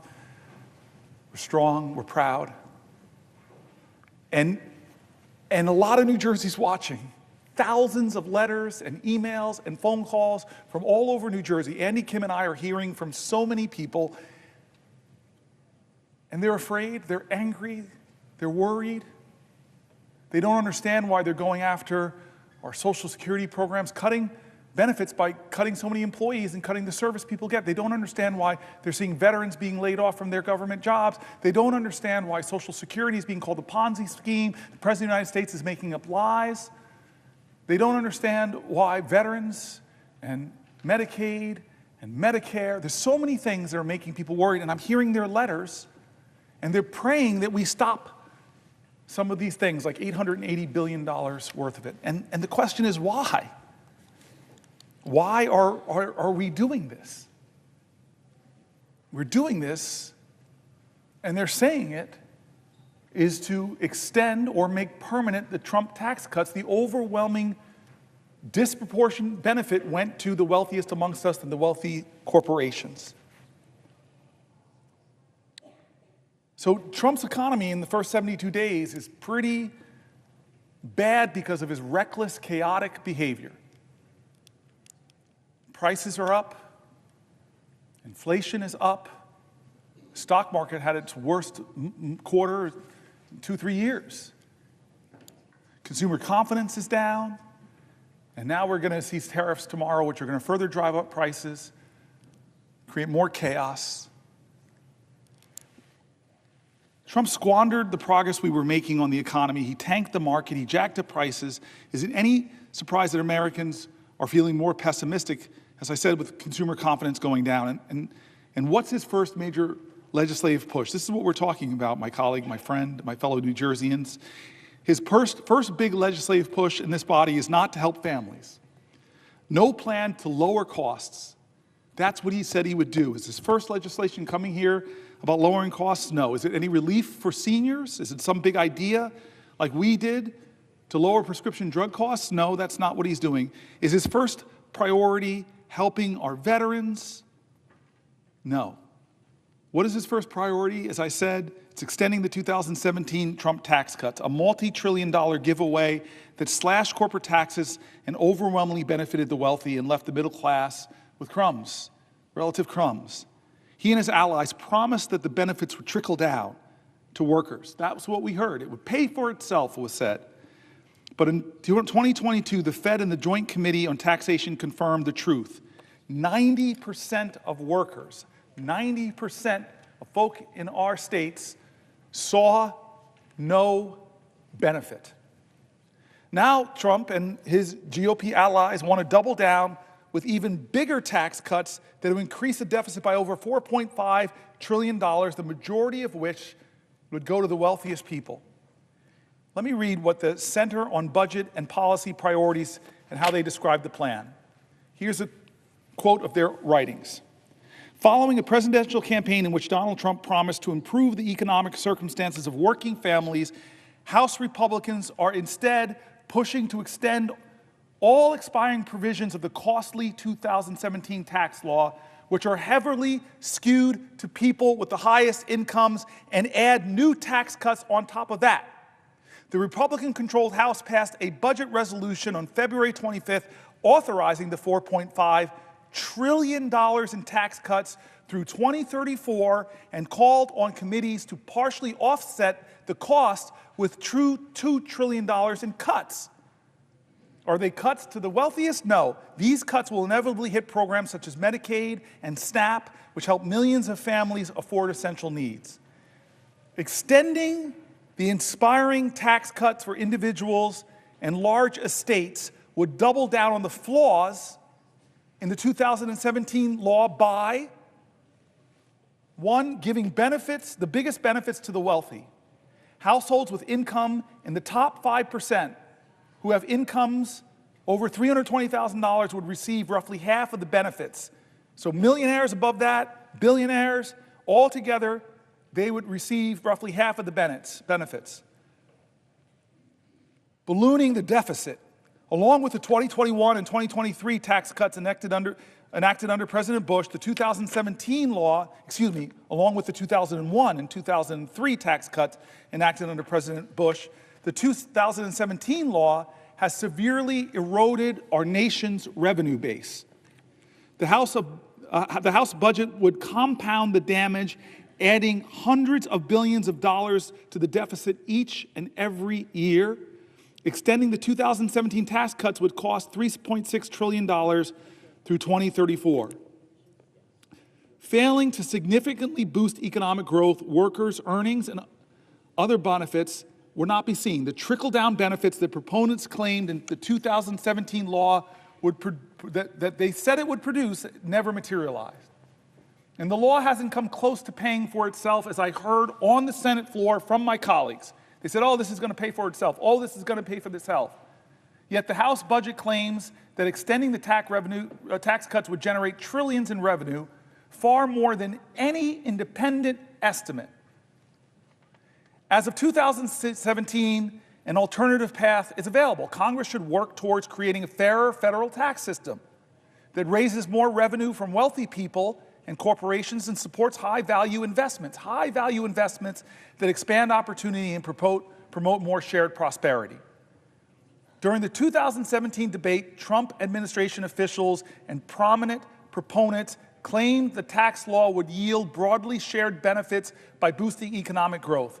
President Trump's Council of Economic Advisors claimed the centerpiece corporate tax rate cut would very conservatively lead to a $4,000 boost in household income. What a lie. But the research to date has failed to find evidence that the gains from the corporate rate trickled down to most workers. Surprise, surprise, surprise. A study by economists from the Joint Committee on Taxation and the Federal Reserve Board found that workers below the 90th percentile of the firm's income scale, a group whose incomes were below roughly $114,000 in 2016, saw no change in earnings from the tax cut.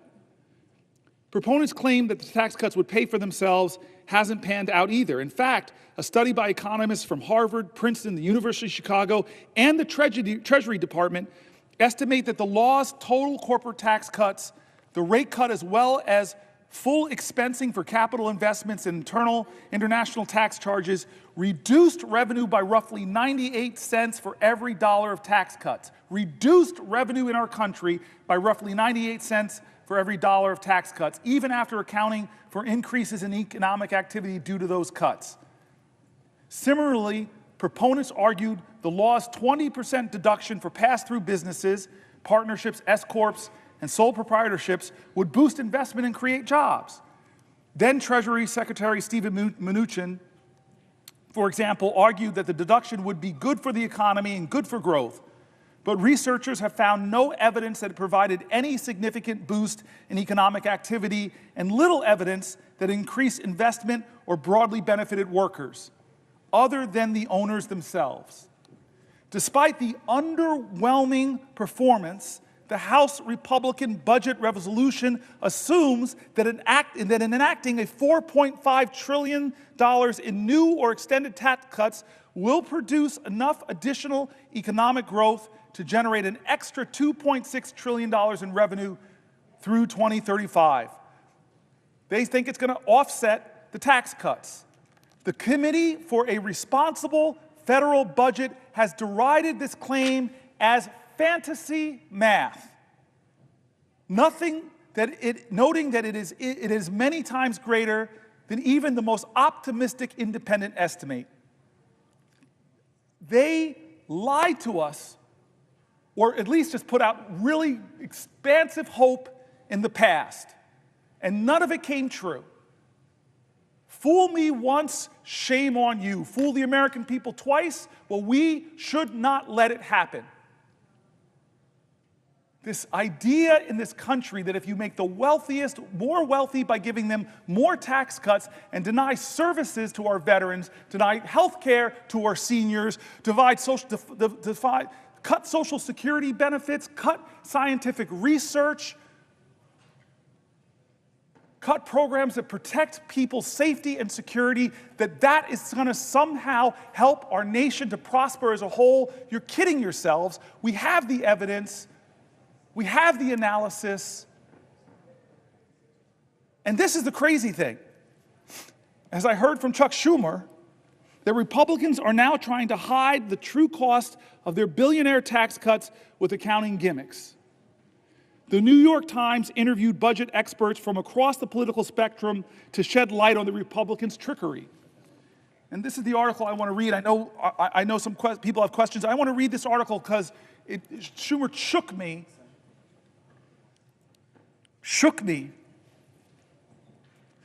So here's the New York Times. The title of the article is "The Budget Trick the GOP Might Use to Make $4 Trillion Tax Cuts Look Like They're Free." How much does a tax cut cost? It depends on what you compare it to. Republicans in Congress trying to advance a giant bill that includes $4 trillion in tax cut extensions are considering a novel strategy that would make the extension appear to be free money. The trick, budgeting with the assumption that current policies extended indefinitely into the future, even those with an expiration date like the 2017 tax cuts set to end next year, it's the difference between making the extension appear to cost $4 trillion, which is the true cost, or hiding it and say it costs nothing. Using this, quote, current policy baseline wouldn't change the bill's real effect on our deficits or debt, but it would make it easier to actually make the tax cuts lasting by sidestepping a rule governing budget reconciliation, the process Republicans are using to pass the bill. Yes, this sounds technical. That's why we've enlisted some of our Washington's top budget veterans to explain this maneuver using a metaphor. Across the ideological spectrum, nearly all of the more than 20 experts we heard from disliked changing the baseline that Chuck Schumer just came in here and said the Republicans have already decided that they're going to do it. This is outrageous. But here are, the New York Times interviewed across the ideological spectrum, a whole bunch of experts from the center, from the right, from the left, and let's hear what they're saying about this gimmick. If budget reconciliation is like taking the express lanes on a highway, there's extra rules and tolls, limited stops, but it gets you where you want to go faster, using a, quote, current policy baseline for taxes is like slapping a fake license plate on your car, says Zach Moeller, director of the economic program at Third Way, which describes itself as a center-left research group. They don't like this gimmick. They think it's fakery. Here's another person using an analogy. It's like taking an expensive week-long vacation and then assuming you can spend an extra $1,000 per day forever since you are no longer staying at the plaza. That's Goldwyn, Senior Vice President and Senior Policy Director for the Committee for a Responsible Federal Budget, a nonpartisan group that tends to be hawkish on deficits. Here's another person, Jessica Riedel, Senior Fellow at the Manhattan Institute. I've worked with them in the past, a conservative research group, and the chief economist for the former Republican Senator Ron Portman of Ohio. Last year, despite being deeply in debt, I bought a $100,000 sports car. So next year, buying another $100,000 sports car is not irresponsible because I'm merely spending the same amount of money as the year before. And if I purchase only a $70,000 car, then I should be congratulated for reducing my annual spending by $30,000. A conservative think tank is basically calling this a hoax and a lie. Lying to yourself. That if I keep spending the same amount I've kept spending to drive up the costs, then I'm just doing the same thing I've done before, so it's not adding. Well, it is adding. There's no way to not call what the Republicans are trying to do a gimmick that's trying to hide the truth that they're going to add trillions of dollars to the deficits that our children, that our children's children are going to have to pay for. The debt payments alone to service the debt are going to be bigger than any of the programs we think we should be investing in, like like science research or education or affordable child care or lowering prescription drug costs or expanding the child tax credit, things that we know if we invest in, we'll get some returns. But no, what they're investing in is bigger tax cuts for the wealthiest. Conservatives, independents, left-leaning folks all come to the same conclusion. Pretending $4 trillion in tax cuts will cost nothing may not be easy math. Many Republican lawmakers who are concerned about the deficit are well aware that the bill will increase the deficit by a lot. Here's the integrity call. One Republican in the House showed his integrity. One budget hawk named Massey said, I can't vote for this stuff. I'm a budget hawk. I do not want to see increased deficits. He called it what it was. I saw him in an interview say, hey, wait a minute. By your own numbers, Republican colleagues, you're driving up the deficit by trillions of dollars, and you're making the rich richer, and you're leaving future generations more bankrupt. So this article assumes that this was all going to be decided by the Senate parliamentarian who advises legislators on chamber rules.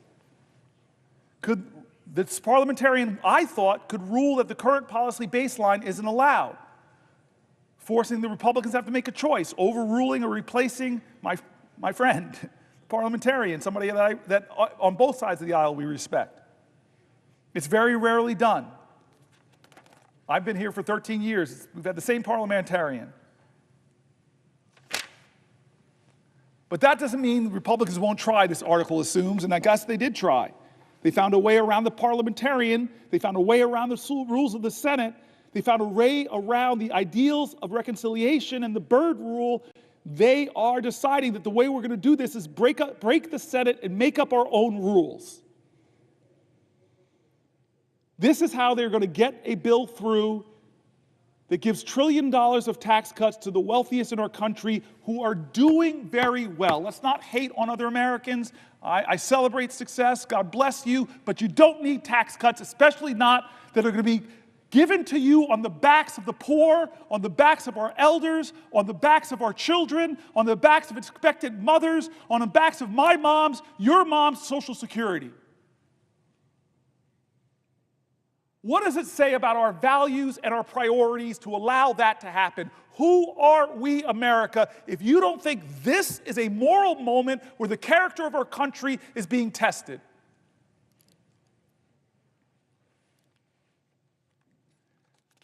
I tell you, the Senate has stopped crazy gimmicks like this before, but the persuasive power of Democratic senators probably won't be enough. We as a country, like these economists that are Republicans, that are Democrats, that are nonpartisan, who called out this budget gimmickry for what it is, when is it enough? When they came after journalists, when they came after colleges and universities, research and science, when they came after law firms who had the audacity to defend clients or to represent clients that were suing the president, who, God bless America, lost in civil courts, lost in criminal courts. When do you cross your line? We can't let this happen. It's not a right or left moment. It's a right or wrong moment. It's a moral moment in America. I've read Republican after Republican, from Republican governors to Republican mayor groups, from the Cato Institute to the Manhattan Institute to AEI, calling out this budget gimmickry for what it is, and the result will be the same: blowing up our federal deficit to stratospheric, almost unimaginable levels. This is wrong every way you look at it, and if your values are fiscal conservatism, then vote with your integrity and vote against that. If your values are a fiscal hawk and you hate deficits, well, vote against this bill because it violates you. Don't make up some fantasy that this is going to pay for itself. The 2017 tax cuts didn't. And you're going to extend them and say, well, it's going to happen this time. Oh, don't worry about it. It's going to happen this time. No, it's not.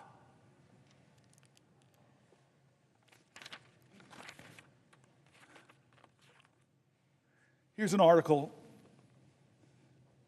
Donald Trump built a national debt so big that it'll weigh down the economy for years.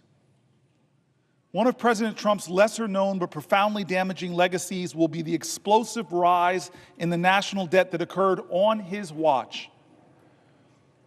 The financial burden that he's inflicted on our government will wreak havoc for decades, saddling our kids and grandkids with debt.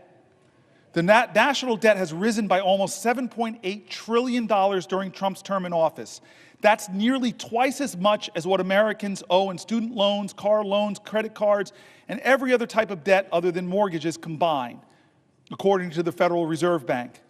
It amounts to about $23,500 in new federal debt for every person in the country. Every person, $23,500. The growth in the annual deficit under Trump ranks as the third biggest increase relative to the size of the economy of any U.S. presidential administration, according to the calculation by a leading Washington budget maven, Eugene Sterleel, I'm pronouncing the name wrong, co-founder of the Urban Brookings Tax Policy. And unlike George W. Bush and Abraham Lincoln, who oversaw the larger relative increases in deficits, Trump did not launch 2 foreign conflicts or have to pay for a civil war.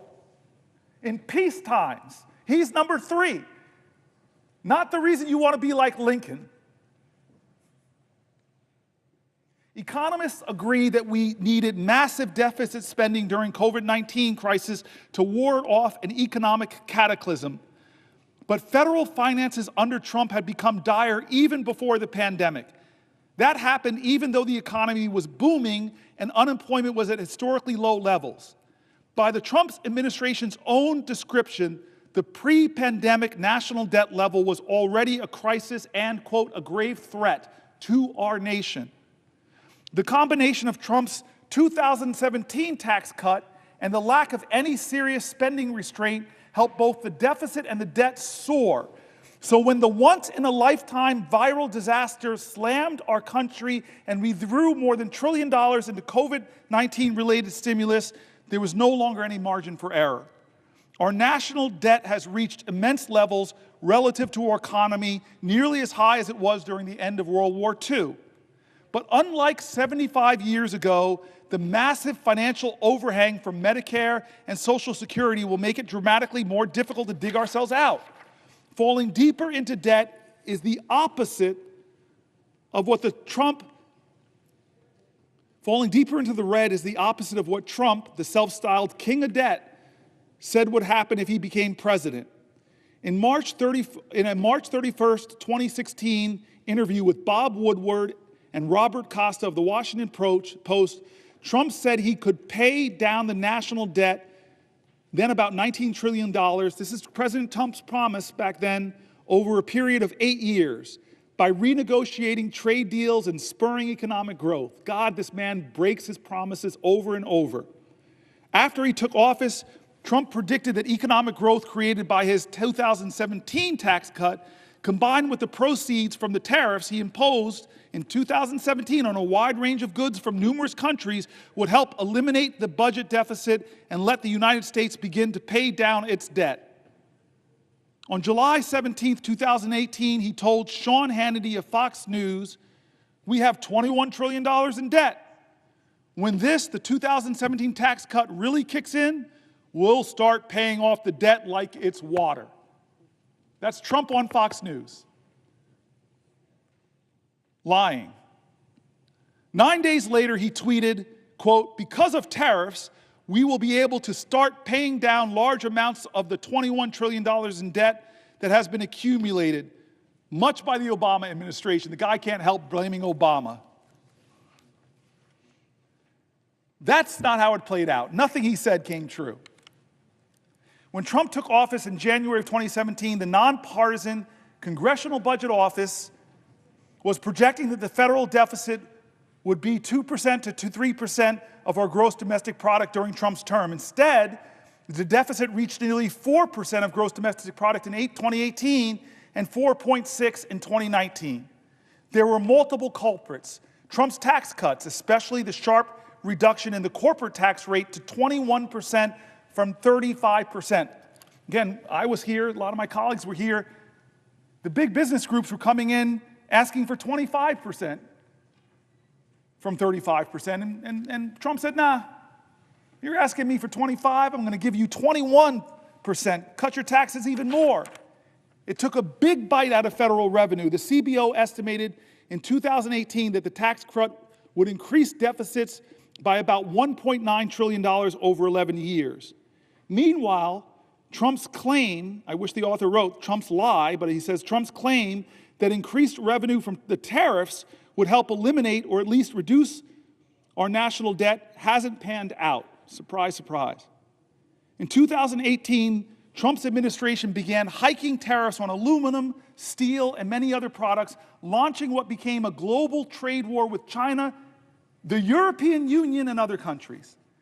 The tariffs did bring in additional revenue. In the fiscal year 2019, they netted about $71 billion, up about $36 billion from President Barack Obama's last year in office. But although $36 billion is a lot of money, it's less than 1/750th of the national debt.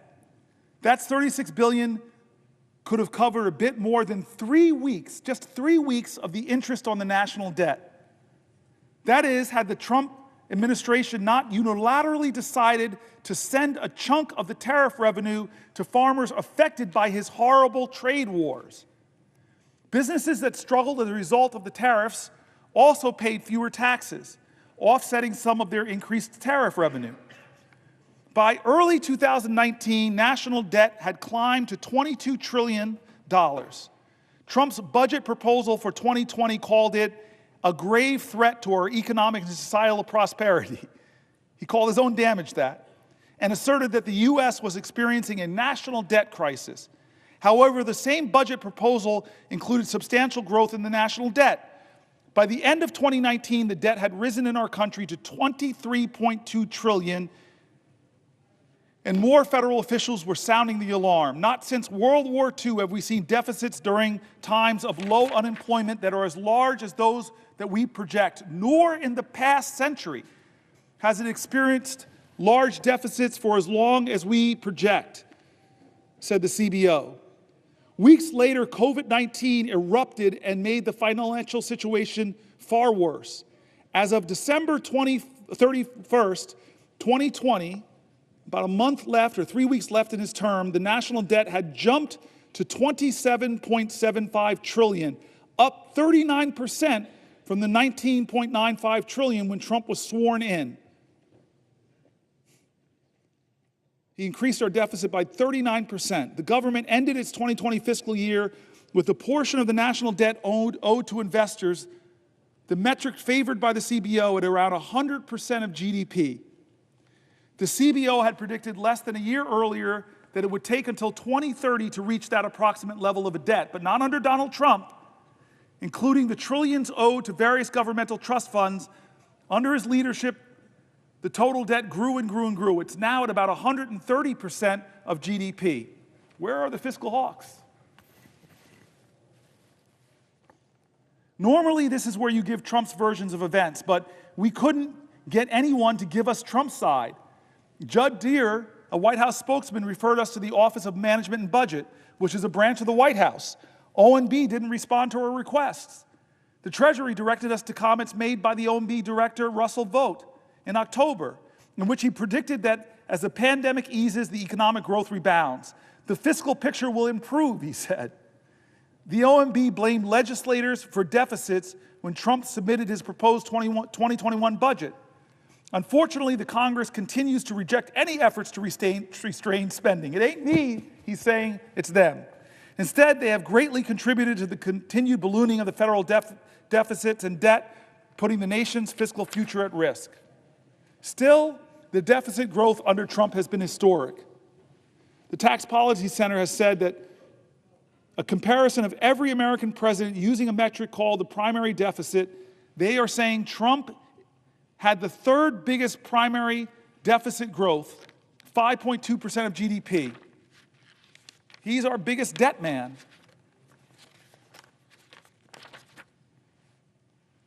Deficits have ballooned under this president because of his tax scam, of his lies about his tax bill in 2017, none of which came true. It didn't pay for itself. It didn't close the deficits. It blew up our deficits. The benefits didn't go to working people. The benefits, as it says, over 90% would go to wealthier Americans and corporations. Even some Republicans have been calling out the hypocrisy. One of our colleagues, Rand Paul, in 2018, I can't, in all honesty, Rand Paul says, in all good faith, just look the other way because my party is now complicit in these deficits. The other thing is there's a huge hypocrisy factor. Republicans lambasted President Obama to no end for trillion-dollar deficits, and now they have to put forward a multi-trillion-dollar deficit.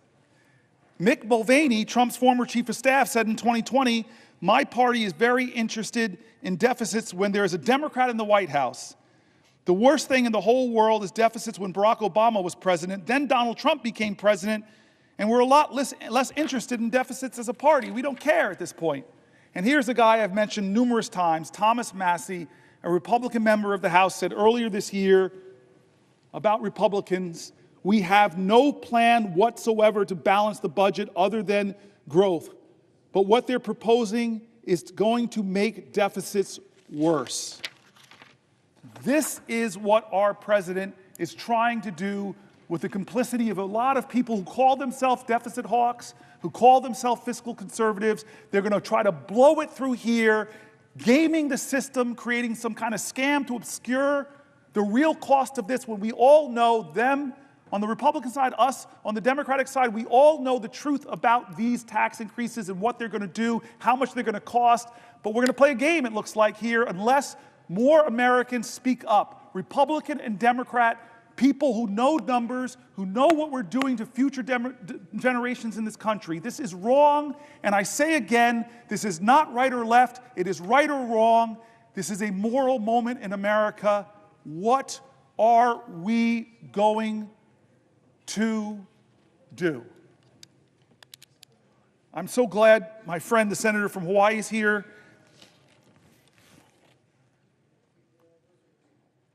I try to keep M&Ms in my desk occasionally if she wants to partake of New Jersey's state product. The M&M was invented in Newark. Truth? Get great trivia here. I'm waiting for the senator from Hawaii, my dear friend, to ask me a question, because I have the floor. Will the senator yield to a question? I will yield for a question while retaining the floor. Okay. I'm glad you mentioned M&Ms. Both of us are lawyers, and I remember I got through the studying for the bar exam by eating mounds and mounds of M&Ms. So I thank you, the senator from New Jersey, for continuing to provide me with M&Ms. I want to thank you, Senator Booker, for standing here for hours on end to push back, to fight against this administration's lawlessness. And in fact, a reporter asked me today, do you think this is a good use by Senator Booker of his time to be on the floor to do this? And I said, anytime any of us gets up and use our voices to counter, to fight against the lawlessness of this administration, it is a good use of our time. So thank you, Senator Booker, for yielding to me and for standing up to the American people. And is it making a difference? Millions of people are watching you, Senator Booker. Millions have watched and are watching you. It's making a difference. So I want to ask you a question about the lawlessness of this administration. As you yourself said last night, quote, these are not normal times in our nation, end quote. In fact, these are the very words that I often use when I meet with anybody who comes to see me from Hawaii, individuals, organizations. I say, these are not normal times. So Donald Trump has made no secret of the fact that he fancies himself a king with total disregard for the rule of law. And from day one, he and his administration have taken one illegal action after another. On his first day in office, Donald Trump issued an executive order purporting to end birthright citizenship. a right protected in our Constitution for more than a century. Birthright citizenship. He tried to unilaterally freeze federal funding for everything from cancer research to disaster aid, funding that had already been appropriated by Congress and that the executive branch is required by law to spend. It is not as though it's up to the president to decide what programs he's going to release money for. Congress already made that determination. By law, he is supposed to expend these funds. But again, he thinks he's the king. He can do whatever he wants. So he's put a freeze on these funds. He's enabled Elon Musk, an unelected billionaire, the richest person in the world, whose only qualification is the more than $200 million he spent to get Trump elected, to run roughshod through our government. Together, they've attempted to shutter USAID and the Consumer Financial Protection Bureau, just for two examples. This Consumer Protection Bureau, which has returned more than $21 billion to consumers through its enforcement actions. $21 billion going to our consumers. And apparently King Trump can't stand that, and neither can Elon Musk. These are agencies that do critical work at home and abroad and represent just a minuscule part of the federal budget, but this doesn't stop either Trump or Musk from going after these programs. And Musk's so-called DOGE team has gained access to sensitive databases and payment systems across our government containing the personal information of millions of Americans. So he has access to the Treasury Department database, all our Social Security numbers, our tax payments, all of that. He is running roughshod until stopped by a court on these databases. And they've done all this without any transparency or accountability whatsoever, meaning we still don't know the full extent of where DOGE has been or what they've done. Trump has launched an all-out assault on our federal workforce. He attempted to fire tens of thousands. He actually fired them who are on probationary status overnight, and only for courts to order them, these thousands and thousands of federal employees in probationary status, to be reinstated weeks later. Talk about chaos, talk about sowing fear. So now he's attempting to reclassify whole swaths of federal employees to strip them of civil service protections and in some cases eliminate their ability to bargain collectively. He fired Department of Justice and FBI officers for seemingly no other reason than their involvement in January 6 cases. Cases they were assigned to as rank and file officials, not as though these people at DOJ and FBI had a choice in the kind of cases they were going to be assigned. They were assigned January 6 cases, and the names of these people, there's some 6,000 FBI and DOJ employees who worked on January 6 cases, and there's a fear that those names would be disclosed. He's going after schools, from kindergartners to universities, as part of his war on diversity, equity, and inclusion.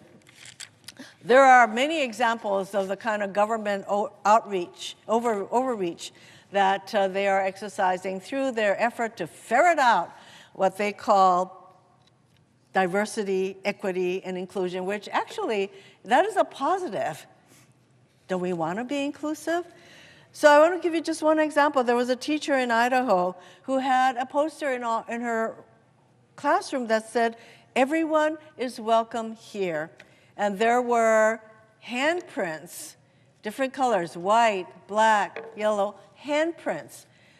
She was told she had to take this poster down, and that if the handprints were all white handprints, she could have kept the poster up, but she was told she had to take this poster in her classroom that says, "Everyone is welcome here." She took it down at first, but she felt so bad about it that she put it back up, and then she was told by the powers that be at her school that she had a certain amount of time to take this poster down, and otherwise there will be disciplinary action. That is the kind of government overreach that is a hallmark of this administration.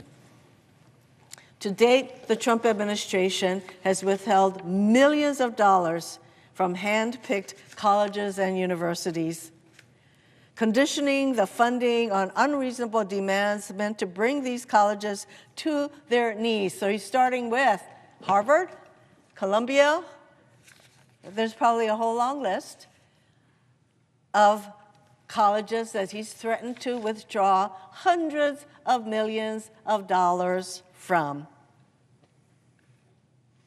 They've slashed funding or staffing at the Department of Education. In fact, they would like to dismantle the Department of Education, which is responsible for administering billions in funding for low-income students, students with disabilities, and something as critical as school lunch for kids. Every single state in our country relies on the funding they receive from the U.S. Department of Education.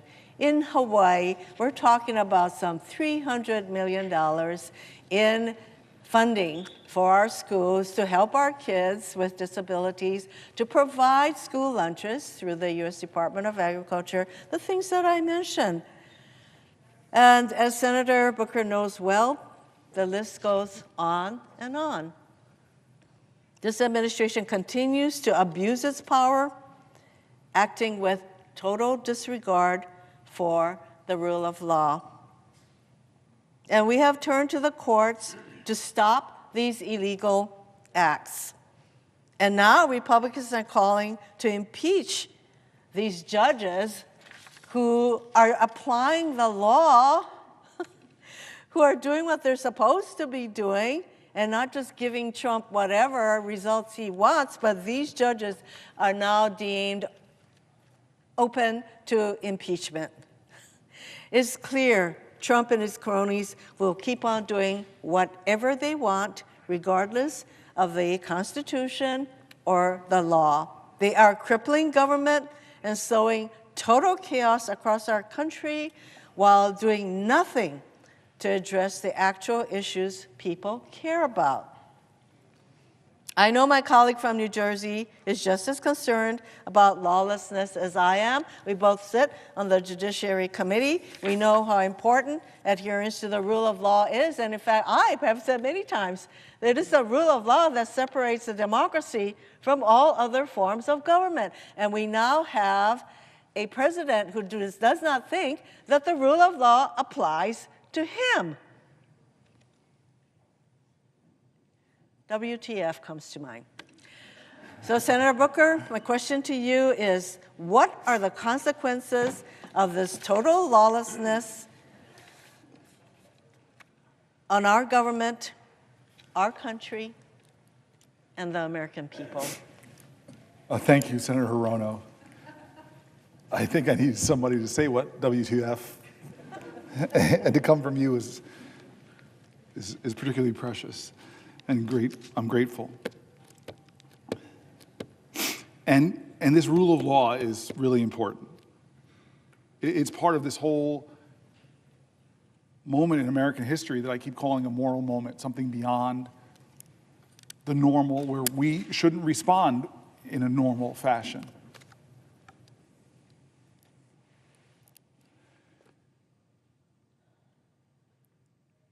This is a moment where judges rule in his favor, and he praises them. They just don't rule for him. He drags them and threatens them, so much so that Chief Justice of the Supreme Court has to tell them to back up. When elected officials, speak up, Many of them fear what the consequences would be for them or their reelection if they speak against him. Lawyers decline, possibly, to represent people because they're worried that this president has already showed that if you represent the wrong people or represent, God forbid, people against him, he's going to try to shut down your law firm in ways that are against the rules of law that this country believes in. Journalists and media organizations, they don't report in a way that he likes or confirm his arbitrary name changes of the Gulf of Mexico. There's a punishment that he dishes out to try to make them succumb to submission. State and local governments literally could get extorted for their funding if they don't carry out his demands. Schools and universities who are starving for dollars, trying to invest them in research and science that will propel humanity to new heights, well, they could get targeted by this president if you don't do what he says. It feels like his ultimate goal is to create a country where you cannot trust the outcome of elections that he loses, because he's going to tell you if he lost that election, it's the big lie. It's wrong. I won. I don't care what judge after judge, court after court says. I won. And if you don't believe me, if you don't say that the election I won, well, there'll be consequences for that too. This is a president who, even as we've read, people on both sides of the aisle, isn't respecting the Constitution, the separation of powers, isn't respecting the rights that we hold precious, isn't honoring what you call the rule of law. I want to go a little bit into this for a second. Let's talk about the separation of powers. There's many, many different cases right now. But we know that James Madison, the founding father who devised the basic framework of our Constitution, devoted some of the Federalist Papers to the ways the Constitution addresses the danger of concentrating too much power in one person or one branch of government. Written in 1788, Madison's words still have resonance today. This is what he wrote in Federalist 487. The accumulation of all powers, legislative, executive, and judiciary, in the same hands, whether of one, a few, or many, and whether hereditary, self-appointed, or elective, may justly be pronounced the very definition of tyranny. And so what is this president trying to do? He's trying to jam any court decision that's not in his favor, and either the judge is corrupt and should be impeached, or he's just going to deny the ruling or not follow it. Madison explained that the Constitution set up the executive, legislative, and judiciary branches to be separate and distinct and equal and bound together by checks and balances. Quote, "It is agreed on all sides that the powers properly belonging to one of the branches ought not to be directly and completely administrated by either of the other branches. It is equally evident that none of them ought to possess directly or indirectly an overruling influence over the others in the administration of their executive respective powers." That's Federalist 48. I'm nerdy enough to have a favorite Federalist paper. I'm going to read from my favorite one, Federalist 51. In order to lay a due foundation for the separate and distinct exercise of the different powers of government essential to the preservation of liberty, it is evident that each department should have a will of its own, so constituted that each should have as little agency as possible in the appointment of the members of the others. But the great security against a gradual concentration of the several powers in the same department consists in giving to those who administer each department the necessary constitutional means to resist the encroachments of the others. To resist the encroachments of the others. We're not doing that in the Senate or in the House. It may, Federalist 51 continues, it may be a reflection on human nature that such devices should be necessary to control the abuses of government. And here's the quote, folks. Here's the quote from our founders. if men were angels, no government would be necessary. If angels were to govern men, neither external nor internal controls on government would be necessary. But our president is no angel. In framing a government, this is 51 continuing, in framing a government which is to be administered by men over men, the great difficulty lies in this: you must first enable the government to control the government, and in the next place oblige it to control itself. They are talking about at great length, our founders, and the separation of powers and the checks and balances of these institutions, and yet for 72 days of this administration has the Congress, Article 1, the People's House, the Senate, the deliberative body, have we once held this president to account? The most powerful man in the world and the richest man in the world have taken a battle axe to the Veterans Association, a battle axe to the Department of Education, a battle axe to the only agency solely focused on protecting consumers against big banks and other factors that might abuse them, bringing it down. Congress established the Department of Education. Congress established the Consumer Finance Bureau. Congress. But the president doesn't care. He's going to push as hard as he can against the principles of our founders. And what will we do in this body? What will we do in the House of Representatives? Right now, the answer is nothing. Has Elon Musk, the unelected, un-Senate confirmed, billionaire #1 campaign contributor of Donald Trump, who has admitted he's made mistakes. Heck, his website, he keeps taking down the mistakes, keeps getting called out from them, fires people from the FAA, then begs them to come back, fires the people that protect us from nuclear accidents. Oh, wait, come back. Has we ever in the Senate or the House called him in for one oversight hearing to account for what he's doing, to address the fears of a nation? No. Separation of powers. Hey, we have hearings here all the time, but not Elon Musk. You know why? You know why I think why? Tell me I'm a conspiracy theorist. Because what Elon Musk is doing to some of my colleagues on the other side of the aisle is threatening them. Threatening to run primaries with what to me would be a quarter, but to him is $100 million. I'm going to drop $100 million against you in a primary if you step out of line.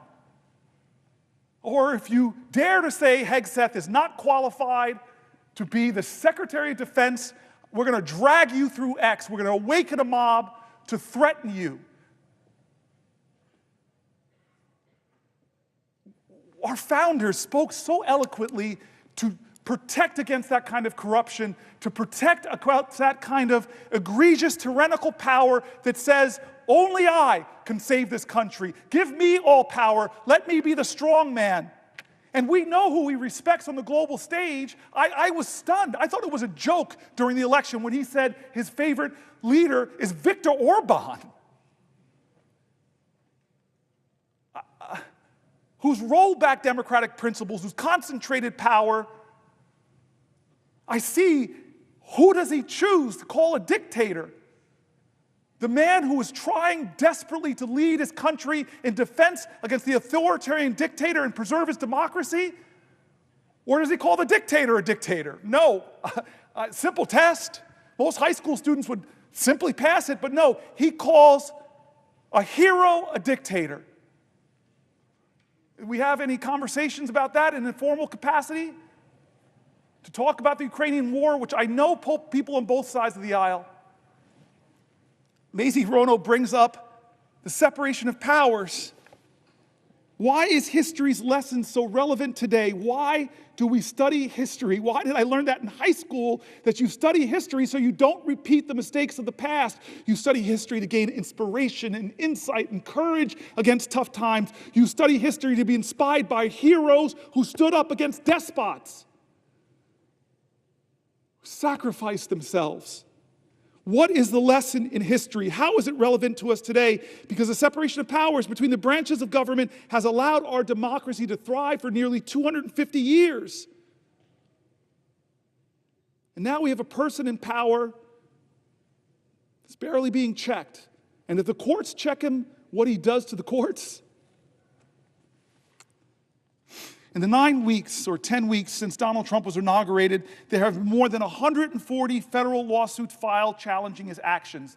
I don't know if another president has, in my lifetime, ever has had 140 federal lawsuits in about 9 weeks.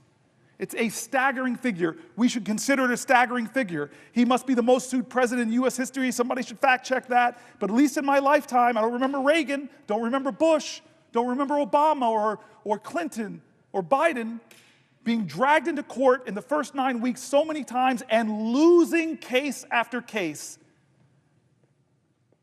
He may have a record for the most lawsuits filed by a president himself, because he's a guy that says he loves to sue folks.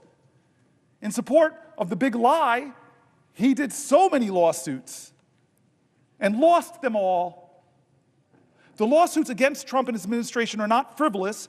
Federal judges appointed by Republican presidents and Democratic presidents alike have found Trump's executive actions illegal, temporarily pausing many of them too.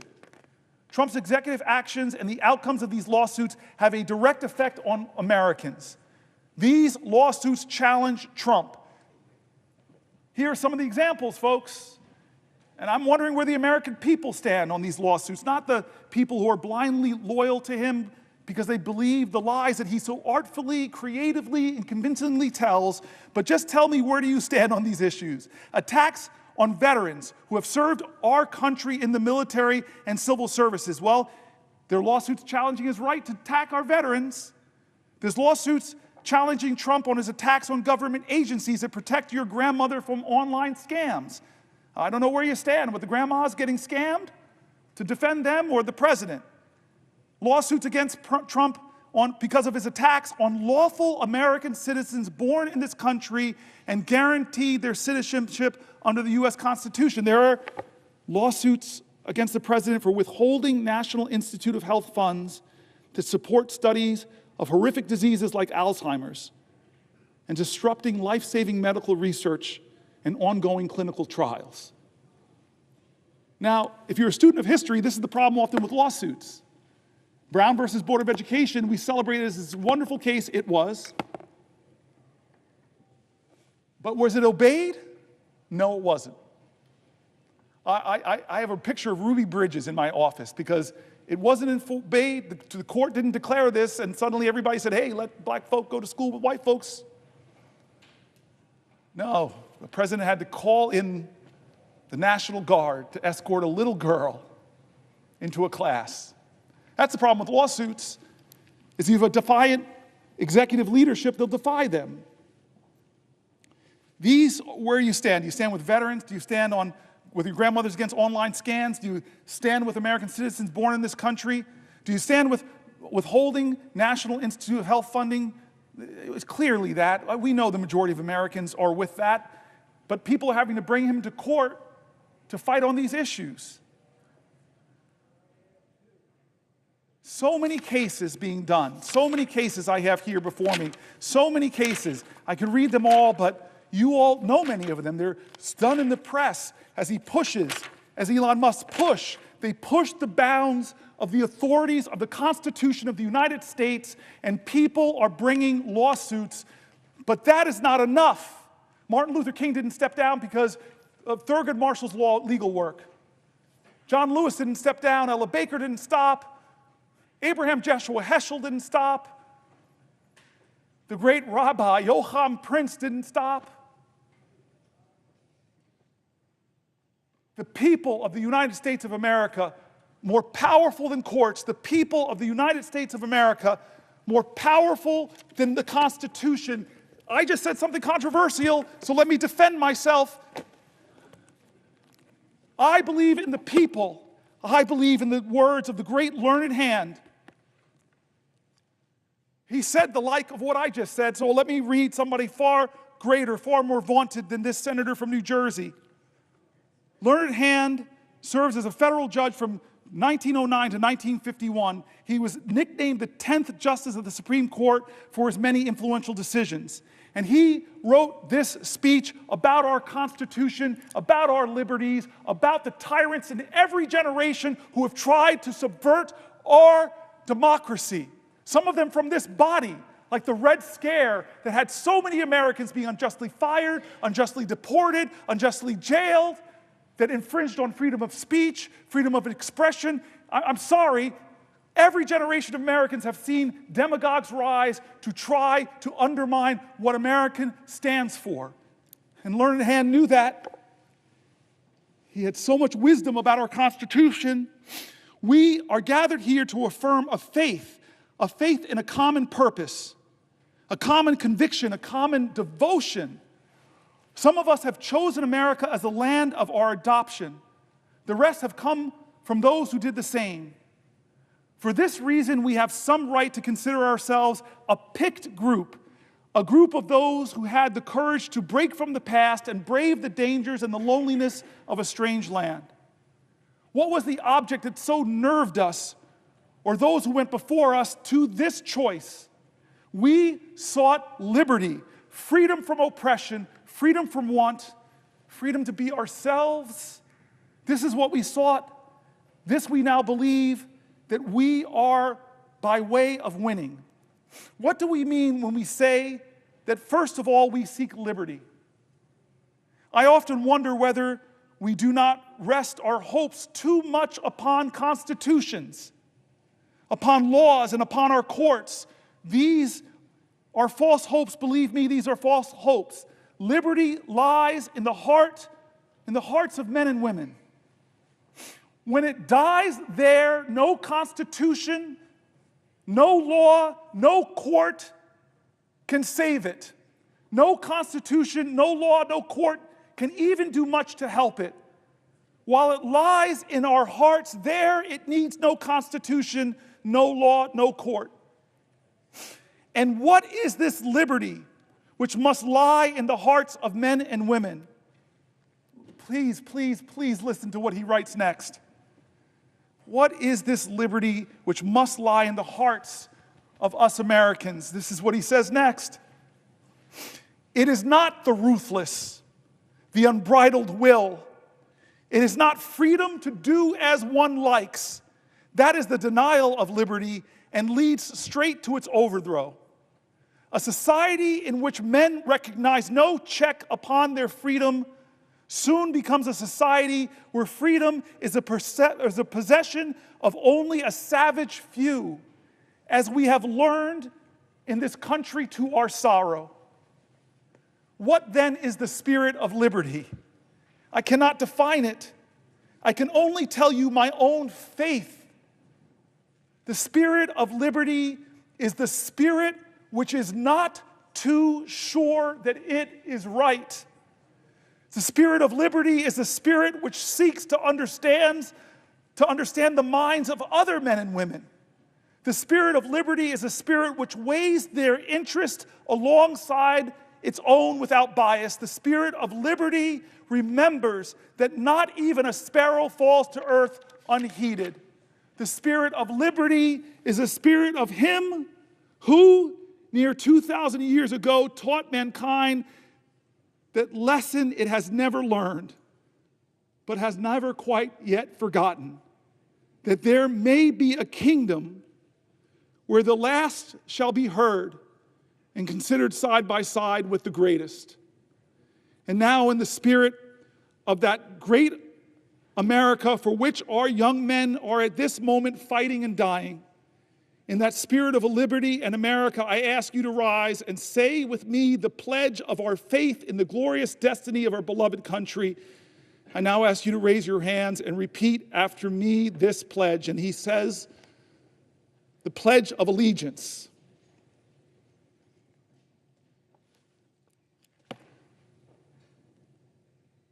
He believed that the Constitution dies if the spirit of it dies in the hearts of men and women. I will tell you,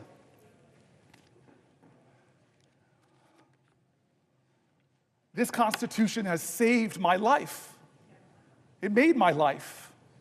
Because people marched to make real on the promise of our democracy. People bled to make real on this democracy. When some people told us that this Constitution didn't apply for us, this body, Republicans in America stood up and said, no, President Johnson, we're going to do amendments. We saw the 13th Amendment, the 14th Amendment, the 15th Amendment would guarantee my ancestors finally full citizenship in the United States of America and the protections of the Constitution.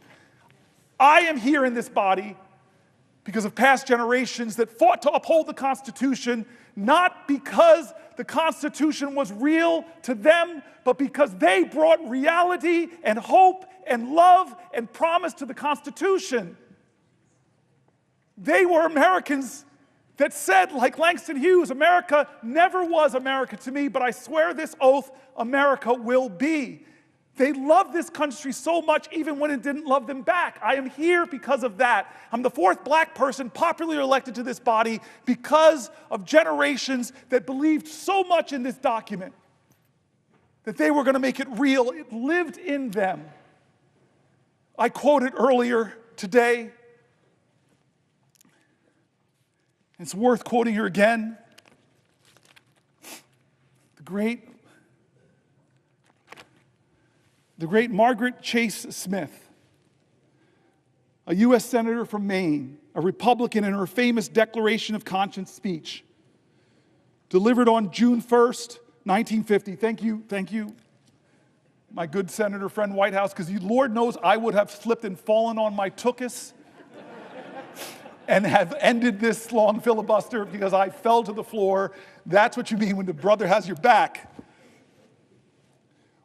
What did this Republican say in a time of tyranny in her times, in a time where the Constitution stopped living in people's hearts, where people believed that whipped up fears of others by demagogues,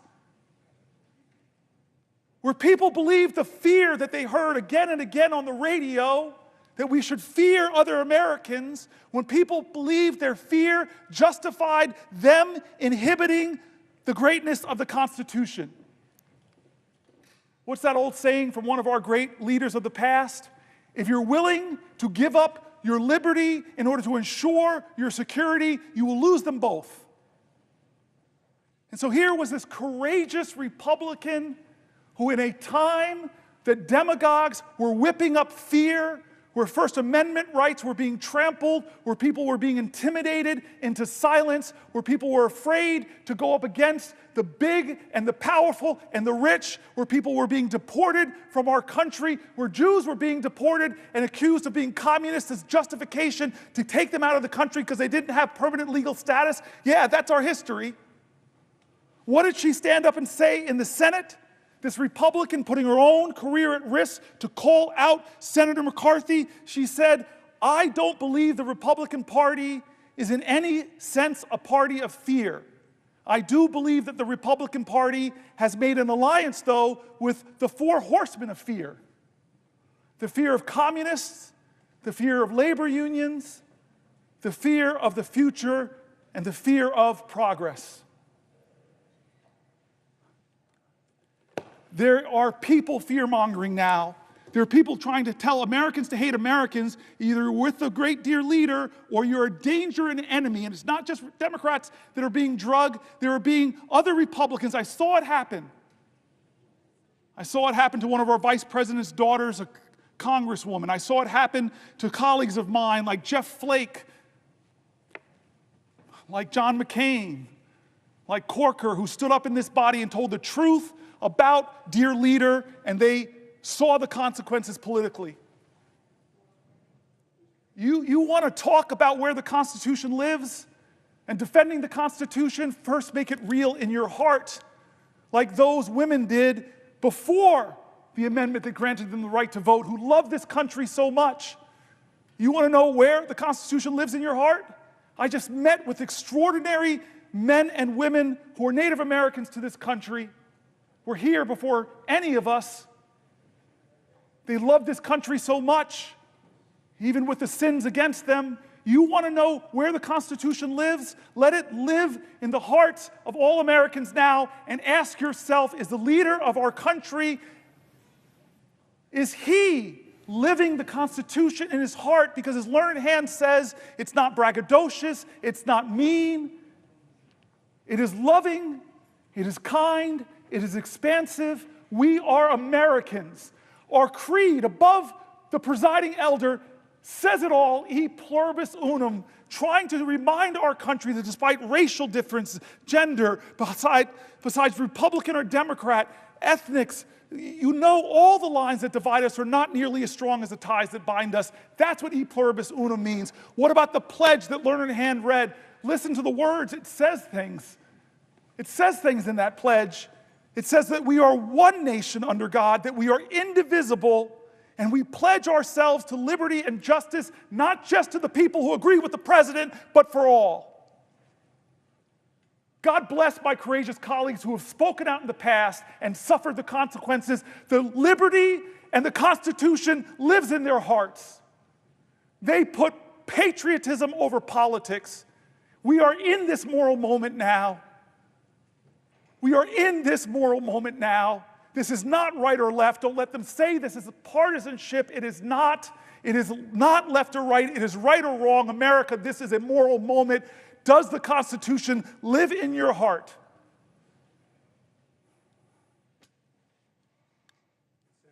A question. Before I yield, I love this power trip. It's the only time in 13 years I've really felt this power. I don't have to let my colleagues speak. And I, first amongst us all, really love to speak.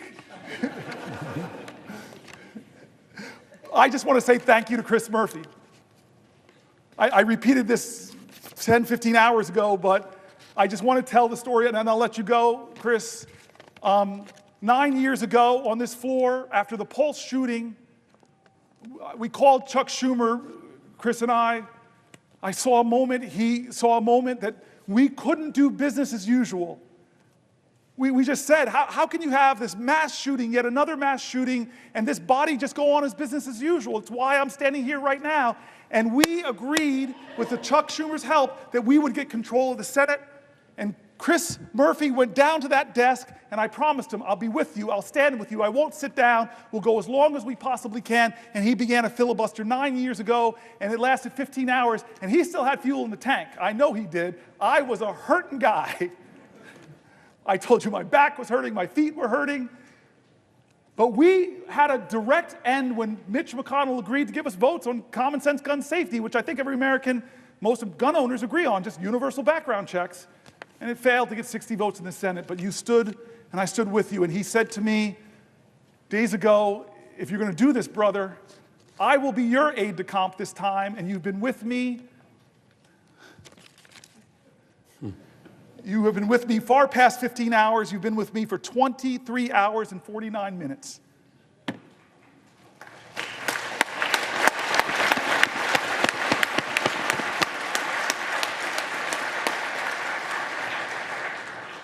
Although my cousin Pam in the gallery, she's been here the same amount of time. All right, so I'm going to yield my power. It's not going to go to my head. This is why we need separation of powers, checks on men, because men are not angels. I yield for a question while retaining the floor. Senator Booker, it has been a wonder to be with you on the floor these last 24 hours. You indeed did something extraordinary and performed a sympathy filibuster with me 9 years ago, where as I stood at that desk for 15 hours, you stood on the Senate floor. You didn't need to, but you did in solidarity. I have been with you for the last 24 hours, but I've sat for most of it. You've done the hard work. You are an extraordinary senator. You are an extraordinary American. And I think I can say on behalf of everyone in this chamber and many people in the gallery, you are an extraordinary friend.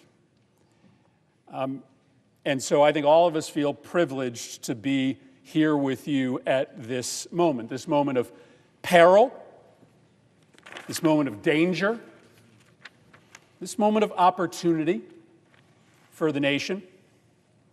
but also this moment of history. On August 28, 1957, at about 8:45 p.m., Strom Thurmond took this floor. And he took the floor with the intent of trying to block the 1957 Civil Rights Bill. This was the most significant, really the only civil rights bill that had been before the United States Senate in 90 years. Most famously, about 10 years before, when he was running for president as a Dixiecrat, he had said, "There's not enough troops in the Army to force the Southern people to break down segregation and admit the Negro race into our theaters, into our swimming pools, into our homes, and into our churches." And he sat on this floor for just over 24 hours, and he made the case for why this nation should continue to segregate black and white. He started, in fact, by reading every single state's voting rights laws. Every single state's laws he read into the record, apparently as proof that every state adequately protected all of its voters and that no additional laws were necessary. He had friends in his cause to preserve segregation that came down to the floor and asked him long questions to give him breathers. At the end of that 24 hours, at around 9 p.m. the following night, he could go no longer. His final words in his 24-hour record-breaking filibuster were, "I expect to vote against the bill." But within hours, the bill passed. It became law. It established the Office of Civil Rights at the Department of Justice. It was not nearly enough, but it broke 90 years of inaction. What you have done here today, Senator Booker, couldn't be more different than what occurred on this floor in 1957. Strom Thurmond was standing in the way of inevitable progress towards equal political and economic rights for black Americans. It was inevitable only because the people of this nation were standing up at that moment, the beginning of the civil rights movement, to make clear that progress was inevitable. And I say that that moment is so different from this moment because today you are standing in the way not of progress, but of retreat. You are standing in the way of retreat from the rule of law, retreat from our commitment to provide care to the most vulnerable, retreat from our common cause, at least we used to be in common cause, that we would have zero tolerance from corruption at the highest levels of government. And you have recognized rightly that this multifaceted retreat from everything that makes this country so special, and the speed of that retreat over the last 71 days, it is an exceptional moment. You've said that word over and over again. It is not normal what this administration has been doing to rob from us the values that used to unite left and right in this nation. And so you made this bold decision to engage in an exceptional tactic, to declare 24 hours ago that you were going to stand on this floor for as long as you could to try to raise the specter of failure in our fight against this retreat for our colleagues and for the American public. The exceptional nature we have heard so eloquently from you over the course of the last 24 hours, the massive transfer of wealth in this reconciliation bill from the poor and the middle class to the wealthy, the industrial scale harassment of journalists, of universities, of law firms, the destruction of the independence of the Department of Justice, the destruction of the American knowledge economy and the research economy, the use of the White House in violation of the Constitution to make those in power richer. You have laid out the case. And it's funny, I remember this from 9 years ago. When you're sitting in your spot, you haven't moved in 24 hours, you have no idea what's happening outside of this building. You don't actually know how many people in this country have engaged in the conversation that you started 24 hours ago. On one social media platform alone, there have been 150 million clicks on your live stream. This is a country of 300 million Americans. You have been able to pique a conversation here amongst our colleagues, who we need to stand with us eventually against this retreat, and across this country. And I think we are here as we reach a pivotal hour to just say thank you for having the courage, the audacity to bring us on this journey. And so my question is pretty simple. I think you will find when you finally leave this chamber that you have done something extraordinary, that you didn't solve the problem, that we are still a long ways from being able to successfully beat back this retreat, but that you have accomplished something extraordinary. And so I guess that's just my question. When you set out with this idea, when this was starting to germinate in your mind, my question for you, Senator Booker, is what did you hope to accomplish? I thank my colleague and my friend again. He and I talked about this, that I was challenged by my own constituents to do something different, challenged by my own constituents to do something, challenged by my own constituents to take risks. My staff here, who should get a lot of credit for making it thus far, I'm not sitting down, but I'm mindful of what you said about Strom Thurmond. I'm mindful of that right now as I watch that clock tick for another 20 minutes.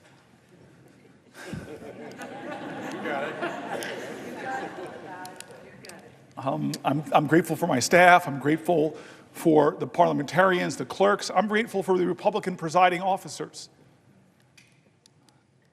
I don't know if I want to out Curtis on the note that the good senator on the presiding officer, forgive me, on the note he sent me, but this is the kind of specialness in this place that I love.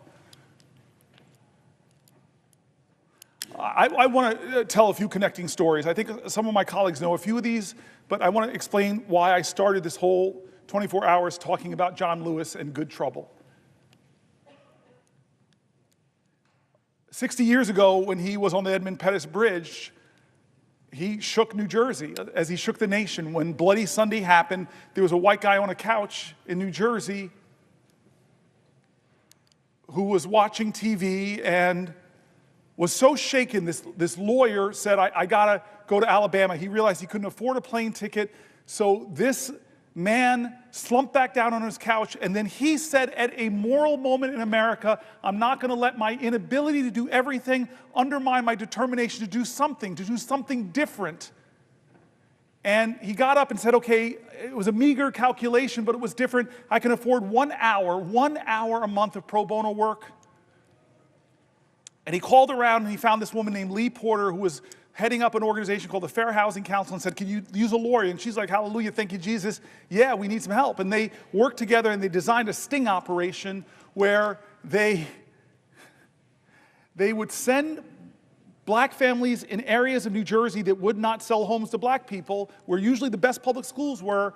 And if they were told the house was sold, they'd send a white couple behind them to expose that the house was still for sale and expose all of this. Well, they had a lot of success getting things written about the severe housing discrimination in my state. And he said that after about 4 years, I got this case file of a black family trying to move to New Jersey, and they were frustrated because every time they'd look at homes in the places, the best public schools, which happened to be white communities, they said they couldn't find a home. So they did the sting operation. They sent the black couple in. They were told this incredible house was not for sale. They loved the house, so when the white couple went, they just threw in a bid to see if it would be accepted. The bid was accepted. Papers were drawn up on the day of the closing. The white couple did not show up. The black man did. Lawyer Marty Friedman. marched in, confronted the real estate agent. You would think 1969, a year after the Fair Housing Act, that he would capitulate, but he didn't. This lawyer gets up so angry, this real estate agent gets up so angry, he punches the lawyer in the face and sings a Doberman Pinscher on the black guy. They get out of there shaken up, and they start writing letters back and forth. The good owners of the home found out what was going on. They were so aghast. They said, let us sell the house directly to the black family. The black family moved in. And 43 years later, the baby from that family became the 4th popularly elected black senator in our country, me. Now, I tell that story because I started with John Lewis 24 hours ago, and it was John Lewis and a bunch of marchers on a bridge that influenced the destiny of my life and my family's life. We're all interconnected. As King says, we're all caught in an inescapable network of mutuality, tied in that common garment of destiny. But I want to tell you the second time John Lewis shook up my life. I was mayor of the city of Newark, and I got called to be on a TV show. I got called by a guy named Skip Gates, who I love, admire, and he calls me and he jazzes me up. He fills my ego. He just flatters me. Hey, I got this show called Finding Your Roots, Cory Booker, and you're a rising star. You're this hot shot. We should feature you in this. And I'm like, oh, great. Oh, don't say that, Skip. But okay, yeah, of course. And then I said, okay, well, who are you going to pair me with? And I thought it was going to be another young hotshot, up-and-coming politician in America. No, he goes, I'm going to pair you with John Lewis. And my heart sank a little bit. Actually, maybe it was my ego that sank. My heart got excited because I know how these shows start. They start with biographies. And so imagine the show starting. John Lewis, hero of the civil rights movement, literally bled the southern soil red for freedom and justice. And then it goes to my biography. Cory Booker, riding his big wheel in suburban New Jersey. The show was unbelievable, mountain and boy. But I got to meet John Lewis. I got to tell him that story, that he changed my life, and I didn't even know it. On a bridge in Alabama, changed the course of events in New Jersey that led to me. Third take on John Lewis. My colleagues know I got here in a special election in 2013. What all my colleagues might not know is I came here with a broken heart. My mom and I came here with a broken heart because I was elected in October, sworn in October, but also in October, my dad died of Parkinson's. That's why I got choked up reading these letters from people with Parkinson's. And so we came down here, we were grieving. My dad was not with us. My mom lost her husband of nearly 50 years, and I'm going to get sworn in. It's a big event, but my parents and my campaign decided, you know what we should do? Right before you get sworn in or brought over here to be escorted to the president, vice president, that you should go and sit with John Lewis. And so we went to John Lewis's office, and a lot of my colleagues from the CBC, a lot of my colleagues from the House, a lot of my colleagues like here who came over to the House know his office. You walk into his office, and it looks like a civil rights museum, except he's in all the pictures. And this is John Lewis, we who knew him. This was him, mountain of a man. He had already prepared eggs and grits, a good Southern breakfast, and wouldn't let my mom and I get up, and he serves us all, and he humbly is saying, this is why I marched, this is why I sacrificed for history-making days like this. He told us how special this was for him. He told me that he would be right here where my friends are sitting, watching me get sworn in, and how proud he was going to be. In a sense, he stood in for my dad on this floor. And then boom, I'm a senator. I find colleagues and friends here, and I find a lot of colleagues and friends in the CBC. At that point, I was the only African American in our caucus and found so many friends, so many heroes that have gone up from the Senate now who looked at me, adopted me, helped me. Dick Durbin, you were amazing in those early months. And this is the next time I meet John Lewis for a moment that changed my life. Chris Murphy, Brian Schatz, remember this moment. It was during the 2017 healthcare debate, when I didn't know how we were going to stop that bill from passing and taking away 20 million healthcare from 20 million Americans. But John Lewis, hey, Cory, let's do something different. What you got in mind? And I said, well, John Lewis, I got this phone, it's very powerful, let's do a Facebook Live. And so I open it up, Facebook Live, we meet in between in the Capitol, and then he says, hey, where can we go to sit down for a place? And I love it, my favorite place to sit. I watch Schoolhouse Rock so much, it's right on the steps of the Capitol. Let's just sit there and talk. Chris Murphy, Brian Schatz, first people out to sit with us. And the time lapse is amazing. First 2, 3 people, then 10 people, then 50 people, then hundreds of people. I have it all. Coming because of the moral magnetism of this man, John Lewis. And he talked to people that night who were looking for, what can I do? I'm just one person. And this guy who in his 20s, who was just one person and caused a heck of a lot of good trouble, he told them, don't lose faith, don't lose hope. Get angry, but let it fuel you. Be afraid, but know that's a necessary precondition to courage. He was amazing that night, and I know my colleagues remember that. And then there was the next time. Oh, Brother Warnock, you're going to love this one.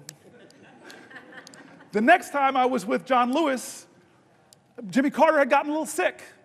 But then he got better and went back to teaching Sunday school, and I thought, this man is in his 90s. I need to go to Sunday school. And so who do I know? Because there's a waiting line. It's like people sleep out all night. I might have been a little selfish. How do I know I can get in? Call John Lewis.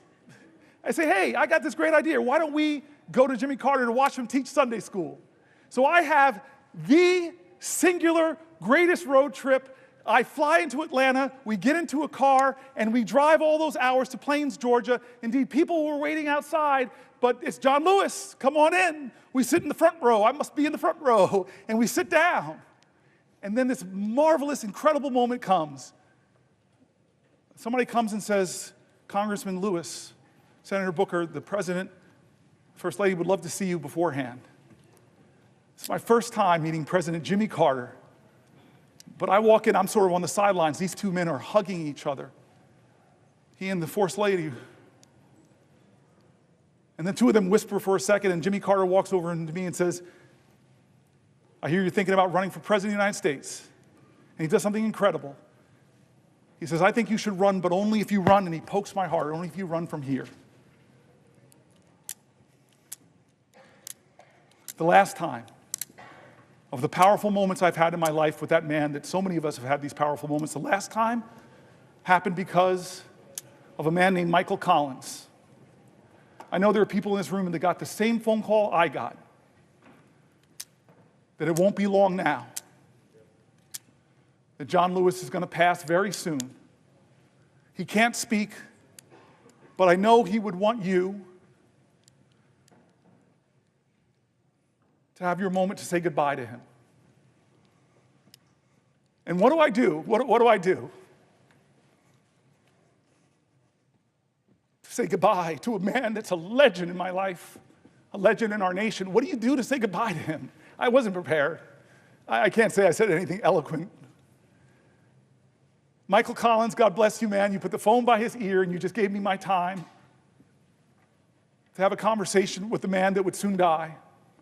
The man that changed my life, that helped my family get into a neighborhood that loved me and cherished me. God love Harrington Park. The man who stood in for my father when heaven brought him home.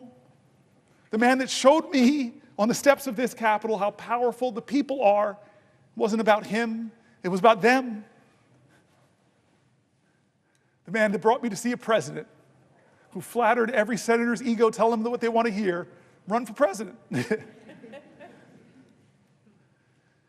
And so I said everything I could, but the last thing I said I remember very well. I said, I love you. I said, I love you. And I said, John, I know you're going to be in heaven looking down on us. And I promise you, John Lewis, that I will do everything possible, that we'll do everything possible to make you proud.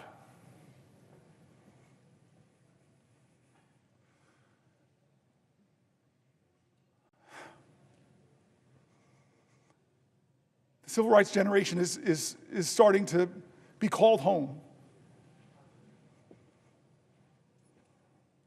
Leaders are leaving us. We in the CBC have lost a lot of greats. And I can't remember forget the promise I made to John Lewis, with all that he gave me, with all that he gave his country, that I said we would make him proud. And so this is one of those moments that John Lewis, he would not be sitting still. He would be calling me up and say, "You still got that Facebook thing?" I go, "No, I don't really use Facebook anymore." But there's a thing called TikTok, or I don't know what John Lewis would say right now. I know what he said in 2017, but I'll be honest with you, I don't know what he would say. But John Lewis would say something. He would do something. He wouldn't treat this moral moment like it was normal. John Lewis knew what King said, that what we have to repent for, all of us here will have to repent for, is not just the vitriolic words and violent actions of so-called bad people. What we will have to repent for in our day and age is the appalling silence and the inaction of good people. This is our moral moment.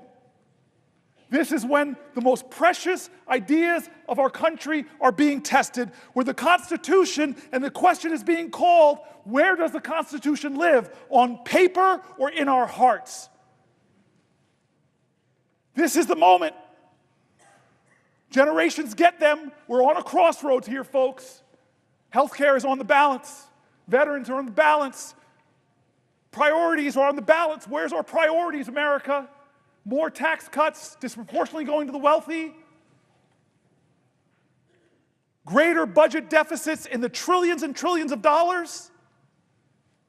Or are we going to do something different like John Lewis would call us to do? He would call us to get into good trouble, necessary trouble,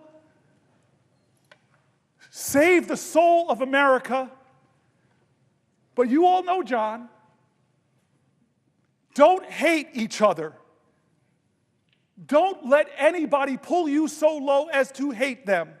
I said this about the presiding elder. Different parties, but he showed me an act of kindness during this speech. He and I have talked about energy policy. He has amazing ideas. I want to partner with him. Don't hate anybody. Did the folks in Birmingham, did Martin Luther King, Fred Shuttlesworth, Dorothea Cotton, James Bevel, did they bring bigger dogs and bigger fire hoses to match the sheriff's? Bull Connor, thank you. I've been standing here a long time. They didn't do that. They were creative artists of activism. They called to the conscience of a country. They challenged our moral imagination, not to focus on hate, but focus on what is possible in America if we redeem the dream, if we dream America anew. That generation in their 20s and 30s, that's what they demanded. Martin Luther King didn't go to the March on Washington with a list of grievances against the racists in our country. He went there and called to the conscience of a country. He said he had a dream. That's what we need in our generation. Vision now. That's what we need in our generation. A vision to redeem the dream, to call our country together. Yes, there is a man in the White House who's the most powerful man in the land, and his partner is the richest man in the world. But as long as this is a democracy, that we can still protect the power of the people is greater than the people in power if they use their power. As a great African-American woman author once said, the most common way people give up their power is not realizing they have it in the first place. I've been calling out names, folks, to tell them they have power. I read the stories of Deanna, of Wendy and Cassie, of Tanya, of Cameron, of Jean, of Susan, of Edna, of Randy, of Dylan, of Teresa, of Pamela, of Sally, of Mike, of Carol, of Rosemary, of Danielle, of Judith, of Elizabeth, of Sandra, Alicia, Maggie, Nibel, Laura, Michael, Robin, Mary, Allison, Ash, Roseanne, Carrie, Samantha P., Raphael, Will, Anthony, Sean, and so many more. I read their stories here because while we were elected, they are the power of our country. I've made mistakes. We all have. Both parties have a lot of mistakes to account for.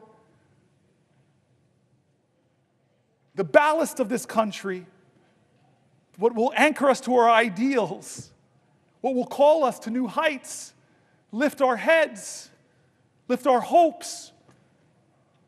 What will call us to rise is each other. We need each other.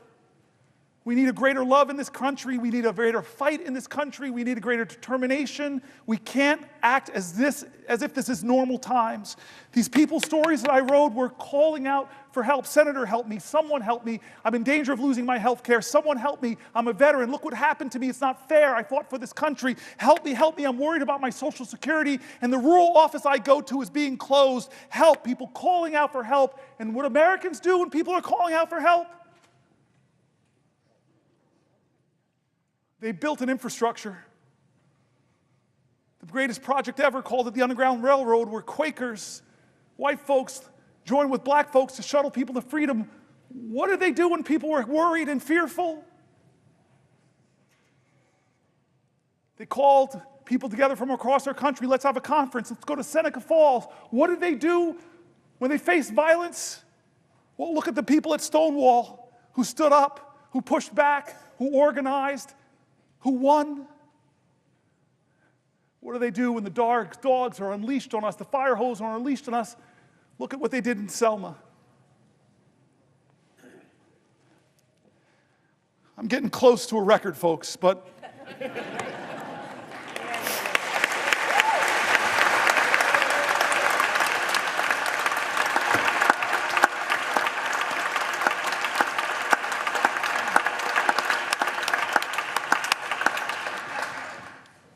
there's a room here in the Senate named after Strom Thurmond.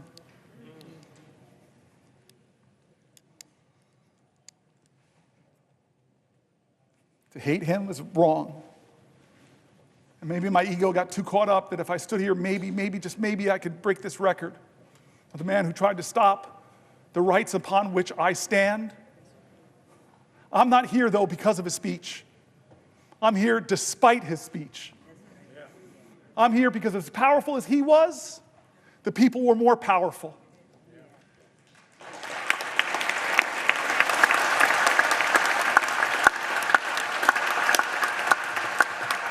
But I remind you, all those people who believe like me that we've got to redeem the dream, turn again to John Lewis, because you all know the story, my colleagues, of when the man that beat him savagely, drew blood, cracked bones. Decades later, he was a congressman. That man brought his grandson with him to ask for forgiveness from John Lewis. I heard about this story when I was in the car in Georgia with him. What did you do, John? This man that so viciously beat you, wounded you, bruised you, battered you. What did you do when he came to ask you for forgiveness? What did you do? And a good Christian man of faith, simply said, every one of us needs mercy. Every one of us needs redemption. I forgave him. I hugged him. We wept. And I looked at the boy. This nation needs you too.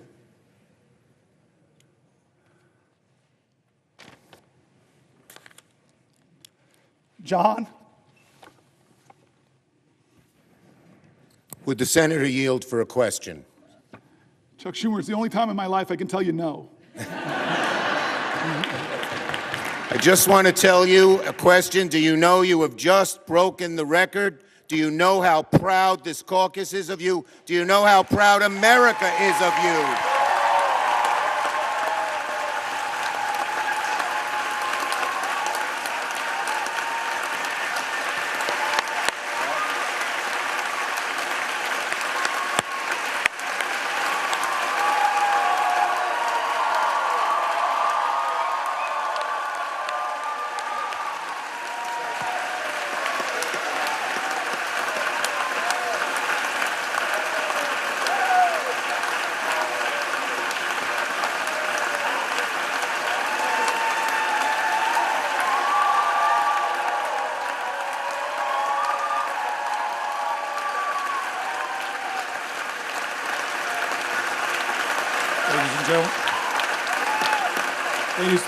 Ladies and gentlemen,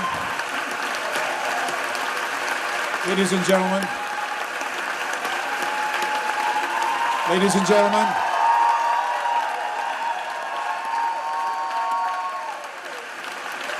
Order. Order.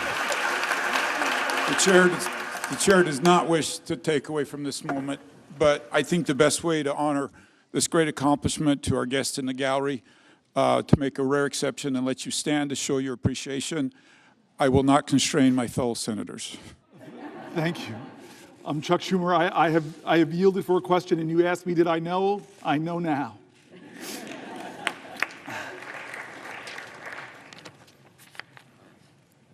I want to not quite wrap this up yet.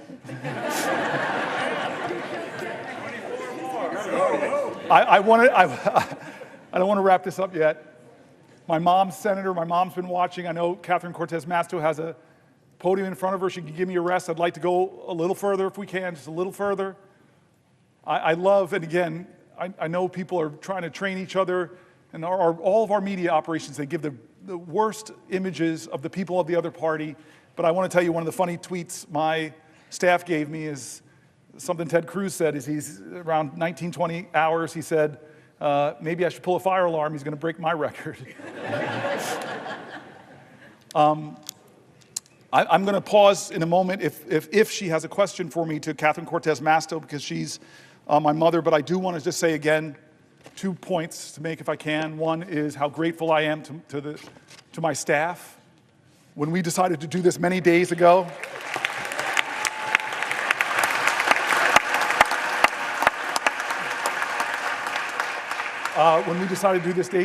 they were like, we have to do this.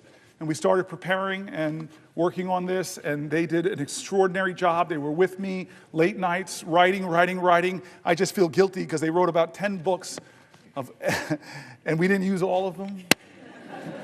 They were really substantive stuff, pulling from Republicans and Democrats in critique of this moment, pulling from Democrats and Republicans, Republican governors that were saying, do not cut Medicaid. States that know, as my colleagues do, that have a trigger, that if the Medicaid funding goes below 90%, they stop the Medicaid expansion. My staff really worked hard to not make this just Democratic voices, to make it people in our country, that Republicans and Democrats, you heard mentioned in the speech, the Cato Institute, the Manhattan Institute, all people who are honest arbiters and are saying that what Trump is doing is wrong, that a budget like this that blows massive holes in our deficit, it will be something our children are trying to pay for. And what are they ultimately paying for that's caused this big deficit? It's trillions of dollars of tax cuts that people like Doge, multi-billionaire Musk will benefit from, but children won't. They did such a good job bringing together authorities on both sides of the aisle. I just want to thank them. I want to thank my cousin Pam and my family. Cousin Pam, like Chris Murphy, was here for the whole time. I want to thank Chris Murphy again.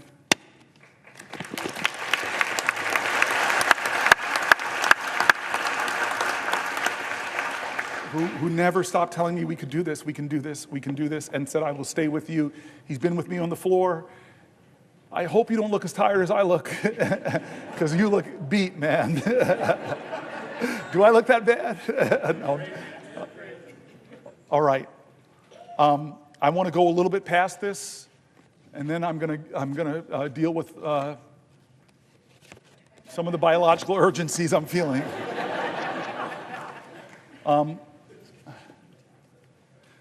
But I'm going to wait here because I have the power, I have the floor. Somebody has to ask me, perhaps from my mom's state, the way that's supposed to work.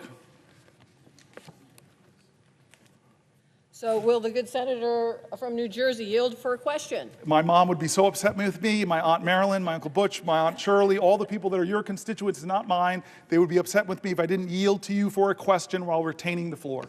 Well, first of all, Senator Booker, I have to say, we in Nevada are so proud of you. We are proud to be Nevada Strong. You are one of us. You are definitely New Jersey, Nevada Strong, and so proud of what you have accomplished so far, and willing to stay here as long as it takes to help you get your message across. And I think that's the important moment. We are all here right now. So I want to pose a question to you, actually a couple questions, but I want to start off and set the stage here, because you have been here now, for over 24 hours. You are missing some of the national news, things that are happening out there. But one of the things I want to point to that is happening that you may not be aware of, and you've touched on it a little earlier today, is this notion that we have now a president who is actually focused on billionaires and tax cuts for billionaires at the expense of the American public. And one of the things we have watched him do is cut funding for medical research. Now, what you may not know is just today I found out that HHS laid off the entire healthy aging branch of the CDC, just today. This office administers Alzheimer's disease programs. Yes. And it oversees the funding from the Bold Infrastructure for Alzheimer's Act, and it is a piece of legislation that I was so proud to partner with Susan Collins on. And she has fought for, and we have fought for, funding for it to support caregivers and their families. And Congress just reauthorized this funding. And now we have a president that has stopped the critical work that scientists are doing to try and cure Alzheimer's. And I bring this to your attention, Senator, because like you, and I think like all of us, there are personal moments in the work that we do. My personal moment is my grandmother, who I'm named after, died from Alzheimer's. And she died at a time in Las Vegas when there was not enough research, when there was not enough health care, when there were really not enough providers to understand what was going on. And so for many of us, this fight, not only is it personal, but we recognize the impact that it has outside the Beltway in so many families and lives across the country. And that's what this is about. In Nevada, as of 2023, there are 49,000 people, 65 and older, are living with Alzheimer's. And that's projected to reach 65,000 this year. Not only did we hear that HHS laid off the entire healthy aging branch of the CDC, but Donald Trump also recently terminated a $14,000 NIH research grant that had been supporting Alzheimer's research at the University of Nevada, Las Vegas. And he's continued to cut the grant for essential research for so many reasons. We've seen these funding cuts, we've seen mass layoffs, and the impoundment of grants that have already been approved by Congress. This is a violation of the rule of law, and you have been talking about that for the last couple of hours. President Trump is forgetting that this is personal. It is happening to so many families. So my question, Senator Booker, to you is, what do you think families and caregivers of those impacted by Alzheimer's, how they are feeling about what is happening right now? So this bothers me for two reasons, and the first you've already mentioned, is this is the point of bipartisan work that we do. I talked about Chris Murphy and the bipartisan gun bill that lots of people here worked on with Senator Cornyn and others, and how upset my state is that some of that community violence intervention money that I worked so hard to get in that bill is being clawed back by a president. There are people in this room, I know so many of you, and I know on the other side, that have done such great work to work with our colleagues to find common ground and get really important programs passed that bring resources to families. And it's being clawed back by our president, not with consultation, not with a hearing, not with a discussion of even why you would target Alzheimer's research. That is a violation of the separation of powers. And I wish my Republican colleagues would hold more hearings about that. These are programs that they like. I saw that with USAID. I worked with Marco Rubio on some of that programs and those investments that are now been cut and clawed back. So it's a separation of powers issues. It's an offense to the common goals that we share in this community of leaders. But the second reason it bothers me is an article I read hours ago by Fareed Zakaria. And he talked about what's happening to a nation that cuts so dramatically what is one of the best taxpayer investment dollars in biomedical sciences. If you're an investor, and I told you there's an investment that every dollar you invest, you would get $5 back for your economy, folks would be invested in that vehicle. Well, that's NIH funding. Every dollar you invest, who would cut a profit center? It's not just a profit center, though. The outcomes, the discoveries, could change the lives of people who are suffering in your nation and around the world. But he's attacking them. I read all these universities from around the country. This shows you how magnanimous I'm trying to be. I even read stories from USC. I'm sorry, rival. That all of these universities are cutting their postdocs, cutting their PhDs, cutting the lending, because they don't know, as Donald Trump threatens, the direct costs they're stopping. And Fareed Zakaria said so painfully to all Americans with Americans' pride, as we are doing that, China, who, when they had that Cultural Revolution, they first went after their universities. Now, modern China, their government is doing the opposite. They're trying to out-America us. They're massively increasing their investments in scientific research because they know if they get ahead of us on quantum computing, all of our subs can be located, and God knows what could happen. They could, any kind of cryptology they could break. They know if they get ahead of us on scientific research, the power and advantage it will give them, so they're doubling down. But what are we doing in America? We're tolerating a president that is cutting the funding that will predict who defines the future and what values will define those futures.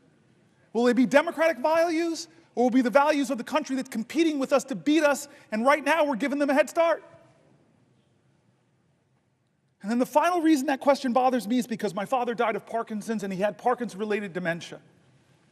And I know what that's like. I know the pain families are enduring. I remember the time that my dad and my mom, we were in the movie theater, and my mother just shook my world. She was in Georgia. And so many people here in this room have had the same experience. We're in a movie theater, and my mom leans over to me and said, "You need to take your dad to the bathroom." I never imagined the years of my dad as a 2-year-old and 3-year-old taking me to the bathroom, that one day I'd have to take him. And so in this Atlanta movie theater, in the middle of a movie, which I was like, okay, it's time for me to do this ritual that so many families know. I pick my dad up, who's shuffling with his Parkinson's. I'm not seeing any light in his eyes that he's there. I'm just letting him hold me, and he's shuffling into the bathroom. And then we get to a public bathroom. His hands are shaking. He's standing in front of the urinal. And then I realize I got to unbuckle this man's pants. So many families know this. And my ego, I'm sorry, I was leaning over and I'm saying, wait a minute, I'm in a public bathroom, leaning over, I'm buckling another man's pants. Please, please, God, don't let somebody come in. And as if God heard my call, someone walked in. And I hear the person walk, and I'm like, just please keep walking. Go into a stall, please keep walking. And then suddenly I hear their feet walk past me and stop. And then the man turns around and says, "Oh my God, Cory Booker."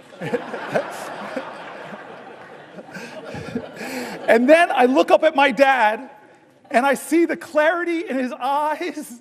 He is 100% there, and he's grinning and loving my mortified embarrassment. Alzheimer's is devastating so many American families who are watching the loved one of their lives diminish. And we're cutting funding. Donald Trump is cutting funding, democratically, bipartisanly approved.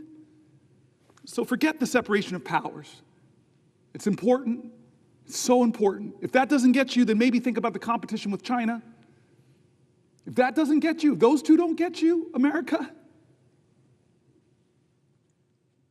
then think about the millions of Americans struggling with Alzheimer's, the struggles it does to those families.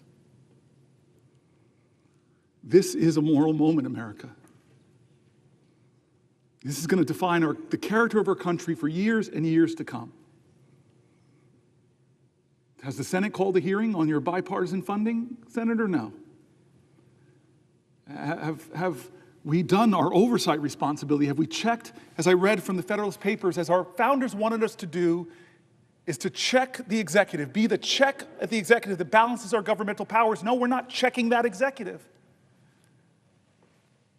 with Signalgate, I have heard from Republicans that serve in Congress, of the 535 with us, I know other colleagues here have heard, they're mortified. You talked about that. Mortified about that. And again, this is not partisan. The Biden administration made foreign policy mistakes. Obama made foreign policy mistakes. Reagan, when I was growing up, I was hearing about the Iran-Contra scandal. So I'm not going to be one of those people that the pristine, perfect Democrats. We've made mistakes, we've made failings, we've let the public down. We have some reckoning in our own party that we're working on right now. But that doesn't say that you should just be one of these people that says, well, Biden did it. No, you should be a leader of character that says there's something wrong here, and in fact, it could point to real problems in the national security of our country.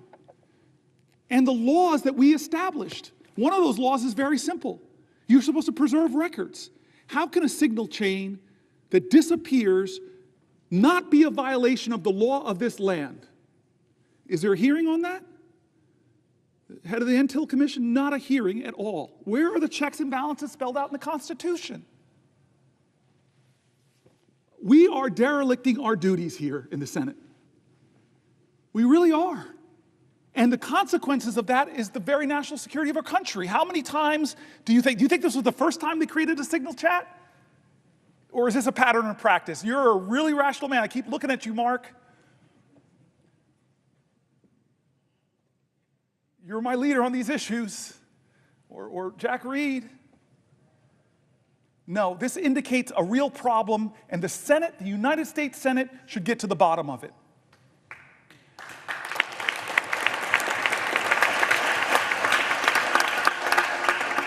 This is a moral moment. I keep saying it's a moral moment. Who are we going to be? What's going to define us? And it's time not for the typical tribalism. It's time for leaders to start standing up and saying, you know what? We can go a different way. We can imagine a different country. That's why I pointed out the new leader of the Democratic Party on the House side. We're a different generation. There's a rising generation of people. I've talked about my friend who wrote this great book, Abundance.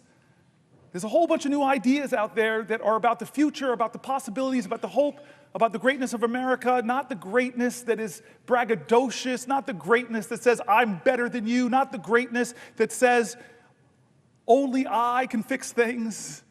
That's not the America we want. We want America that says, we the people.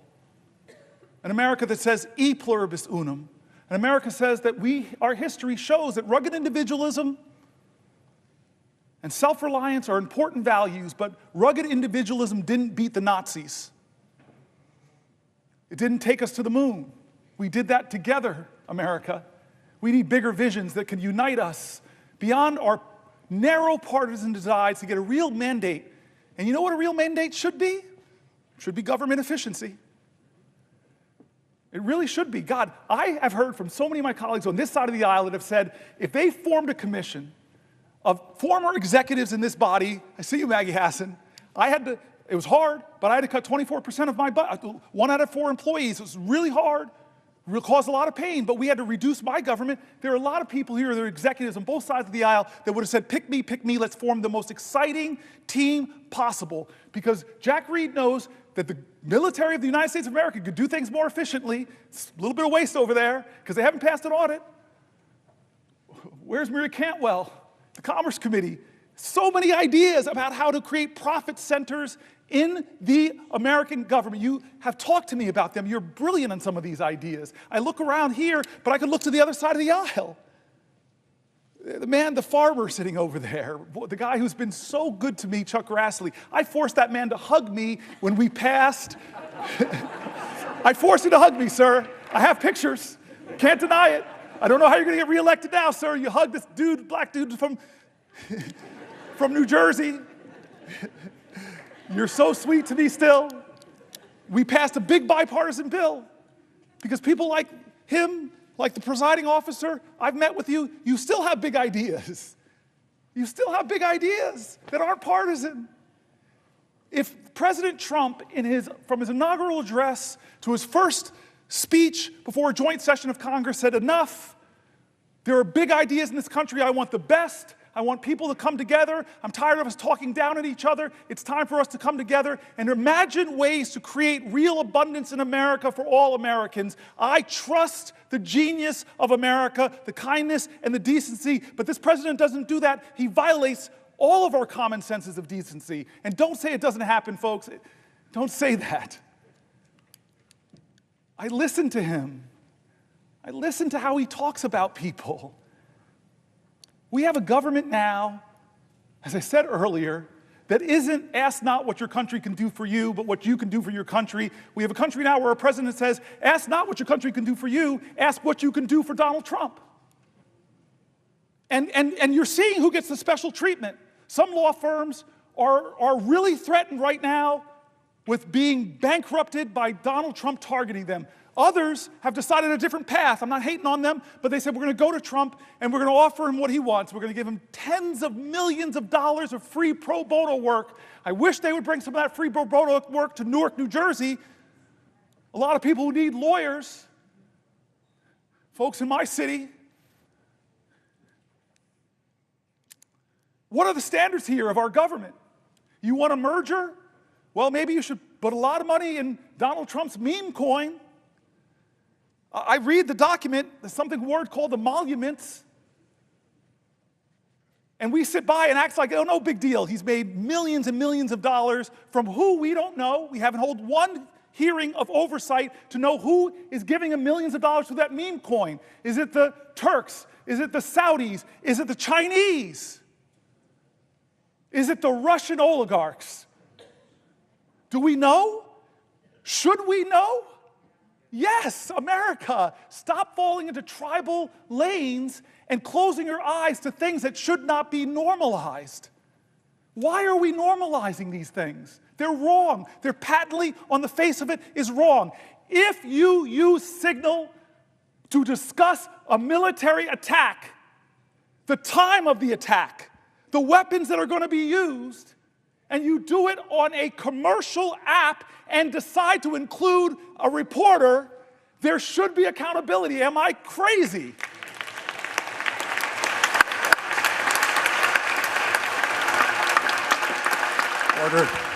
Order. Ladies and gentlemen, let me just remind you, expressions of approval and disapproval are not permitted by the gallery. Thank you. He was forced to say that. Look at you, defiant man.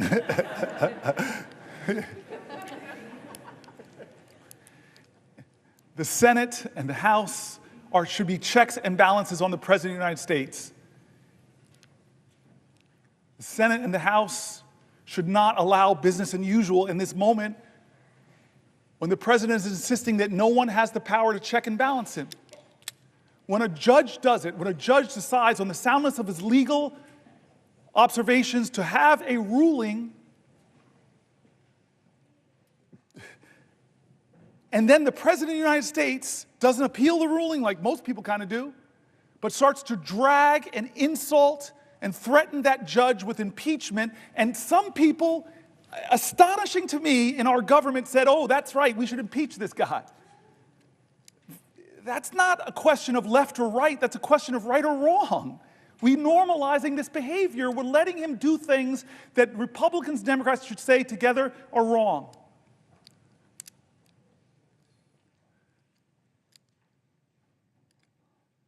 And so I want to say, I'm going to stop soon.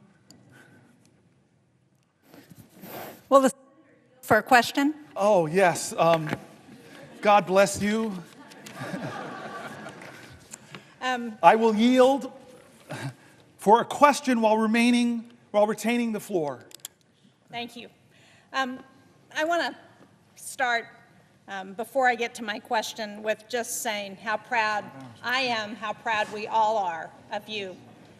And I think I'm old enough to remember Strom Thurmond's filibuster. I can remember being in high school and seeing the news every night and the reporters coming from the steps of the Capitol because they were filibustering the Civil Rights Bill. And what I'm proud of is that your focus on democracy and the opportunities that democracy opens up for all of our rights, in my mind, cancels out what Strom Thurmond did to prevent African Americans and others from getting the rights they deserve in this country. So I'm proud of that.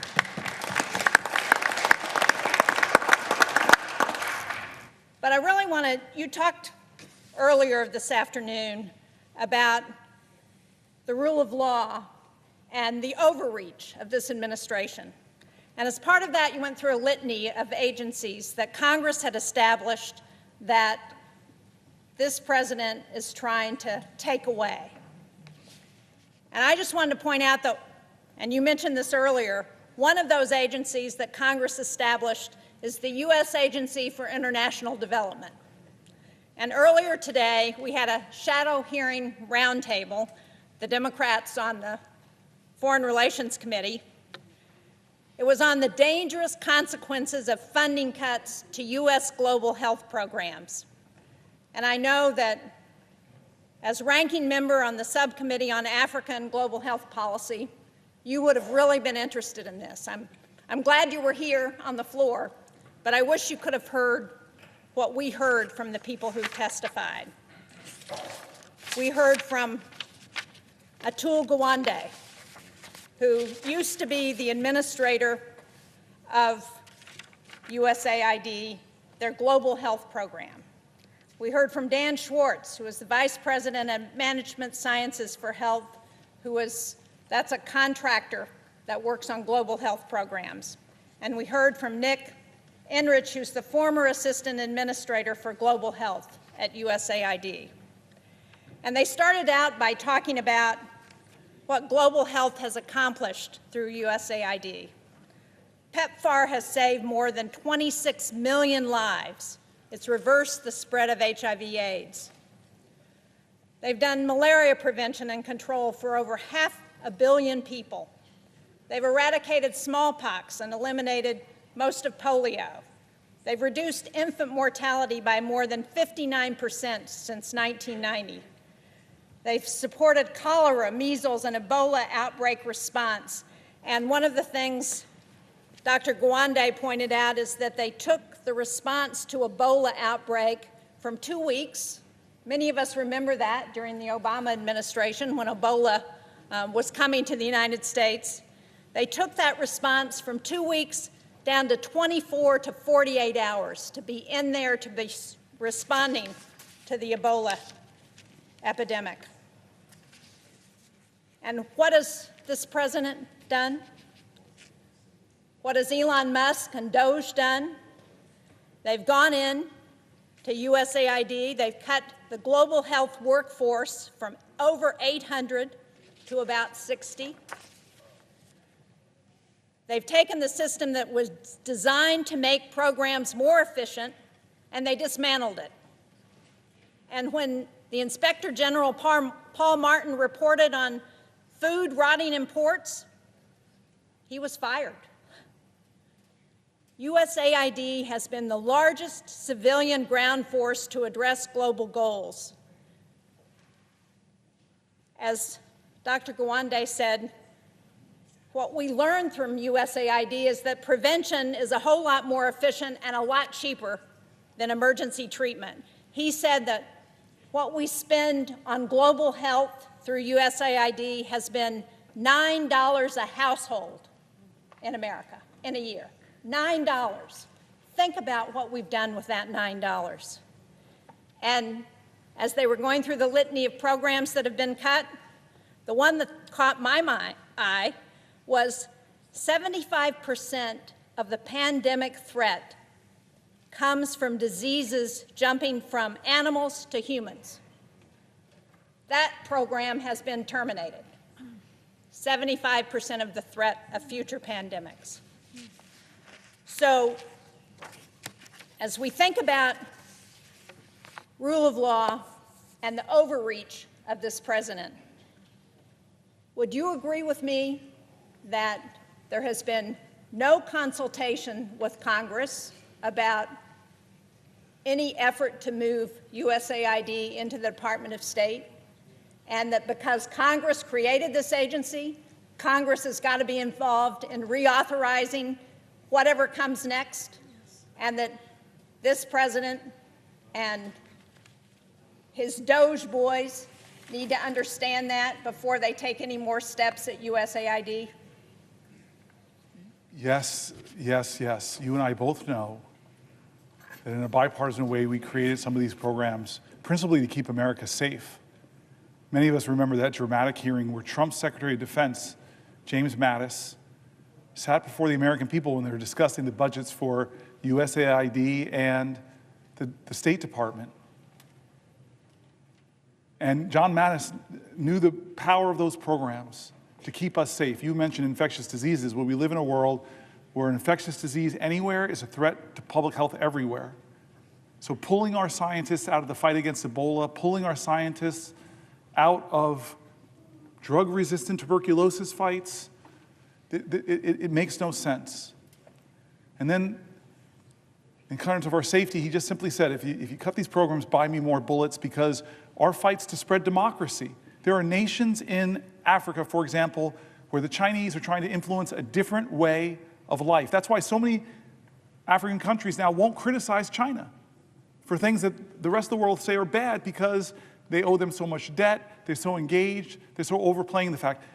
Chris Coons said something, I think it was Chris Coons said something painful earlier about Myanmar.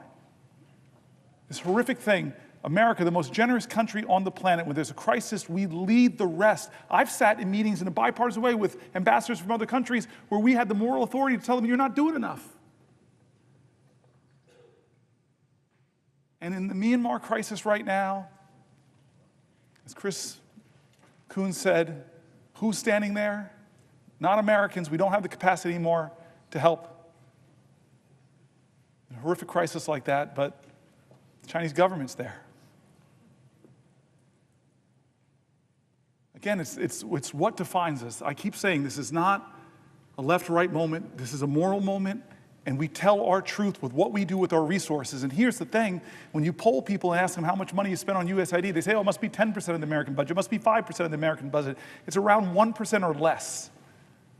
A penny of what tax dollars you send down to Washington goes to help us to make sure that around the globe we're countering the hard power of some countries with the power of our light and our soft power. We have been the envy of the world, where people see and know how special America is because we live the value of every major religion, that we're going to love our neighbors, we're going to be there for you in your times of need. And we all know, with a terrorist group from far away to the most horrific attack,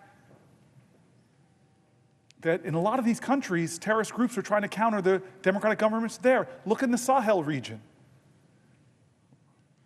Look what's happening. When I was in Nigeria, I was shocked to say what they're talking about, instabilities in the north, the threats of terrorism in the north. I'm going to go for 7 more minutes and stop, but I want to use these last 7 minutes to return one more time to the people of my state and actually other states who demanded we do things different,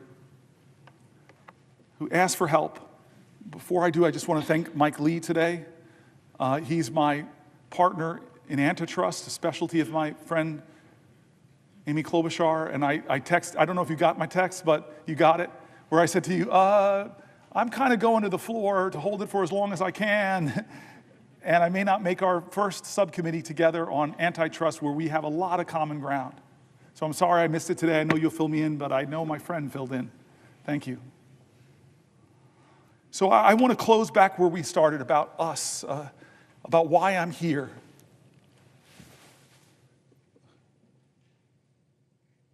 I believe that there is an urgent crisis in our country that we are not talking about. It's not a left-right crisis, it's a right-wrong crisis. It's a moral moment, and again, in America, that's going to define our character, about who we are and what we stand for. There's a threat to the bedrock commitments we've made to each other as a country. People are threatening that bedrock commitment of Social Security. They're calling it a Ponzi scheme. They're making up absolute lies about it. When I read American after American who said that that is their lifeline, they told stories that if they don't get their Social Security payment, or they get caught up because nobody's answering their calls, if the rural Social Security office, I read states, red and blue, where they're closing Social Security offices. If I now have to drive not 100 miles, but 150 miles at 93 years old, it doesn't quite make sense. One of my colleagues stood up here and said, that's already cutting benefits if you can't access the folks.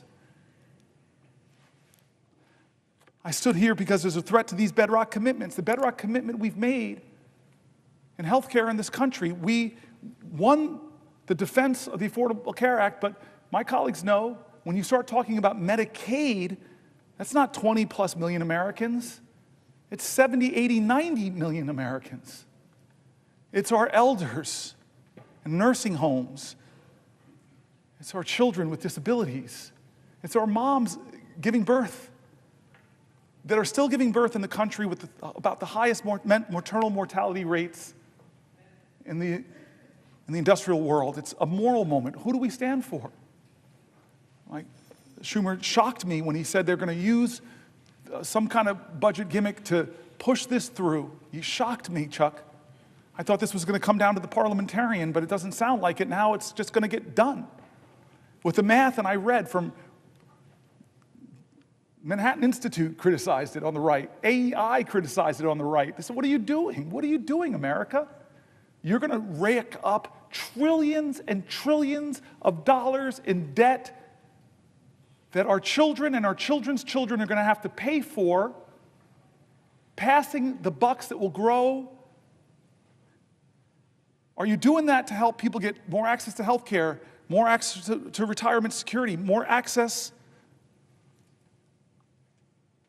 to the things we believe in, big ideas like universal child care, paid family leave? No, we're doing that in order to renew the tax cuts that I read conservative budget folks, moderate budget folks, all across the spectrum who said it will blow up our deficit. And the benefits of those tax cuts, not all, let's not use hyperbole, but most will go to the richest people in our country who I promise you, I celebrate people who've brought their ingenuity and their expertise and their grit and their tireless work who've built wealth in this country. Should not be us versus them, but I'm telling you that those folks do not need another tax cut. And the corporations who came here, you all remembered, said we would like a 25% rate. The people I read said that when we kicked it to 21, not even what they were asking for from 35, it exploded. One of the main reasons it exploded our debt. And we read from conservative groups who just said all these promises that we would grow our way out of our deficit, they didn't materialize. All the promises that were made. Trump, for those who don't remember or weren't here when I read it, was going around telling folks that, oh, my tariffs, this is 2017, my tariffs, the money that I get, that will be what we could pay down the debt. The math that they did was that would account for about 1/750th of the debt at that time. But he used that money to try to compensate the farmers that he was hurting with his tariffs. This is a moral moment, and people are getting hurt, and people are afraid because of the threats to Medicaid cuts. There were people writing in and said, $880 billion would devastate me, but even small cuts to services, my whole family, fragile architecture of our finances, if you just pull out the transportation money that my disabled child uses, that will crumble my financial world. And so when you talk about the bigger cuts, we know the math. Many states who expanded Medicare have a trigger that if it goes below 90%, all the Medicare expansion goes off in that state and millions of Americans will be hurt. That's not right, guys. That's not right. And so this is the choices we have before us. Our veterans and the VA. I'm mad at you now. You made me get very emotional with your story. We read John McCain's story. We read the stories of the poems of the unknown soldier looking over us and saying, what are you doing to the Gold Star families? What are you doing to the veterans? Are you living up to your promises that you made? Well, right now, with the cuts of tens of thousands, over 80,000 veterans who work for the VA, but even more, because about 20% or so of all federal workers are veterans. And we read stories from veterans in America who are shaken by what's happening, who are losing their jobs but yet all they want to do is serve. They're not what they're being called. They're not leeches. They're not criminals. They shouldn't be degraded for wanting to continue to serve their nation. This is what we're talking about, our veterans, our seniors, our health care, our financial security going forward. I asked the question to all those people who voted for Donald Trump, who believed in him that he would lower your grocery prices. I asked you, look at your financial self. Are you better off than you were 72 years ago financially? Well, the answer for most people who believed in him is no, because he didn't set out to do anything to lower prices. He set out to rename the Gulf of Mexico, to threaten Canada, to say I'm going to take over Greenland. He's done a lot of things, 140 executive orders. Many of them actually drive up your costs, make it more expensive to enroll in the ACA, reduce a lot of the tax credits there. He's increased your costs. He's taxed your bedrock services. Stock market tumbles, your 401k accounts are less. Inflation is up. Consumer confidence is down. This is what the voices we brought into this chamber, the voices of our constituents, red states, blue states, the voices of Democrats and Republicans, Republican governors, Democratic governors, we brought all the people that are saying, no, this is a moral moment, not left or right, right or wrong. And so I've tried over the last 25 hours and 1 minute to center the conversation back on what will we do of good conscience. People who are saying, I served this country, I risked my life, shouldn't be able to keep my job. People are saying, this country once made itself the envy of the world because we invested in high quality education for every child. I don't like what's going on at the end of the Department of Education. People are saying, I worked harder than I ever have, but the prices on everything in my life are getting higher. People who are saying that the America I learned about in school, the one where people's rights are protected, the people are saying that why are we yet again going through another healthcare battle that threatens millions of people, the people are saying that I'm worried about the financial security and the future of my country, the voices of folks. And so I end by saying simply this, where I started was John Lewis. I don't know how to solve this. I don't know how to stop us from going down this road. Chuck Schumer's now told me that they're greasing the skids to do these things. I'm sorry, but I know who does have the power. The people of the United States of America. The power of the people is greater than the people in power. It is time to heed the words of the man I began this whole thing with, John Lewis. I beg folks to take his example of his early days where he made himself determined to show his love for his country at a time the country didn't love him, to love this country so much, to be such a patriot that he endured beatings savagely on the Edmund Pettus Bridge, at lunch counters, on freedom rides. He said he had to do something. He would not normalize a moment like this. He would not just go along with business as usual. He wouldn't know how to solve it. But there's one thing that he would do that I hope we all can do that I think I did a little bit of tonight.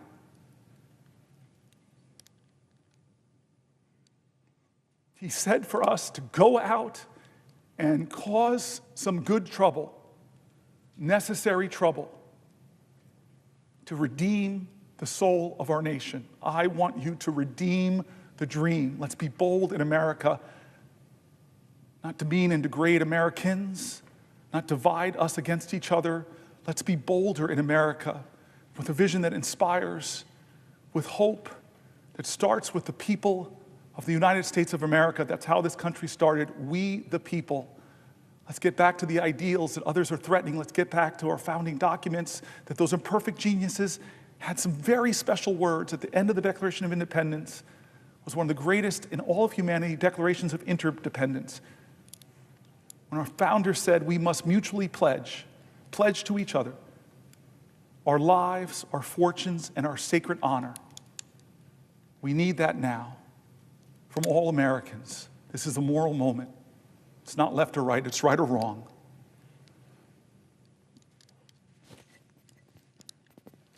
Let's get in good trouble. My friend, Madam President, I yield the floor.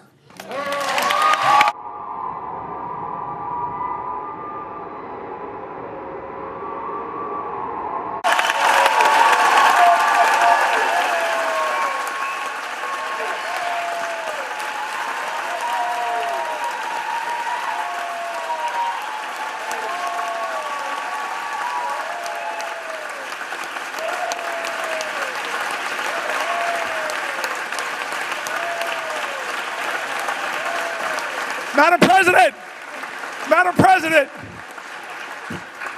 thank you to the pages, thank you to the parliamentarian staff, thank you to the clerks, thank you to the doorkeepers. There are so many people that make this place special. I kept you up all night, kept you up 24 hours. I just want to say thank you. Thank you, everybody.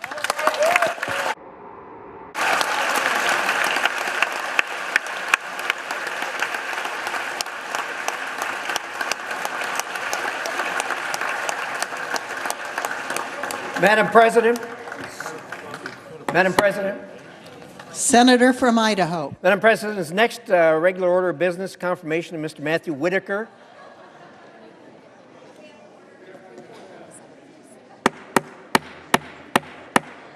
Order in the Senate, please. Order in the galleries.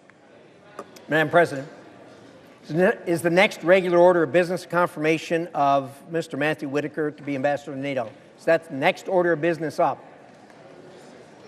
It is. Thank you. I'd ask unanimous consent that myself and the senator from Iowa be permitted to speak each 3 minutes, and immediately upon conclusion of that, we proceed to the vote on the confirmation.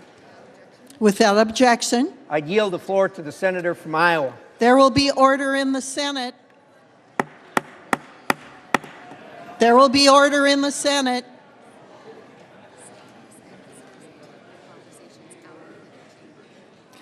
Senators and visitors will take their conversations out of the chamber.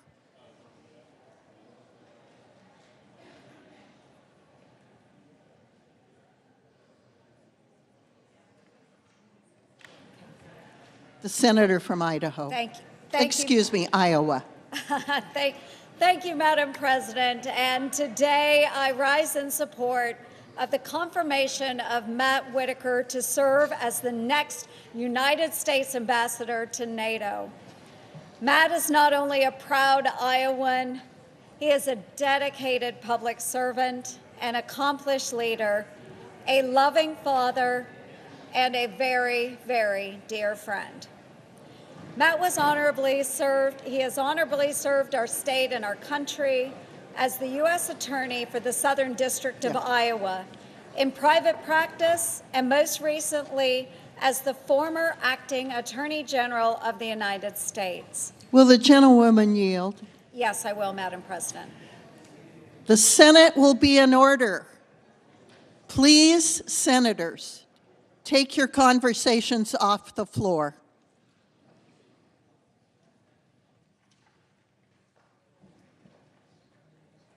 The gentlewoman from Iowa may proceed. Thank you, Madam President. Matt and I first crossed paths during the 2014 U.S. Senate primary in Iowa. What began as opponents in a race turned into a mutual respect and ultimately a strong friendship. Since 2014, Matt has supported me in countless ways, offering wise counsel and keen insight on the issues facing our state, nation, and our world today. While some may just brush it off as Iowa nice, I believe this is a clear demonstration of Matt's character. He's willing to put differences aside, strengthen relationships, and put our country over politics. Over the last few years, during exchanges with NATO allies, a consistent theme emerged: the need for American leadership, a willingness to speak hard truths and encourage our partners to step up. Matt's experience has prepared him for this aspect of the job. With decades of law enforcement experience and having served as acting Attorney General, Matt has successfully collaborated across many organizations and jurisdictions. He understands the evolving threats our nation and our allies face, from terrorism to cyber warfare to transnational crime. His experiences navigating complex security challenges will make him an asset to NATO and a force for strengthening our alliances. Matt Whitaker is a principled leader with a proven track record. Under President Trump's peace through strength approach, I have no doubt that Matt will be an effective advocate for America's interests and a champion of our national strategy. I urge my colleagues to support his nomination. He is the right leader at the right time for this critical role. Thank you, Madam President. I yield to the gentleman from Idaho. Thank you, Madam President. I rise today in support of President Trump's nominee to be ambassador to NATO, Mr. Matthew Whitaker. First, the good news. NATO remains more than ever relevant to the security of the United States and to Europe. NATO is stronger today than it has ever been. Putin made a horrible mistake when he attacked Ukraine, thinking he would split NATO. He did not split NATO. He made it stronger. Indeed, we've added 2 additional nations to NATO, and Putin has picked up another 800 miles of border with NATO. Now the concern. Unfortunately, some NATO members have taken the alliance and America's support of it for granted. Our European allies have left the heavy financial lifting to us, and by many of their own admissions, have not pulled their weight in defense spending. Dramatic investment from NATO members in our collective defense is absolutely necessary. Mr. Whitaker, as our next ambassador to NATO, will help President Trump preserve the fidelity, commitment, and integrity of NATO. He will encourage our allies to rise to meet the challenges of an increasingly dangerous world.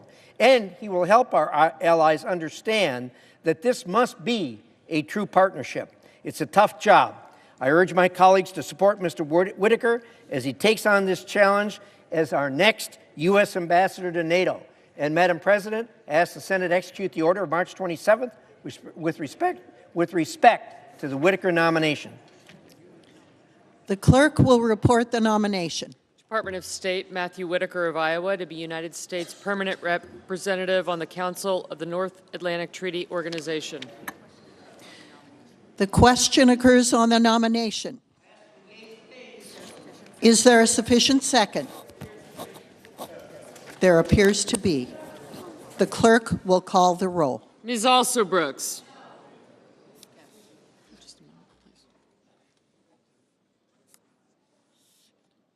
Thank you. Thank you.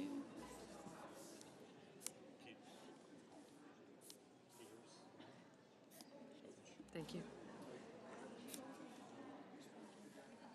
Thank you.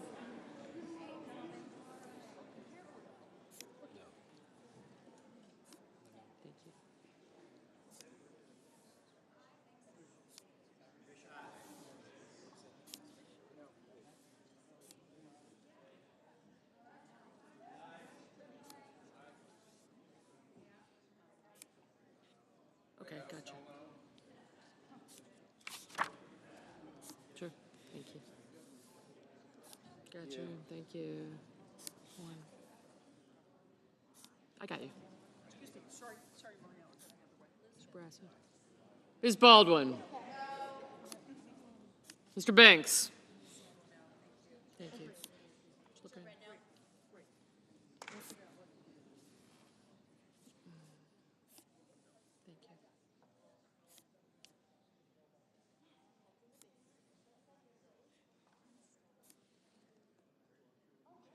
Yeah, I'll get him in a second.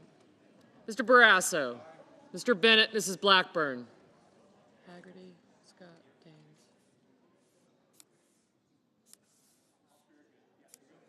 Rose, I got him. I've got other guys. Thank you.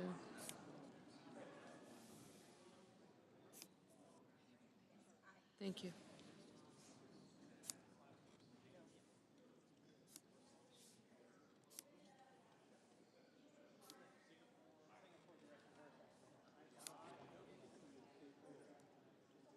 Mr. Blumenthal, Ms. Blunt Rochester.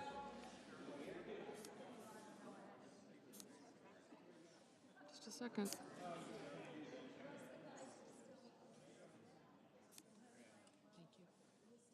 you. You too.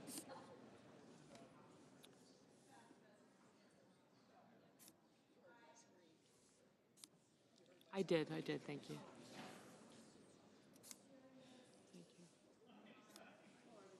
Mr. Booker, Mr. Bozeman, Mrs. Britt. Yes, for me. Thank you. Mr. Budd, Ms. Cantwell, Mrs. Capito, Mr. Cassidy, Ms. Collins, Mr. Coons, Mr. Cornyn, Ms. Cortez Masto, Mr. Cotton, Mr. Kramer, Mr. Crapo, Mr. Cruz, Mr. Curtis, Mr. Daines, Ms. Duckworth, Mr. Durbin, Ms. Ernst, Mr. Fetterman, Mrs. Fisher, Mr. Gallego, Mrs. Gillibrand, Mr. Graham, Mr. Grassley, Mr. Haggerty, Ms. Hassan, Mr. Hawley, Mr. Heinrich, Mr. Hickenlooper, Ms. Hirono, Mr. Hoven, Mr. Husted, Mrs. Hyde-Smith, Mr. Johnson, Mr. Justice, Mr. Kane, Mr. Kelly, Mr. Kennedy, Mr. Kim, Mr. King, Ms. Klobuchar, Mr. Lankford, Mr. Lee,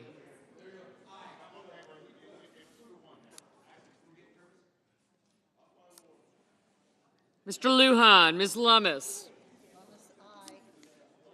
Mr. Markey,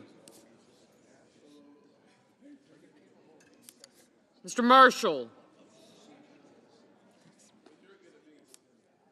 Mr. McConnell, Mr. McCormick, Mr. Merkley, Mrs. Moody. Thank you.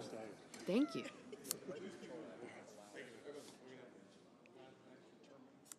I got you. You guys picked out your evening.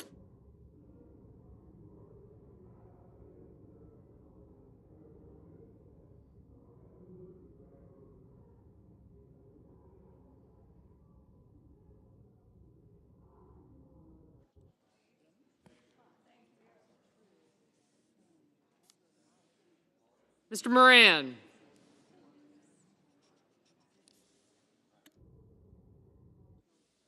Mr. Marino, Mr. Mullen, Ms. Murkowski, Mr. Murphy, Mrs. Murray, Mr. Ossoff, Mr. Padilla, Mr. Paul, Mr. Peters, Mr. Reed, Mr. Ricketts, Mr. Risch, Ms. Rosen, Mr. Rounds, Mr. Sanders, Mr. Schatz, Mr. Schiff, Mr. Schmidt, Mr. Schumer, Mr. Scott of Florida, Mr. Scott of South Carolina, Mrs. Shaheen, Mr. Sheehy, Ms. Slotkin, Ms. Smith, Mr. Sullivan, Mr. Thune, Mr. Tillis, Mr. Tuberville, Mr. Van Hollen, Mr. Warner, Mr. Warnock, Ms. Warren, Mr. Welch, Mr. Whitehouse, Mr. Wicker, Mr. Wyden, Mr. Young.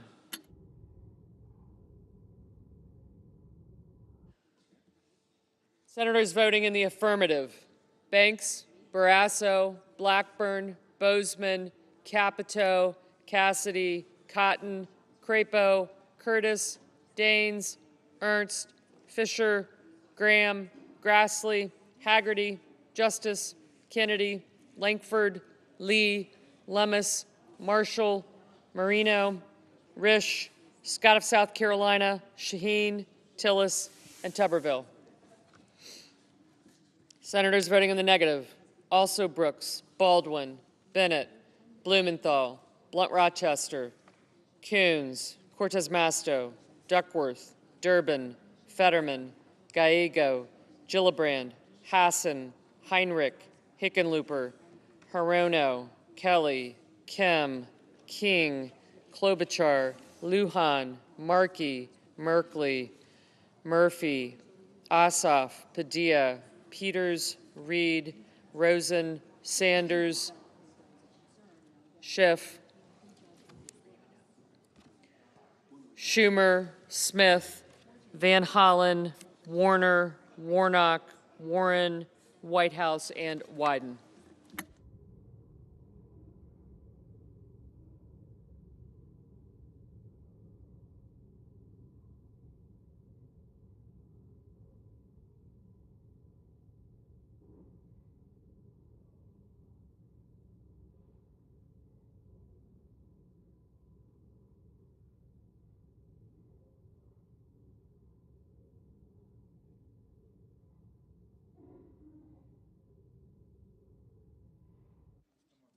Mr. Scott of Florida, aye.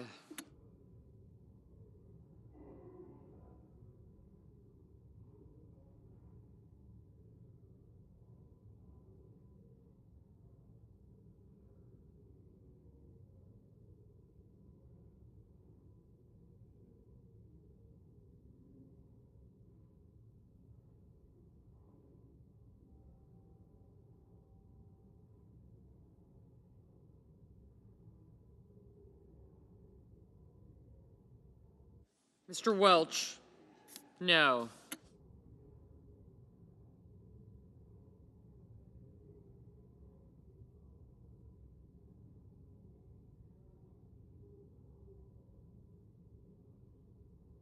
Ms. Murkowski, aye. Mr. Kramer, aye.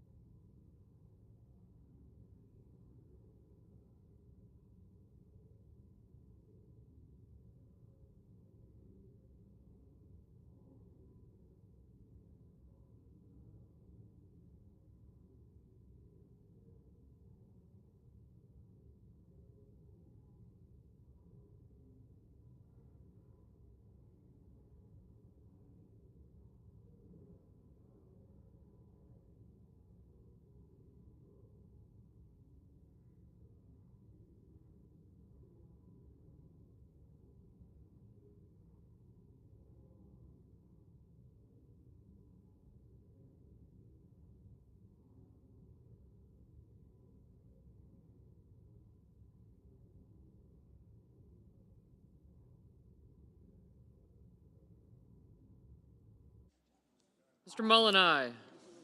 Mr. Wicker, aye.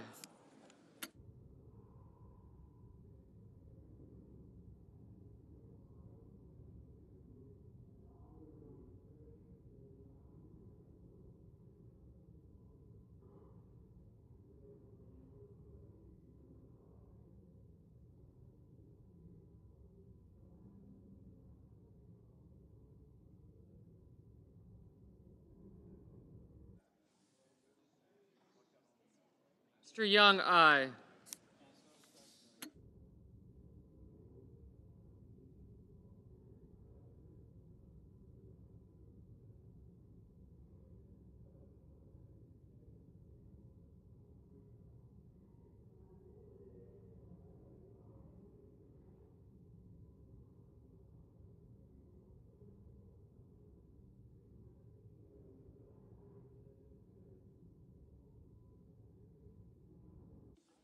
Mr. Kane, no.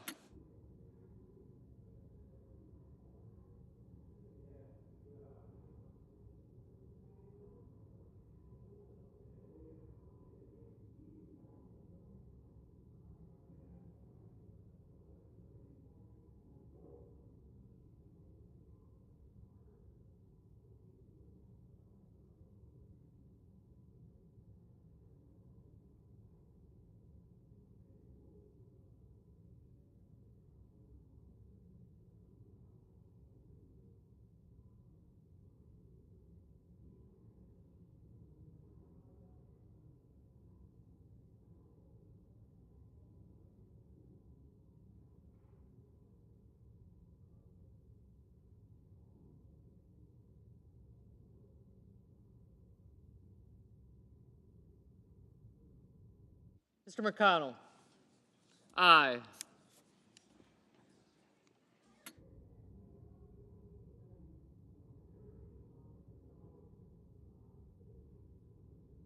Mrs. Britt, aye. Mr. Sullivan, aye.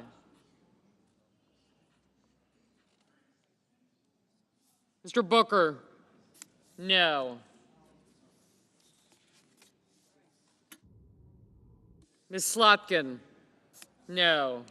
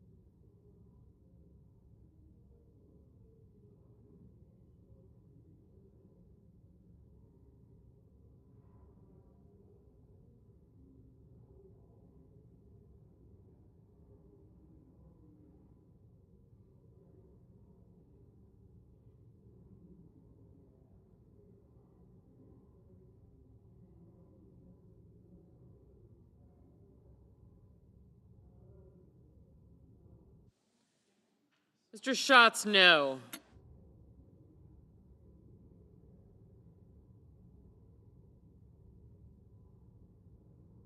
Mr. McCormick, aye.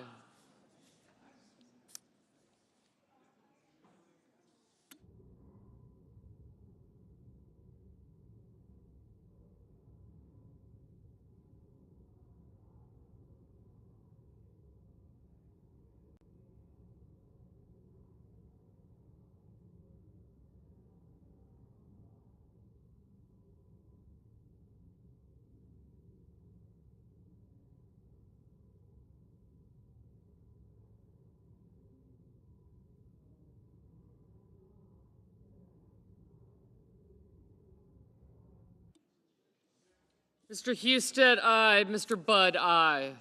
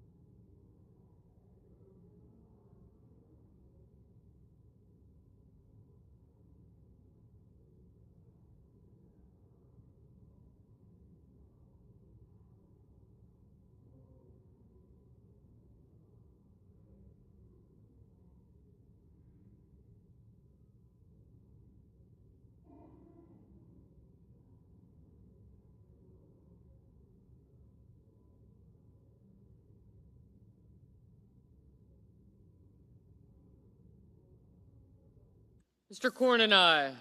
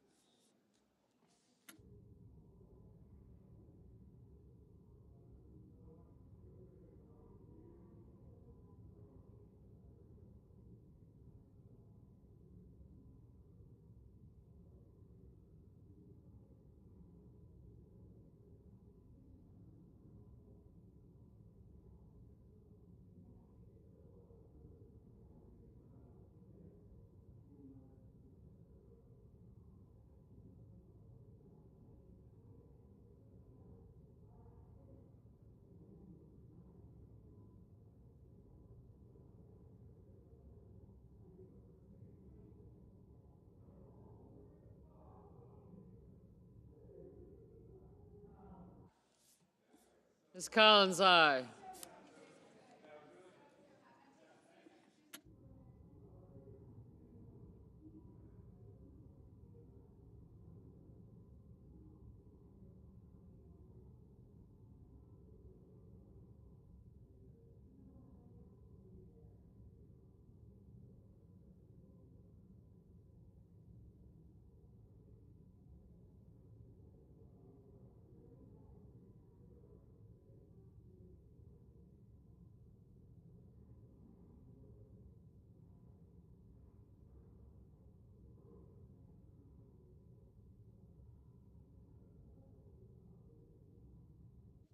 Mr. Johnson, aye.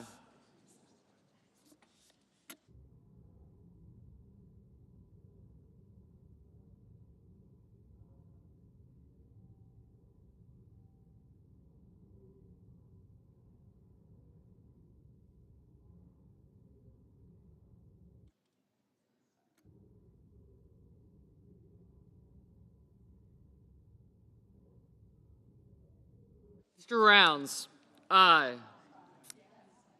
Mr. Sheehy, aye.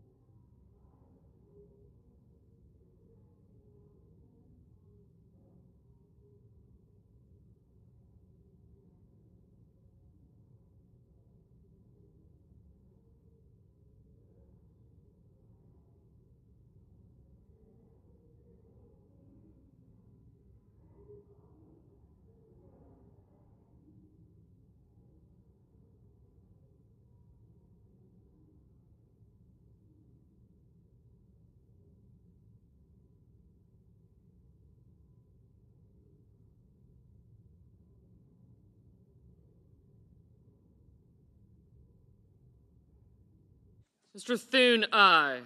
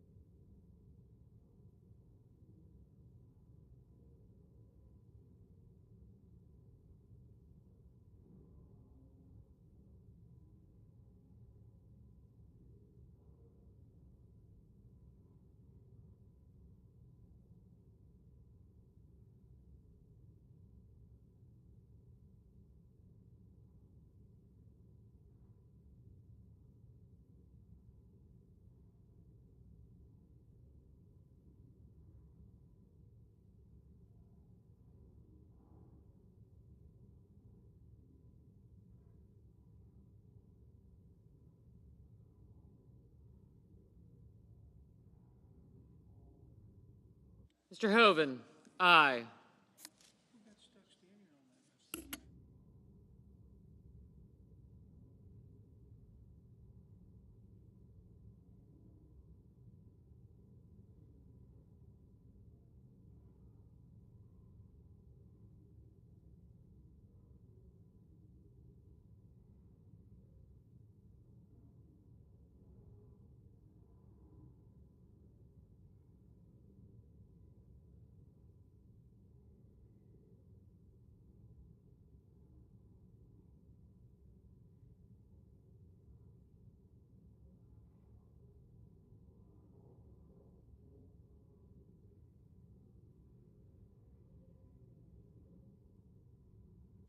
Mrs. Moody, aye.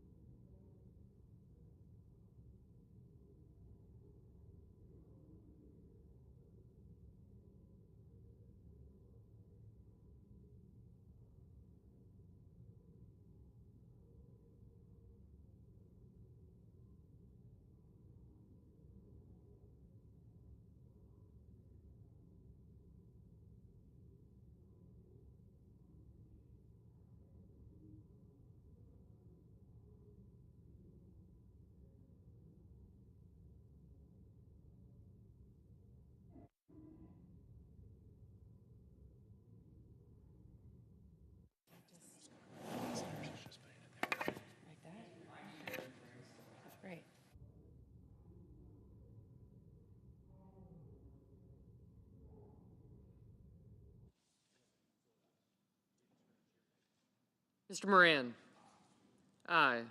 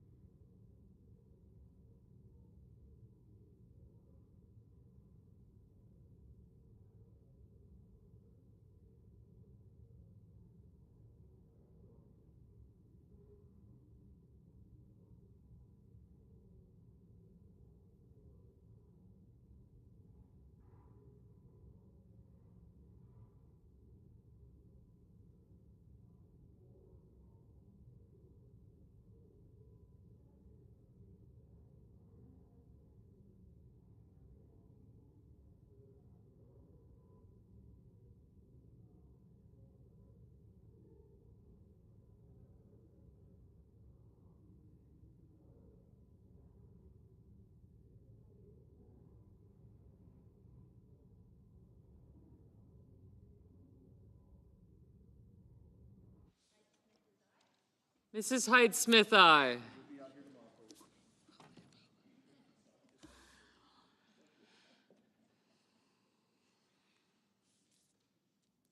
Is Cantwell coming back?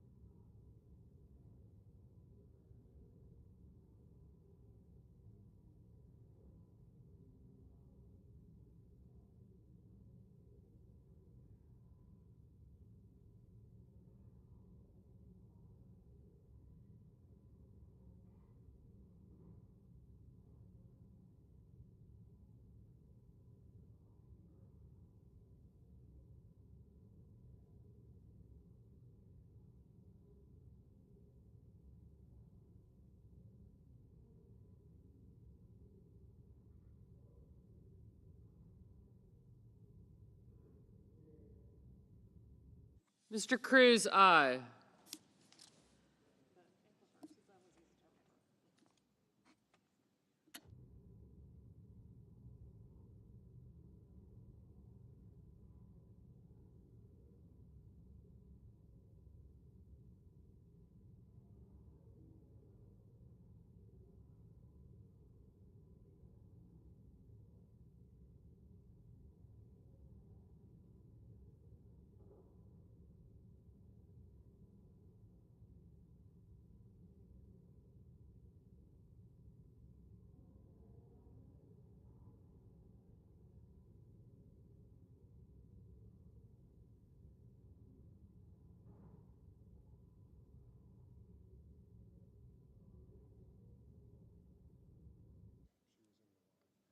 Ms. Cantwell, no.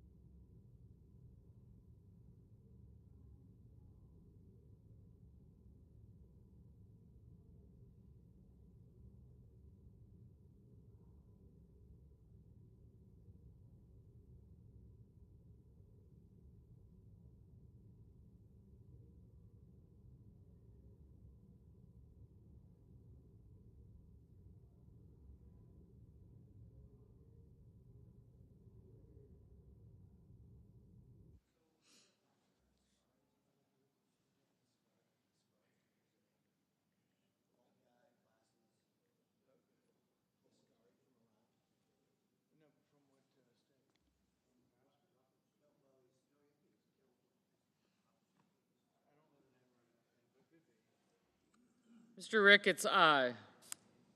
Mr. Paul, aye.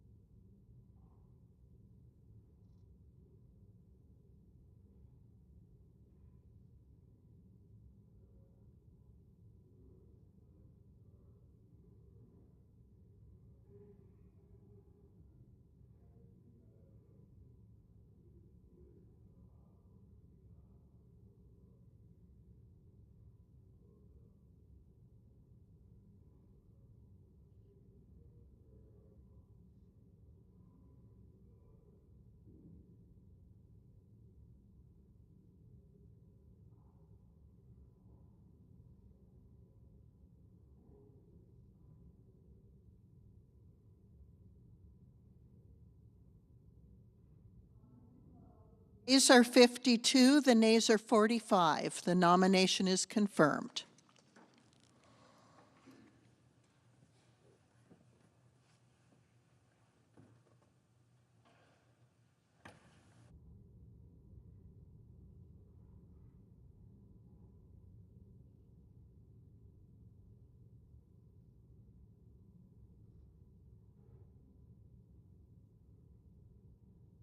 Madam President.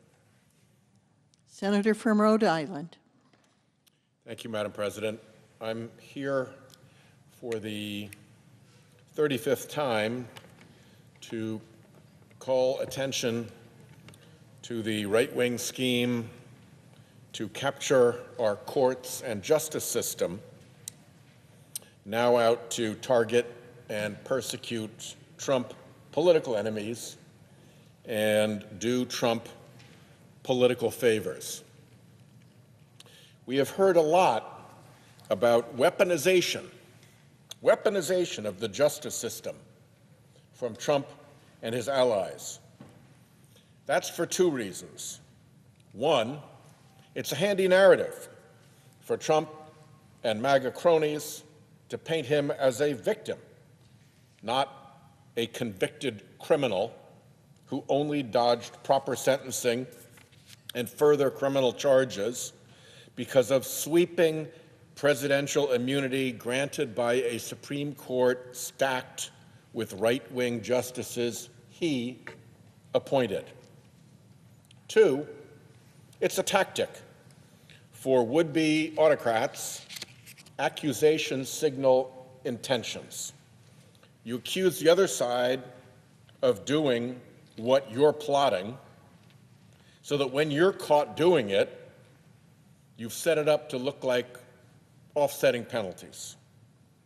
Accusations signal intentions. And sure enough, now there's real weaponization of the justice system unfolding before our eyes. I'm going to take a minute and drill down into one episode. It begins with a climate fund, duly created and appropriated by Congress, maintained after the funds were disbursed at a private bank, and overseen by EPA. But MAGA's dear leader claims, falsely, that climate change is a hoax. That's his catchphrase for the truest things he doesn't like. So this climate fund became a MAGA target. There is a problem, however. The Constitution limits the president's veto power over congressional spending, both with a time limit and the right of Congress to override. And the time limit to veto these funds had been over for years. The funds were properly appropriated back in August 2022, when President Biden signed the Inflation Reduction Act. The grants were awarded in April 2024, giving recipients legal rights to the funds. And then they were distributed to the bank as fiscal agent for the recipients, all in regular order. Enter Trump's corrupt Justice Department through two colossal Trump suck-ups. The acting Deputy Attorney General, Emil Bovee, and Ed Martin, the interim United States Attorney for the District of Columbia. Martin is an activist MAGA type, a lawyer for January 6 attackers, who had criticized this fund even before he was appointed interim. Bovee and Martin cooked up asking Martin's U.S. Attorney's Office to freeze the climate fund by opening a criminal investigation so they could assert that the ongoing investigation justified the freeze. Their problem? They couldn't point to a crime. Oops. The career criminal division chief, an experienced veteran prosecutor at the U.S. Attorney's Office, pointed out that launching a criminal investigation without evidence of a crime, what prosecutors call predication, is a violation of prosecutorial ethics and Department of Justice policy. That warning from the career prosecutors to MAGA Martin, that's red flag 1. But the MAGA U.S. attorney didn't listen to that warning from his career staff. Instead, he demanded that the career